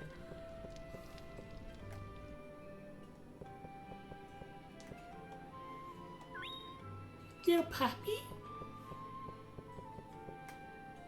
Let's hope Little Cactus pulls the right lesson from this one. Kidnap puppy! No, Little Cactus!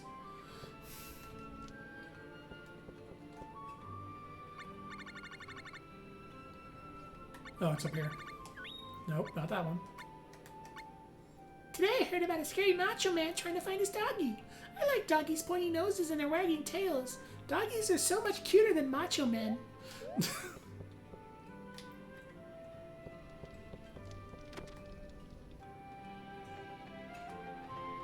Now it's time for catching Willopees.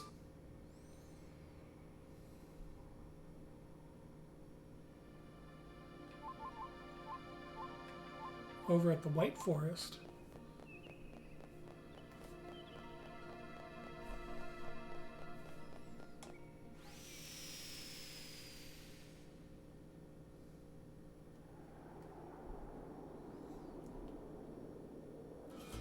Here we go again.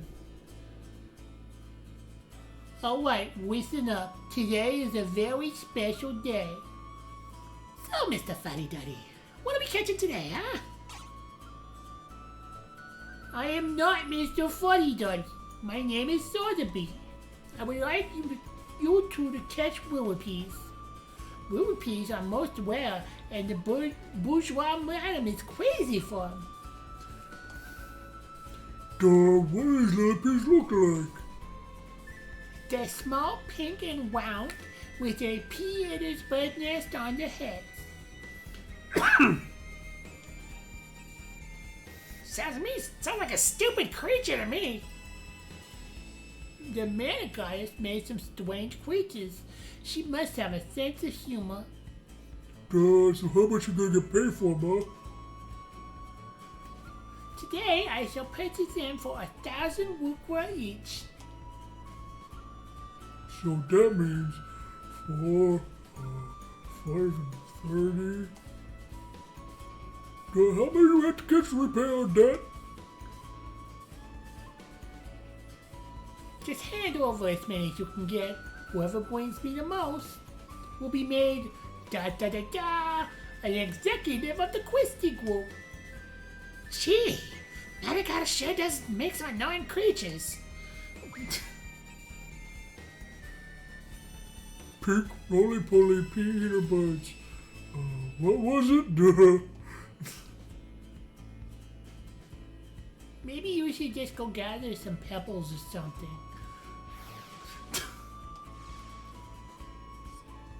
Are you saying I'm dumb? Damn, that's cold, Sotheby. You should search for Willopees too. I'll pay you 1,000 Wukra for each one. Alright. So this one is pretty much just wander around the forest, finding Skippy and Salmon, or Hamson, and talking to them as you encounter them. We're also looking for the Reverend from Domina as well, eventually, because he'll take us to the Lillipede village.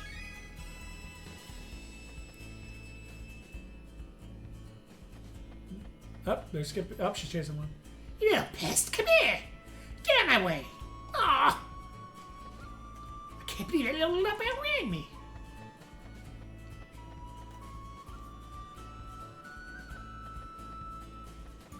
Boy. Oh boy, Ash.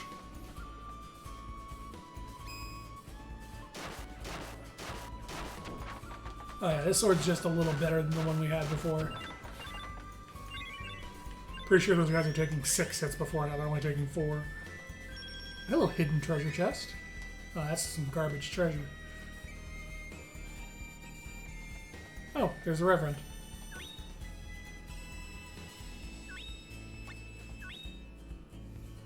Seek ash, seek stronger by brighter fire. Rekindle the fire with the Reverend. I have found the legendary village of the Lillipees. However, they will not let me in. I think there are a few Lillipees in a spot above us somewhere in the forest. Perhaps you could try helping them. Oh, right. So you can't actually access the village until you find find the Lillipees that Hamson and Skippy are harassing and save them first.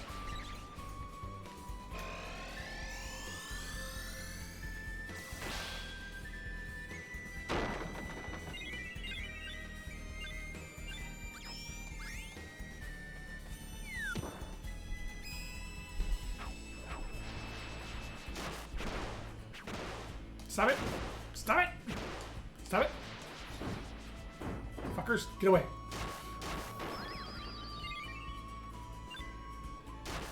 You are not hitting me with the special reset attack. Ooh, a baked roach. Yummy. Yep. That's interactive.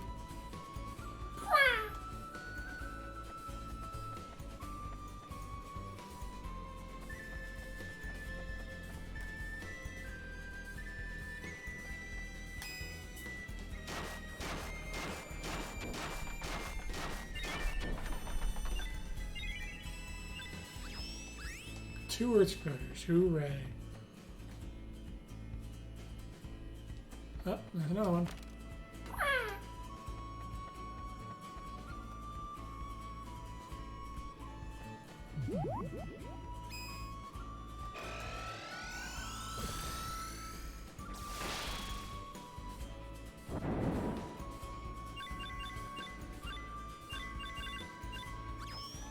If giant roaches had actual meat, not like goo, I'd eat one.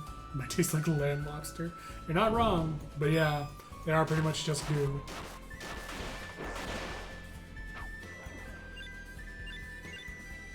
But it's baked goo at least.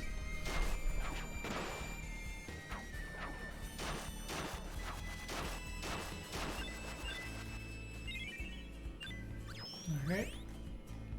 I forget how many Lillipees you have to save to get access to the village. Ooh, a Claire Feather. I can make more money with that. Oh, there's Hamson. Hey you! You're into my way! Oh no! Got away! That was all your fault!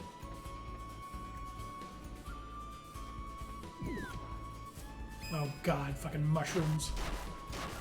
Mushboom. Kill it, kill it. Nice.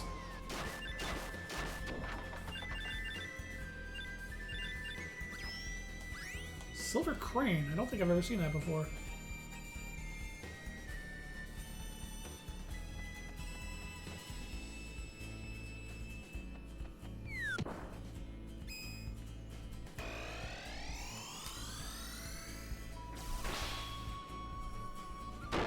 Everything here is weak enough to just take out with a 1 ST.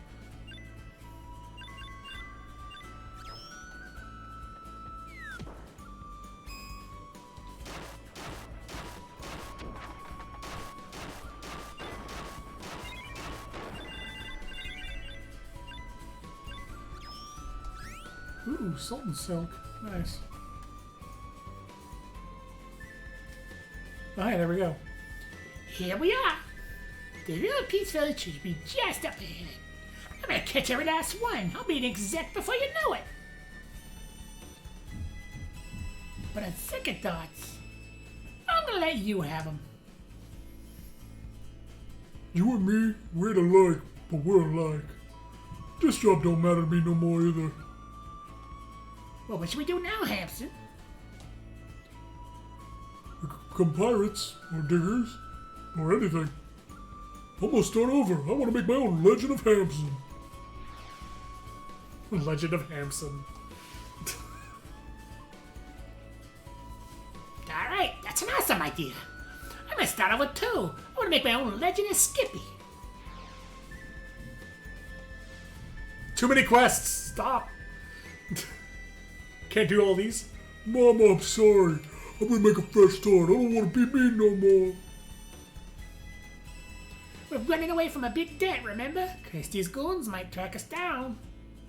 I don't want to be on the run with a slowpoke like you dragging me down. Well, I want to hang around with a guy who has toothpicks for arms. Fine by me. This might be the last time we meet, Hampson. You might be right, Skipper.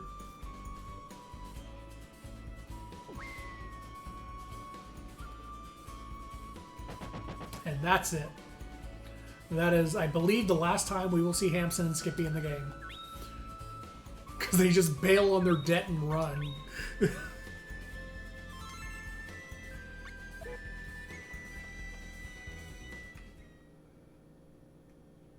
Look at all these Willopies. Her mouth is wider than her head, yeah. Man, this is like 1, 2, 6. There's 8,000 lucre worth of Willopies here.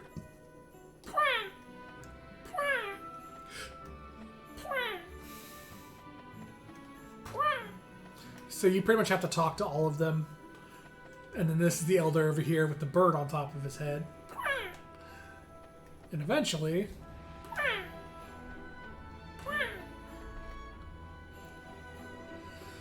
I always thought the Lillipes existed only in legend. Mephiance studied them once, but he's only the only one I know who have done so. He discovered that they are descendants of Anuela's dolls, you know. Using clay and thread, they crafted more of their own. In fact, I can speak Lillipian on account of all of my years studying them. So yeah, we have to use him as a translator. Ah, yes. It says that when it closes its eyes, it sees a green wiggly. So that's a reference to a quest later with one of the kids at Geo.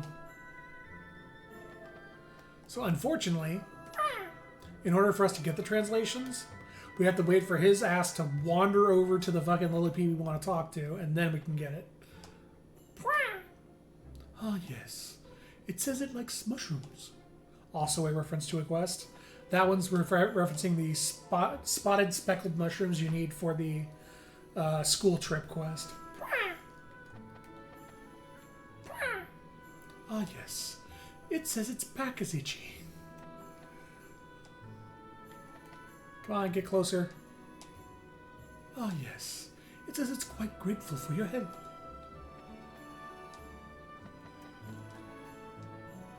Ah, yes. It says that it's sleepy and wants to be left alone. Come on, get closer to the Reverend. Ah, yes. It says that they welcome you. Come down here. You're the only one I have left.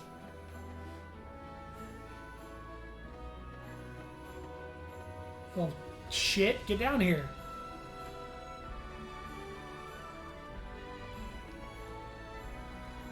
Who's a little bit? Yes, yes.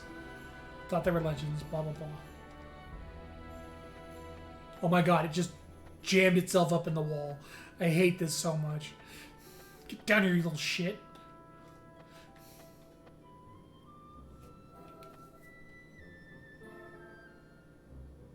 Come on.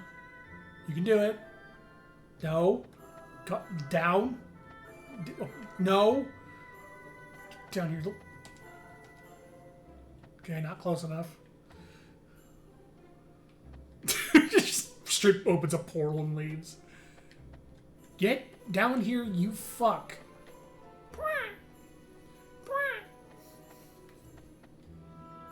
Okay, there we go. Oh, you little shit. Ah, yes. It says it's tired from all that running around. There we go. So now the Reverend should move towards the Elder, and we can translate the Elder's words.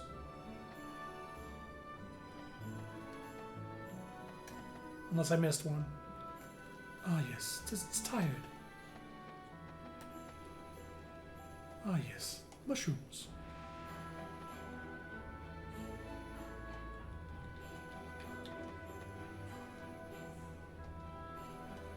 Yeah, I think that's all of them.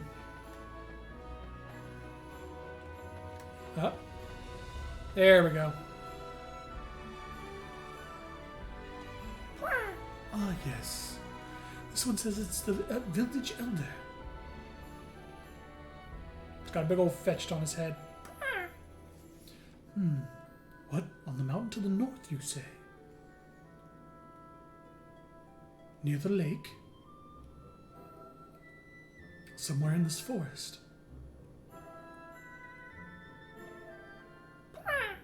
The Fountain of Youth. Something wonderful. A terrible monster. There's a terrible monster, so... Stay away? Why not have a look? Go kill it. Oh, I understand now. It says there's a monster in the forest it wants you to kill. It says it will guide you. A great reward. Don't you shake your head at a great reward, you bitch. You understand us, do you not?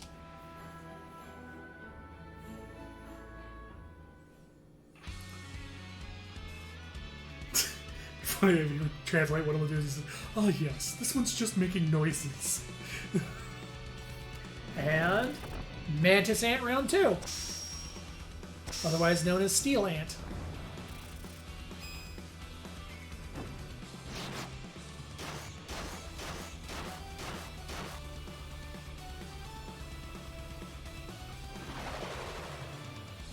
Nice shot there, buddy. Oh, I didn't know he could block STs. Interesting. Well, it doesn't matter. He's super weak. Yep. Great shot there. You're doing it.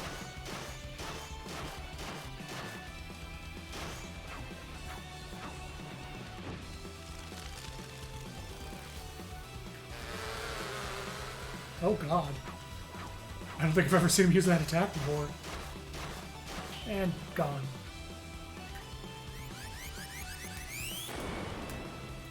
Oh god, he exploded into pieces.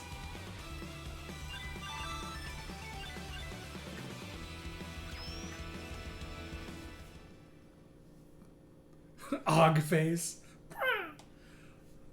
The other is extremely thankful for all you've done. Boo. They're taking their time. They must be trying to find every last Willipede. Yep, that's totally what's happening, buddy. They're totally looking for the Lippies still. And I'm thinking about all the untouched plot points of the Mantid and WoW and Super Salty again. Yeah. Yeah. Honestly, the Silithid got fucking shafted too. Because we got Encourage and then it's like, yeah, it's Cthulhu. Fuck it. We're done. Blame Cthulhu.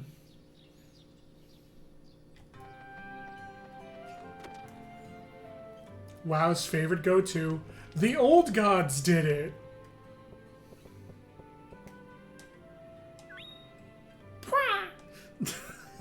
No, please no, little cactus.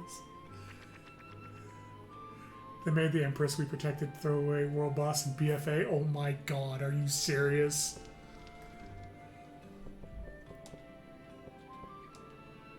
Catching Lillipees.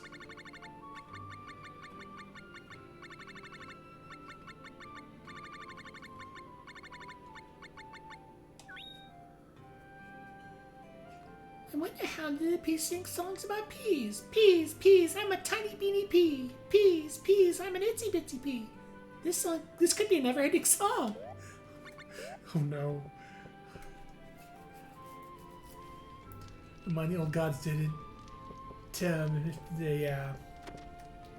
So that's it. Cthulhu was murked in a cutscene to set up waifu Oceantag. Oh my god.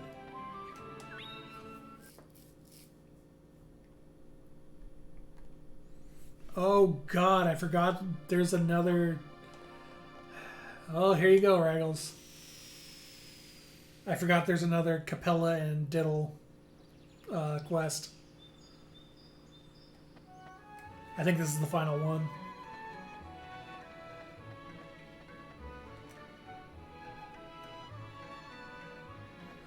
Play those 2 seconds for 2 minutes.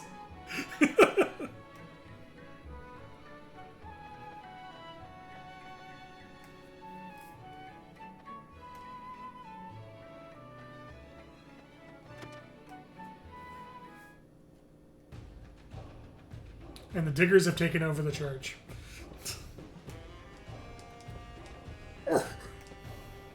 I now declare this place an above-ground chapter of the Diggers. We took over this abandoned building and put it to use. We need more manpower if our expedition to the White Forest is going to be successful. As soon as we secure some capable hands, we'll start. Work like a dog! Stop!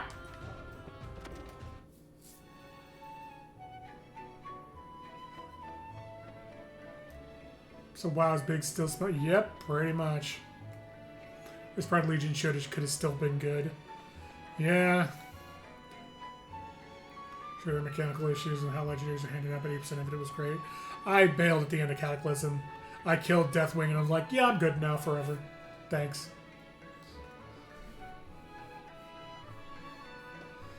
Capella, I really don't care about life anymore. You better stop saying that, or the shadows will take you away again. Oh, I hope not. I don't like the shadows. I like having fun, but fun doesn't last forever. After it's gone, I feel empty.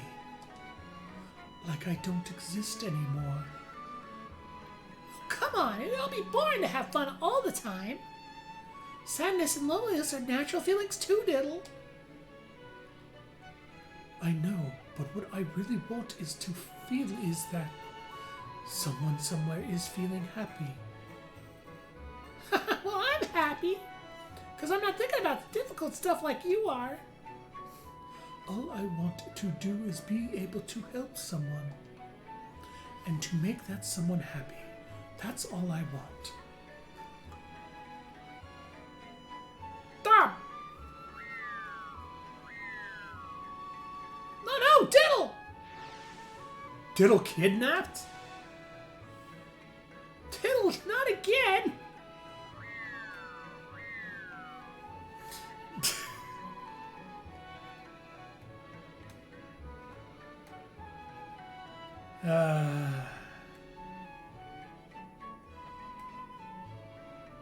Yeah, it's not his fault this time. He just straight got fucking yanked out of his thing and taken. At least this one gives you the hint. Roger told you they were going to the White Forest, so go to the White Forest again. Took the baby carrot. Can't have shit in Duma.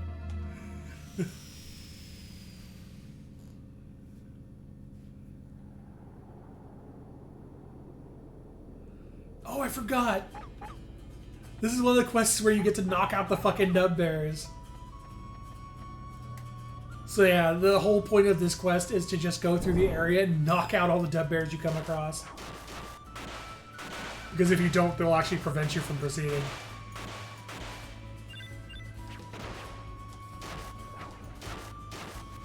Because the dub bears are kind of pieces of shit. A little bit.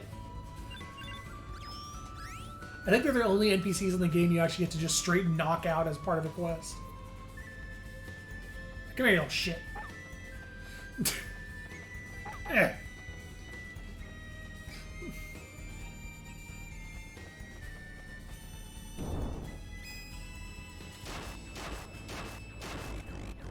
One of the most satisfying quests in the game. Okay. You can stop now.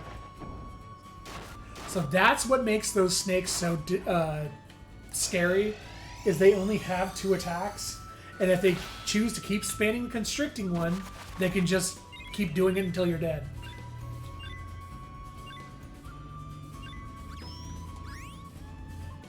No Vor. Thankfully, it's not a Vor situation, it's a constricting situation. Those are 2 different fetishes. It doesn't count.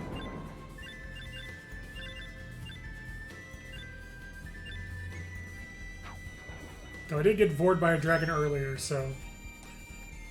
Damn it. Bonk. Bonk. Bonk. Bonk. Listen up, you rot! You're gonna keep digging till there's nothing left! No one can stop us here! I want this place to be one big hole when you're done! And don't worry if monsters attack Sir Diddle here, put them all to sleep! Stop!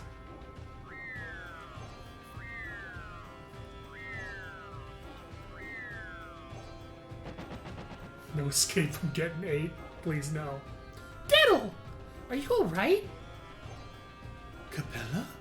What are you doing here? I came looking for you, Diddle. You're not hurt, are you? No, I'm not hurt. I'm just helping some people out. Oh yeah? Who are they? The Diggers. What? Don't you know they're really nasty bad guys? What do you want? Oh no, he saw me! They're not bad people, Capella. He's telling the truth. No one in this world is truly bad.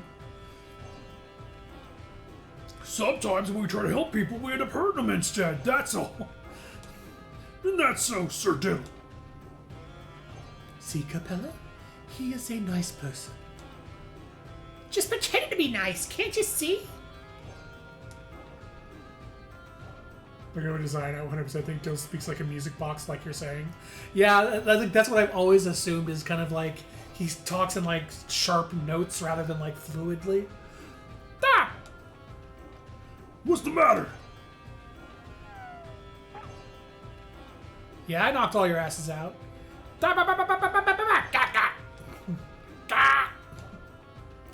Monster attacking? A monster? Dog bears! It's Sir Diddle and that monkey there! My name's Capella!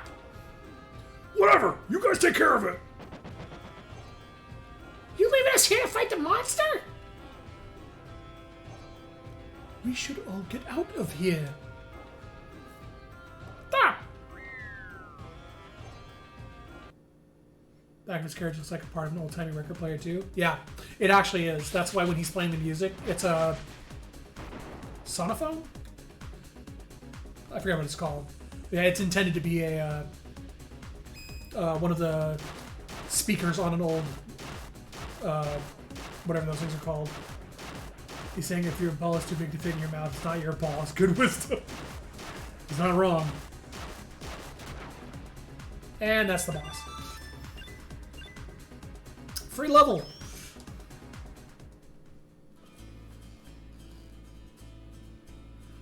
It didn't look, everyone ran away. Oh, yeah. See, they were all tricking you all along. Uh-huh. But I had fun. I do like that Diddle's hat is like a sheath of sheet music, like wrapped around the top. Oh, jeez, Diddle. Yeah, there you go. That's what he looks like.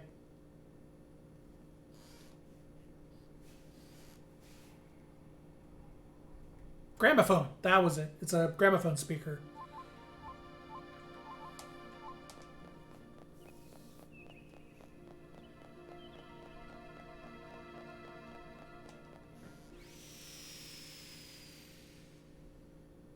I really like the character designs in Legend of Mana.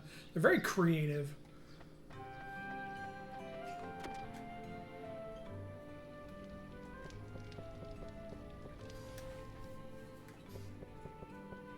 The little cactus is the best. Diggers!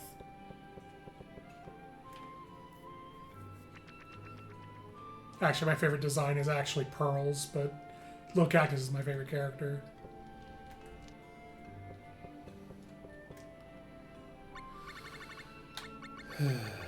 Diddle kidnapped.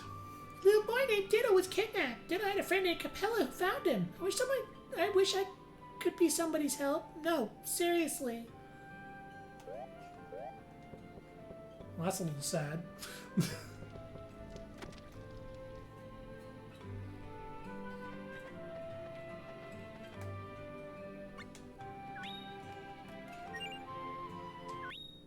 God damn it.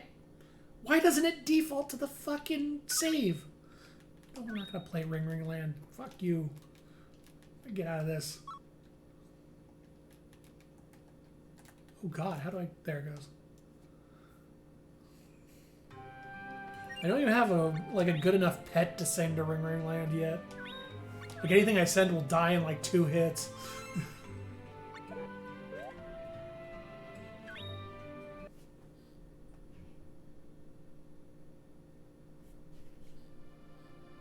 It is pretty terrible. Even with a good pet, Ring Ring Land was a game that was designed for the Pocket PlayStation.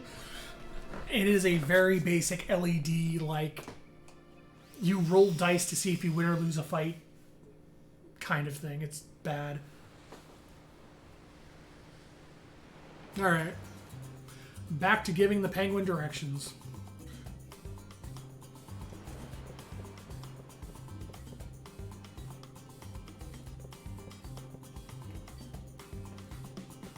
But before we do that, we're going to go north, and then save.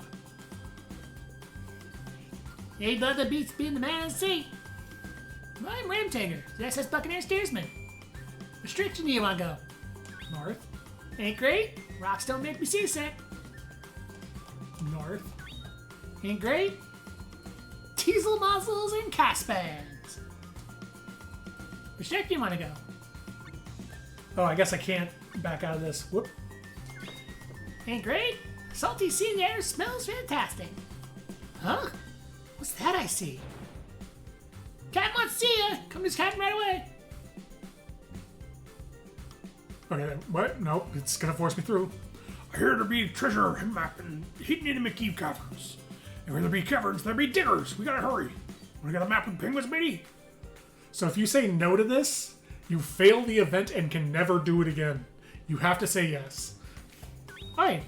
All right. Show him who's a real man. Captain, that's a girl.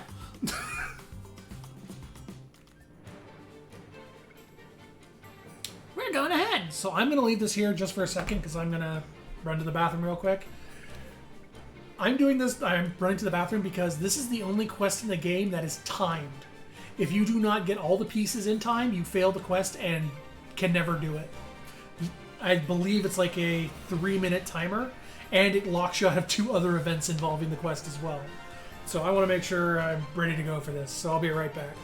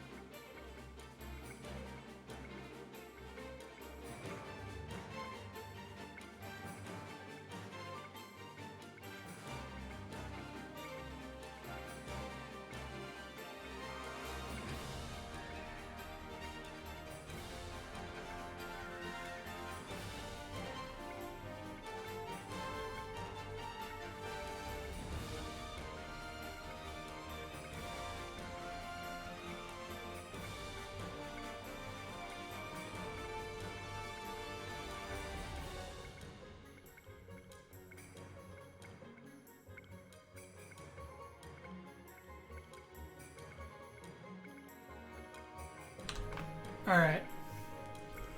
So the way this works is there's a treasure map, and the diggers show up, and the dead bears rip the map into pieces and spread out throughout the cavern.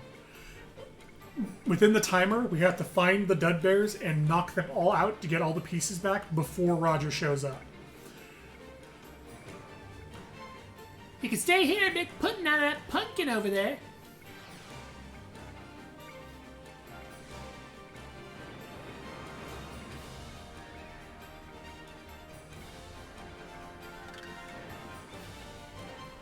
So we're going to save immediately.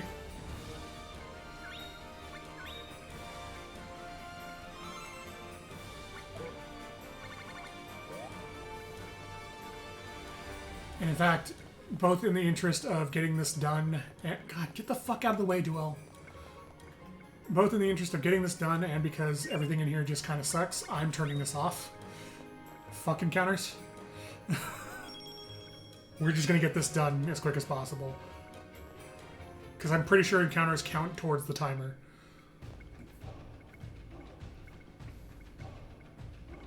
What? You dropped the treasure map? Don't just stand there! The penguins are here! They find our arch enemies if they find the map! Get back it! Get it back now!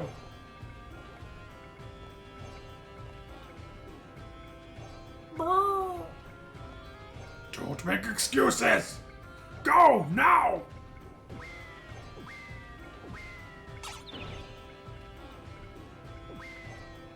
This is Aqua versus Magma? Yeah, pretty much. Dang it, Tusk! I'm not gonna let you run the show around here! Work like a dog!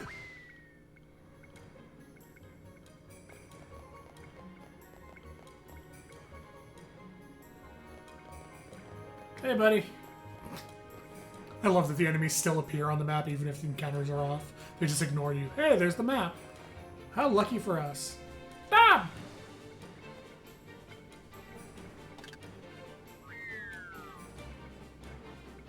So there are 8 dub bears we need to find. Da ba ba da ba. Burr, burr. Da.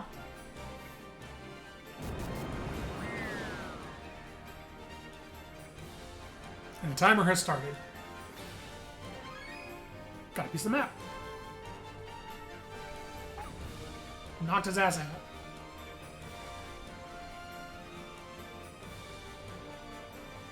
Hey again, buddy.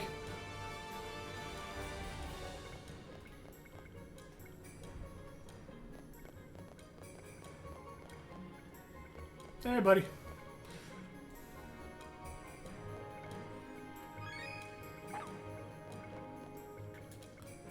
Come here, you little shit.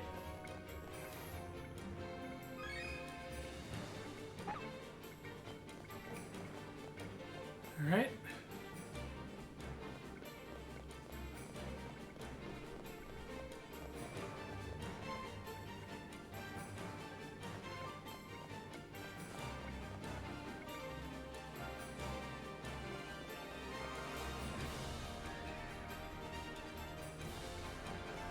Get out of the damn way.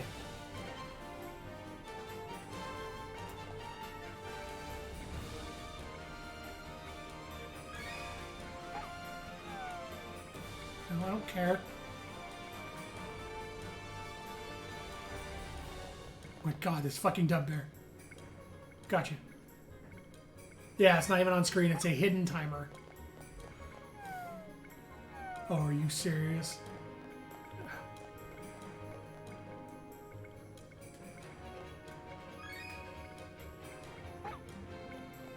Okay.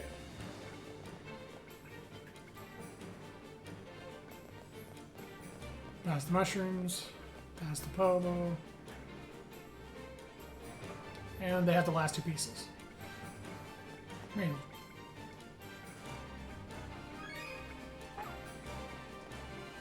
Got it. Alright. You put the map back together. So effectively what happens is there's an invisible timer, and if time runs out before you can put the map back together, when you enter a screen with dub bears, the scene will cut and Roger will show up and usher them off screen, and you can't actually complete the map anymore. Well done! You're a real man of the sea. Captain, that's a girl. Here. Ain't much, but I want you to have this. It's a crab! So every time you complete a quest for him, he will give you a crab. Also, that's what Roger looks like.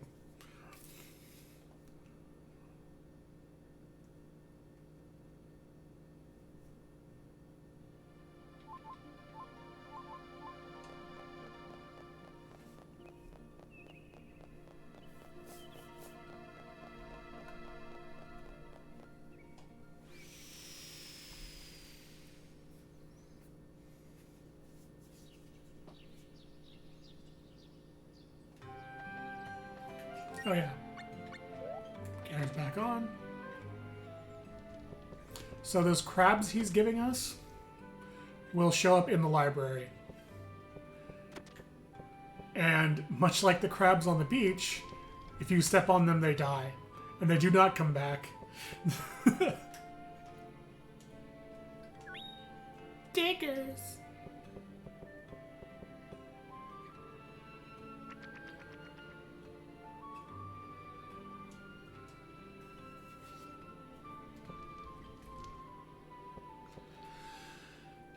The treasure map!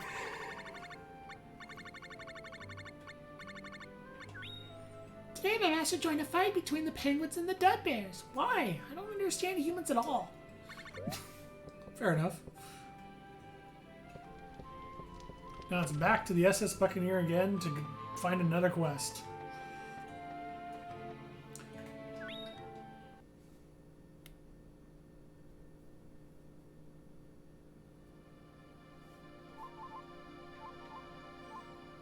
So this next quest is another one of those stupid, like, obtuse quests in the game, because at the end you have to talk to one of 3 NPCs, and if you talk to the wrong one, you fail the event. And that's it.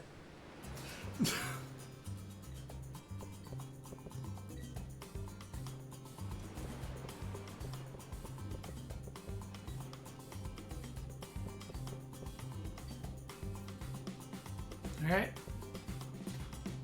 Hey, another big bad sea, I'm Red Tiger. Which way do you want to go? Want to go south-southwest. Ain't it great? Sea provides all the food you can eat. Where do you want to go? Ain't it great? Ding, ding, ding, ding, ding, ding, ding, ding. Enemies on deck! Get rid of them.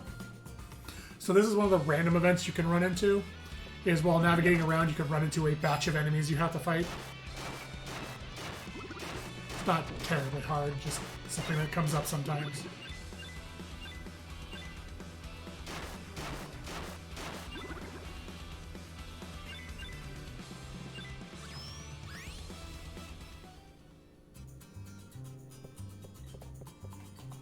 Ain't nothing beats man in the sea. I'm Red Tiger.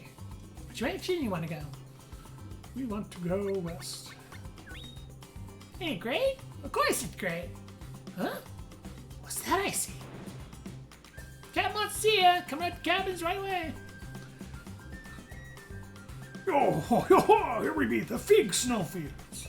There be a rumor that maybe possibly some treasure here, possibly. You don't sound too sure, Captain. So how about it, matey? Want to go searching with the penguins? Yep. All right. Show 'em who's a real man. Captain, that's a girl. But the snowfields are landlocked. Shh, don't worry about it. Shh, shh, shh, shh, shh. We're gonna freeze our beaks to death. Bye now. Started. Snow be too cold for us penguins. I can't take this no more, dude. The snowfield fairies. Alright, so you remember about 2 streams ago we had a spell cast on us that lets us see fairies? Well, that spell only lets us see level 1 fairies. We need a spell to see level 2 fairies. And that's what this quest is about. You start upgrading your fairy seeing ability to higher spell levels to see better fairies.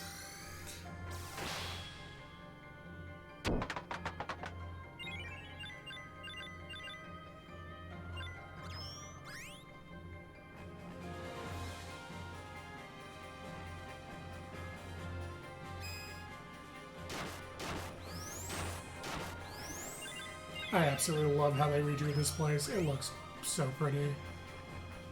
It still has some of my favorite music in the game.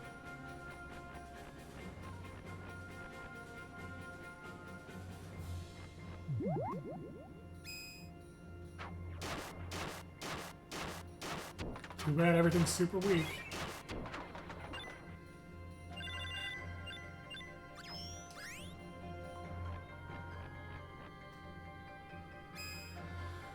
I forgot there is a lot of encounters in this area. Try to ST through them as best I can.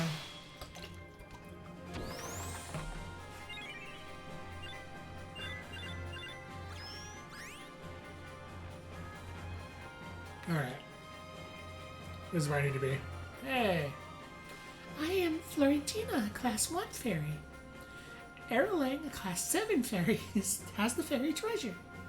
But you will be unable to see fairies of a higher class without a spell. Would you like me to cast a spell so you may see level 2 fairies? Yep. Spell level 2.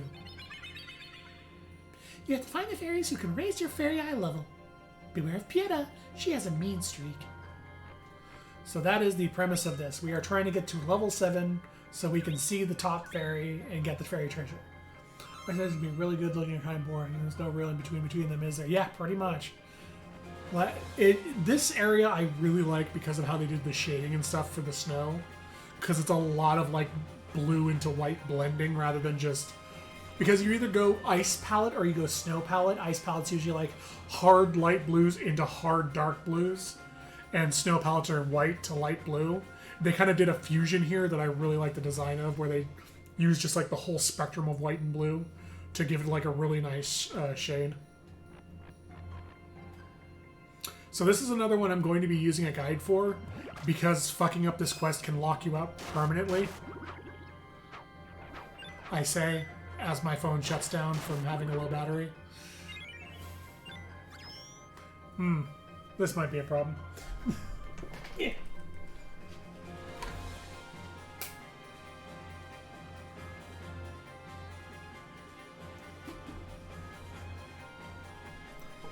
I feel like designers remember that rock plains and plains also exist in tundras. Yeah, that's always good too.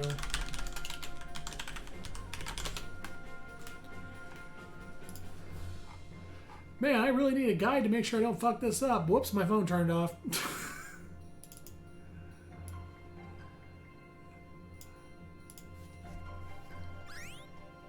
Alright, well.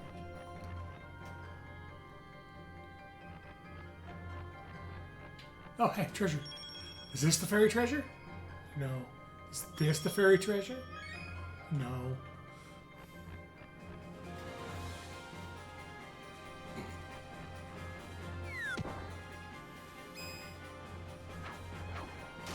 Fucking rabbits. They're all gonna start shooting that stupid star projectile and killing my... Oh, I guess not. They didn't live long enough. Animal hide. Alright. Oh, you can see me? I am Malberesta, Class 2 Fairy. I see that Florentina is testing you to see if you can get our treasure. This is interesting. Here, I'll cast a spell on you. Yes. Spell level 3. We can now see the Class 3 fairies. Elnana is a Class 2 Fairy, but she can let you see Class 4 Fairies. Also, here's Alicia, the best of the Demi-Fiend pets. You look kind of kooky and oozy. I like that. Why don't you take me with you? Yes. She's generally the one I default to when I use the unique demi-humans, is I'll end up using her, because she's like an aqua succubus.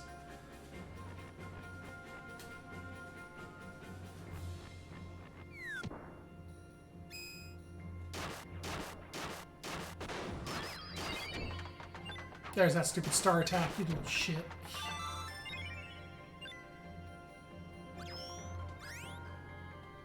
Oh, that's not good. Ah, well, I guess it doesn't really matter.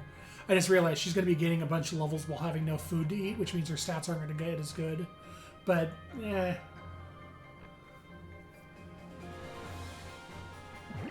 I'm not too worried about raising her properly.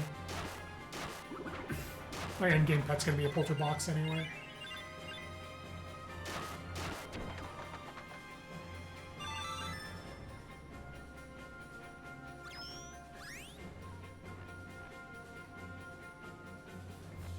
Alright.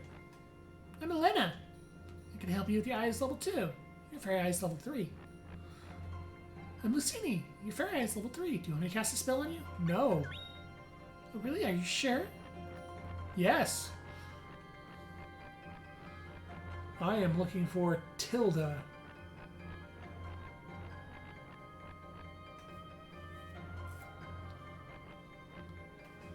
Did I go the wrong way? God damn it. Or are you the one I need? Spell level 5. Oh, you are the one I need. I think Wait, what does it say? Oh, it's based on the PS1 version. I think Sylvania is by Pieta and Elkin is by Malberessa. Okay, now we can see level 5s.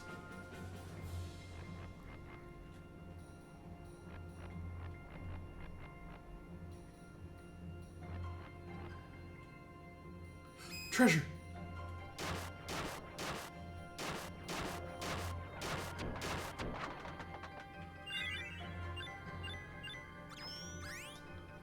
Is this the fairy treasure?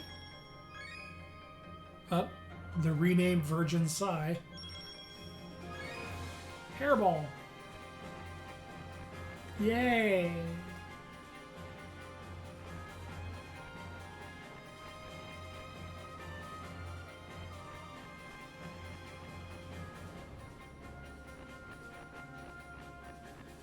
Oh, goddamn! This is the boss arena. Hold on. I went the wrong way. Oh, no.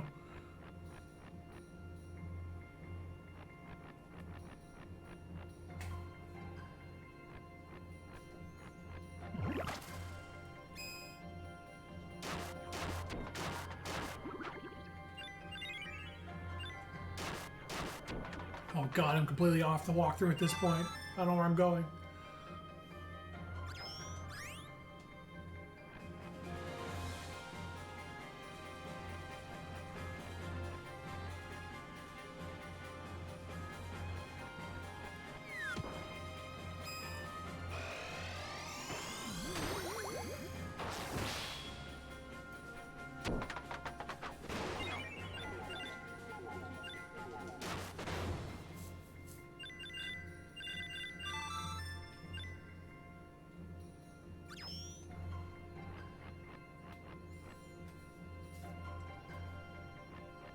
Oh, God. I am Tilda, class 5. Do you want me to cast a spell on you? Yes. Class 6. There we go. There's Tilda. Look for Lakshmi. Class 4 and class 5 fairies should be by your side.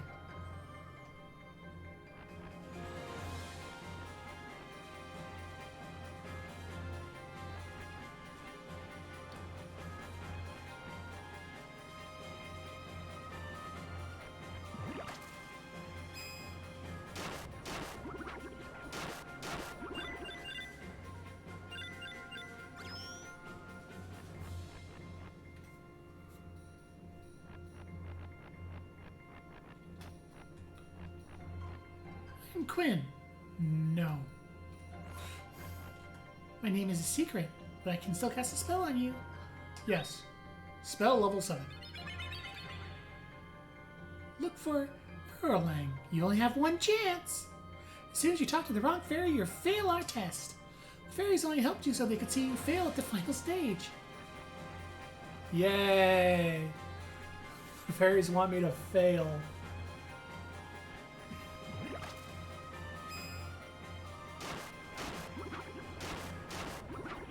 So yeah, that is your warning, that if you pick the wrong fairy, you fail the event, and that's it.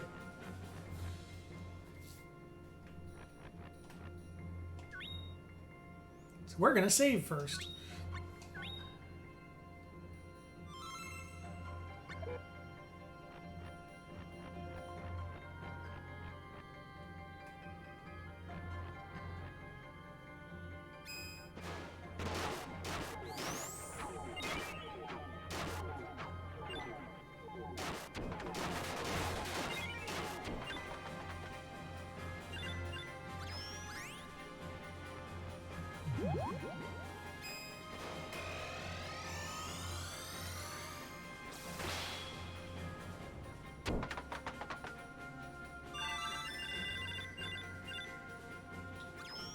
Big XP.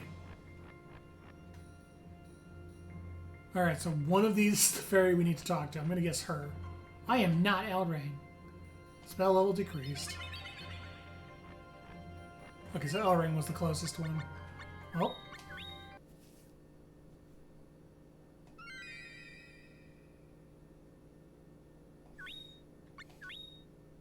Now we try again.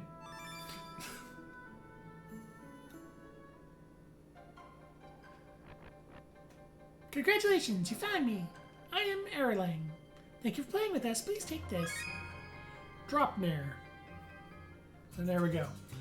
That's the fairy quest. Well done. You're a real man of the sea. God, that's a girl. Here. Ain't much, but have a crab.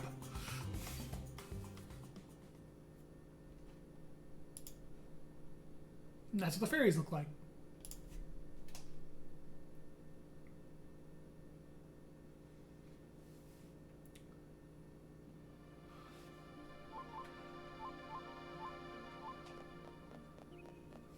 Someone paid me in crap. Friends have a bit the capacity for messing with people, huh? Yeah, it's like standard Fey lore that Fey creatures will mess with humans, which this just kind of follows that.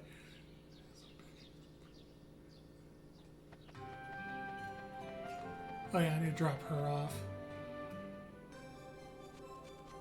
Welcome to the ranch. You'll be living here forever.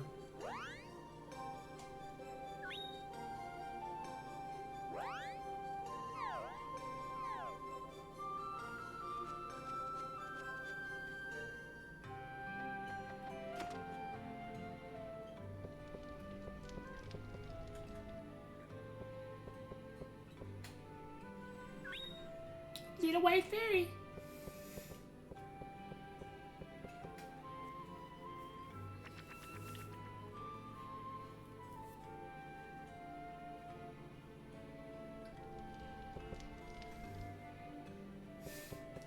Stay over here, my water suckiness. Don't go making any new species now. Certainly don't get anywhere near the Polter box and learn his ways. Nordic Snowfield.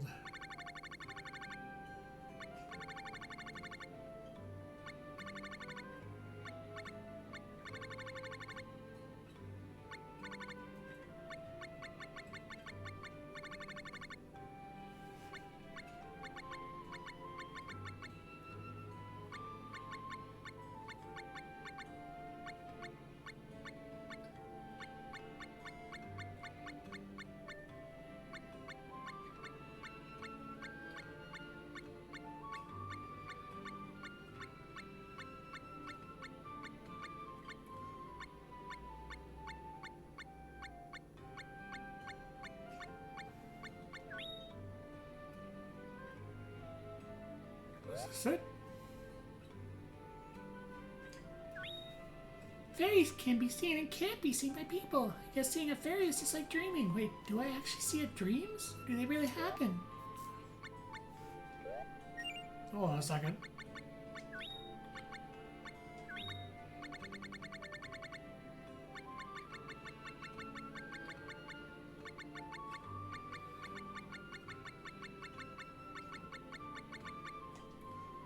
From the ship to the snow. I guess that was it. They got renamed. The PS1 version is apparently called the Nordic Snowfield. Now it's called Snowfield Fairies.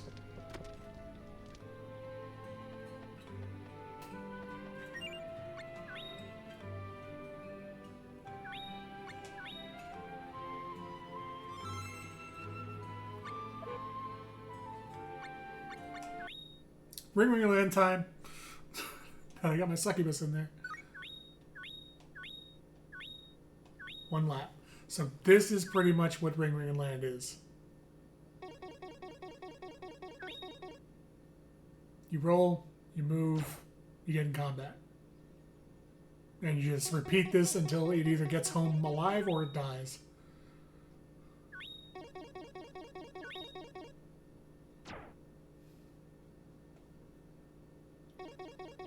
It's like 100% OJ, but somehow even worse.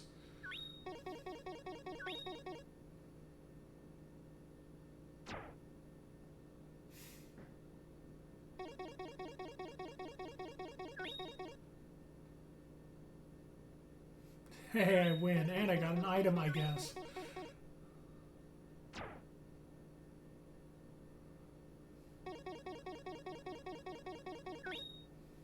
Oh, I lose. I got 1 HP left. I keep rolling super goddamn low.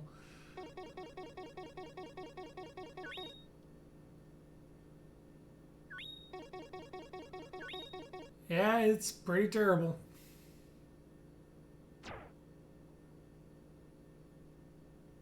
Oh, Shadow Zero.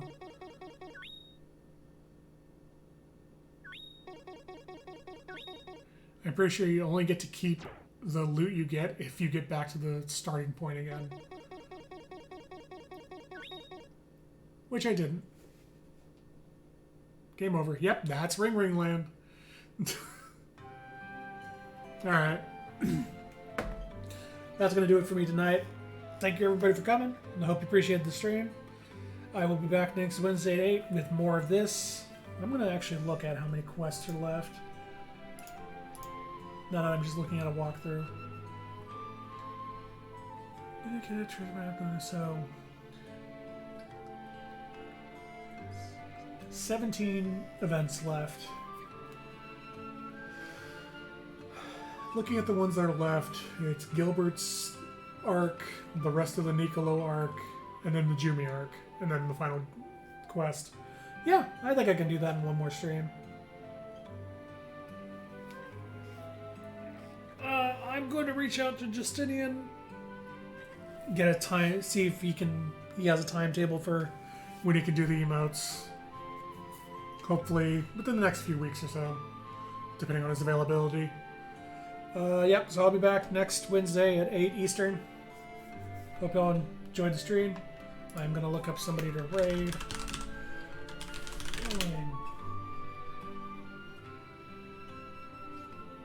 There is fucking no one on. Holy shit.